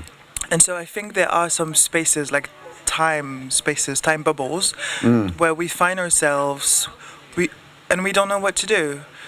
And because we don't know what to do and we've been so accustomed to doing, then we binge watch things in order not to have to think about what we could be doing if we had a clue what we should be doing. Yeah, so it's that kind of empty, we're a bit scared of that empty space. Any final reflections? That's what we're up to now? Okay. That makes us a rock group, I suppose, doesn't it? It makes us a rock group, a kind of temporary... So which rock group? Which rock group would we be? Well, which rock group would you want to be, Livy? Okay, I would like to be Chris Martin from Coldplay. Right, okay. Yeah, okay. All right, okay. Where do we... ABBA count. ABBA count. Yeah. Yeah, I just love them. I just love the outfits. Okay, for the outfits. What rock group would you want to be? Sex Pistols, I Sex suppose. Pistols, okay, right. Okay, yeah. It's funny. We all want to be the same community, but we also want to be different. Yeah, okay. So it's that interplay between difference and togetherness, I suppose. Any particular rock band? I think maybe Smashing Pumpkins, just because I recently started following them on Instagram, and I'm having some kind of it's a revival, but also it's an old school band which is establishing itself on social media, and they sometimes use things like memes as well to kind of rehash the old music, because I don't think they're recording new albums very much, or they're not as powerful, because a lot of stuff they reference online is the old songs. What is their most famous song? There's a few, I think. There's the Zero, there's the... I could sing, but 1979. I remember buying the album Melancholy and Infinite Sadness from... I was saving money for that and stuff. So I'm just... And the Infinite Sadness is a double album, I think. But I'm just. It's an old school band trying to find itself on social media, which looks a little bit cringe. But I'm just thinking it's in my head. Okay, thank you for that very short response. What rock group would you like to be? What band? Yeah. I'd like to be the Parcels. The Parcels? Yeah, I had no idea who they were. Yeah. Until yesterday, where I was at the concert that they were giving. And I found them mesmerizing. Okay. They gave us, they gave the whole first row instruments to play with them at the end of the concert, and just to sing with them. Yeah. And it was a really interactive experience. And I thought they were really good because everyone was dancing, and I was like, let's go, the Parcels, yellow. Okay, we'll have to look out for those. Nicole? So I think we should be Iggy Pop and the Stooges doing a duet with Peaches. Okay, yeah. That is very specific, but and there's a lot of, we like the Stooges, don't we, around the Talkaoke table, so that really makes sense. Okay, so we've got that sorted out. Okay, final thoughts, Savina? No, I haven't. I'm You've waiting. got to go and do it. I'm going to run off to go do that. No, rock is a state of mind, not a sound. So. That's well, that's lucky considering my musical talent. Because I like ABBA, so it counts. Okay, it's a state of mind. I don't know. I feel. Go on. I don't know. I want to talk about cringe on social media. Yeah. What do you want to say? It's just. Yeah, when old meets new on social media, it's a bit cringe. Yeah, okay. When old meets new, like, not always, you're saying? How about the likes of Mick Jagger showing us his moves and tiny little memes? But interestingly enough for me, I only follow him to see what those dance moves look like, because I've actually physically danced with Mick Jagger on the dance floor. Yeah. So I kind of get it. Was it so when cringe? I see it, it looks cringe online, but when I danced with him on the dance floor, I was doing my cringe moves while he was doing his cringe moves. Yeah. And people saw us doing cringe moves together, and I was knocked out of the way by all these other women who wanted to have a jig with him as well. Out of the way? Yeah. Wow, Michaela Strachan, I remember her. Michaela Strachan elbowed you? She did, actually, to get in there. Right. But I now follow him just to see those cringe moves. Okay. I mean, there's a lot to unpack there as well. There is, actually. Yeah. I'm not sure if my brain can handle that. Yeah, but maybe that's food for thought for next year. Come and join us. We're just getting your final reflections. If you were going to be a rock band, what band would you be? Punk? Punk? Any particular punk bands? Yeah, queer feminist punk, for sure. Can you tell us any queer feminist punks that are out there?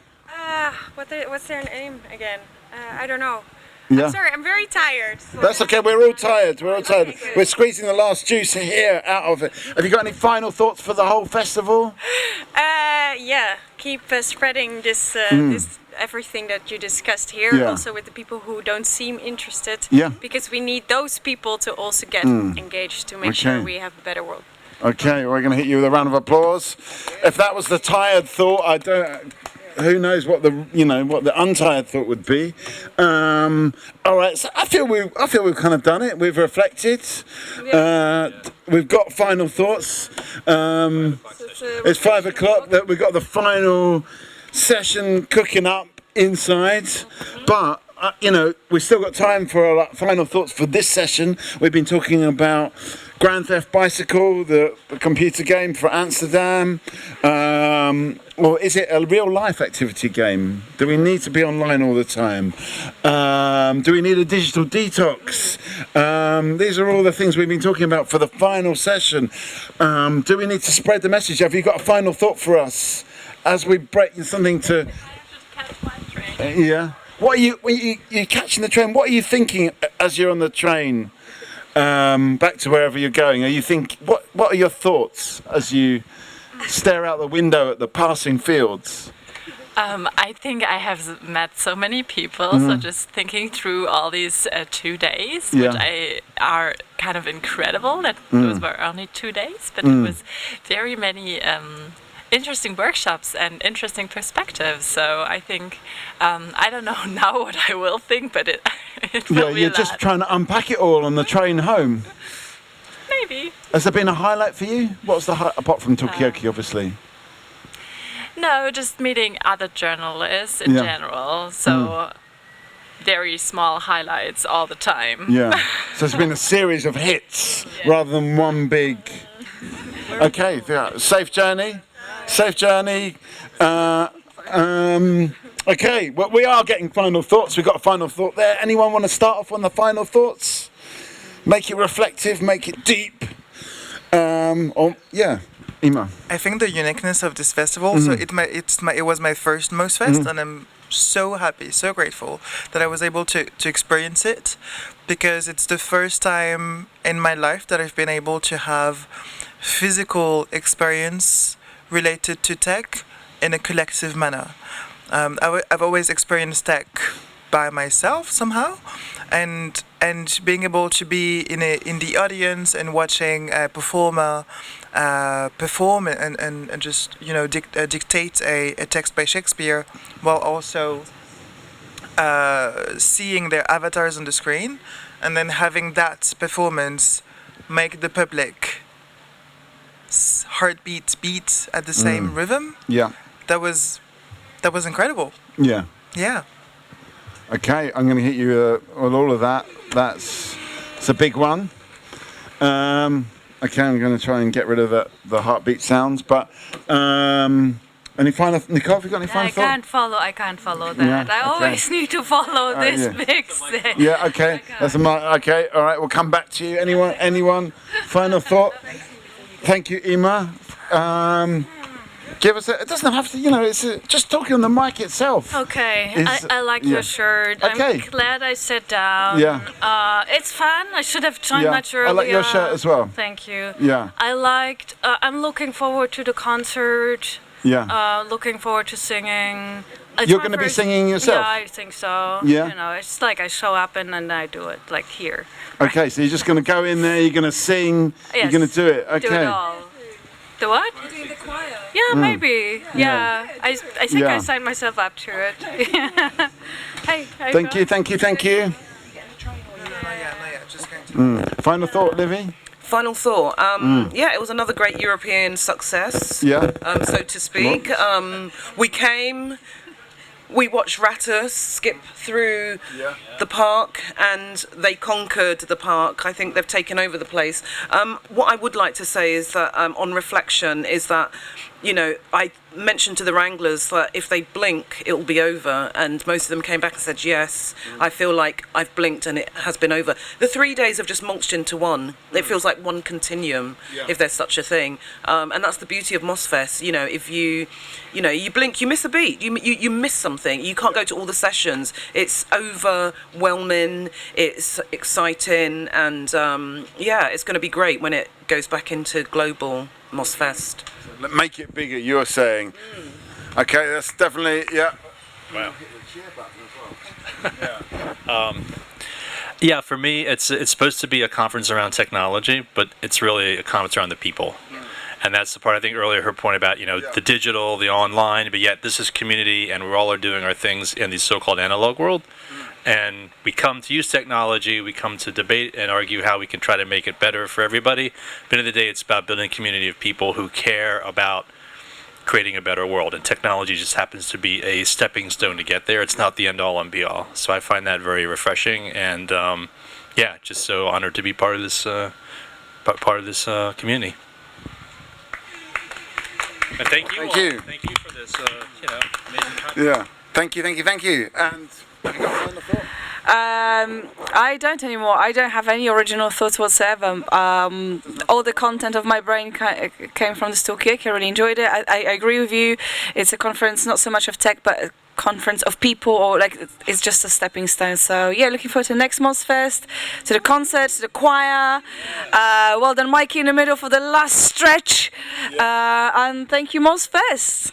Okay, thanks everyone that's taken part today, and yesterday and the day before. It's been amazing with so many ideas. I'm going to be like Yulia, just trying to unpack it all on the way home, but that's going to be tomorrow, so there's still plenty of time to enjoy the choir and all the other stuff. Thank you, everyone.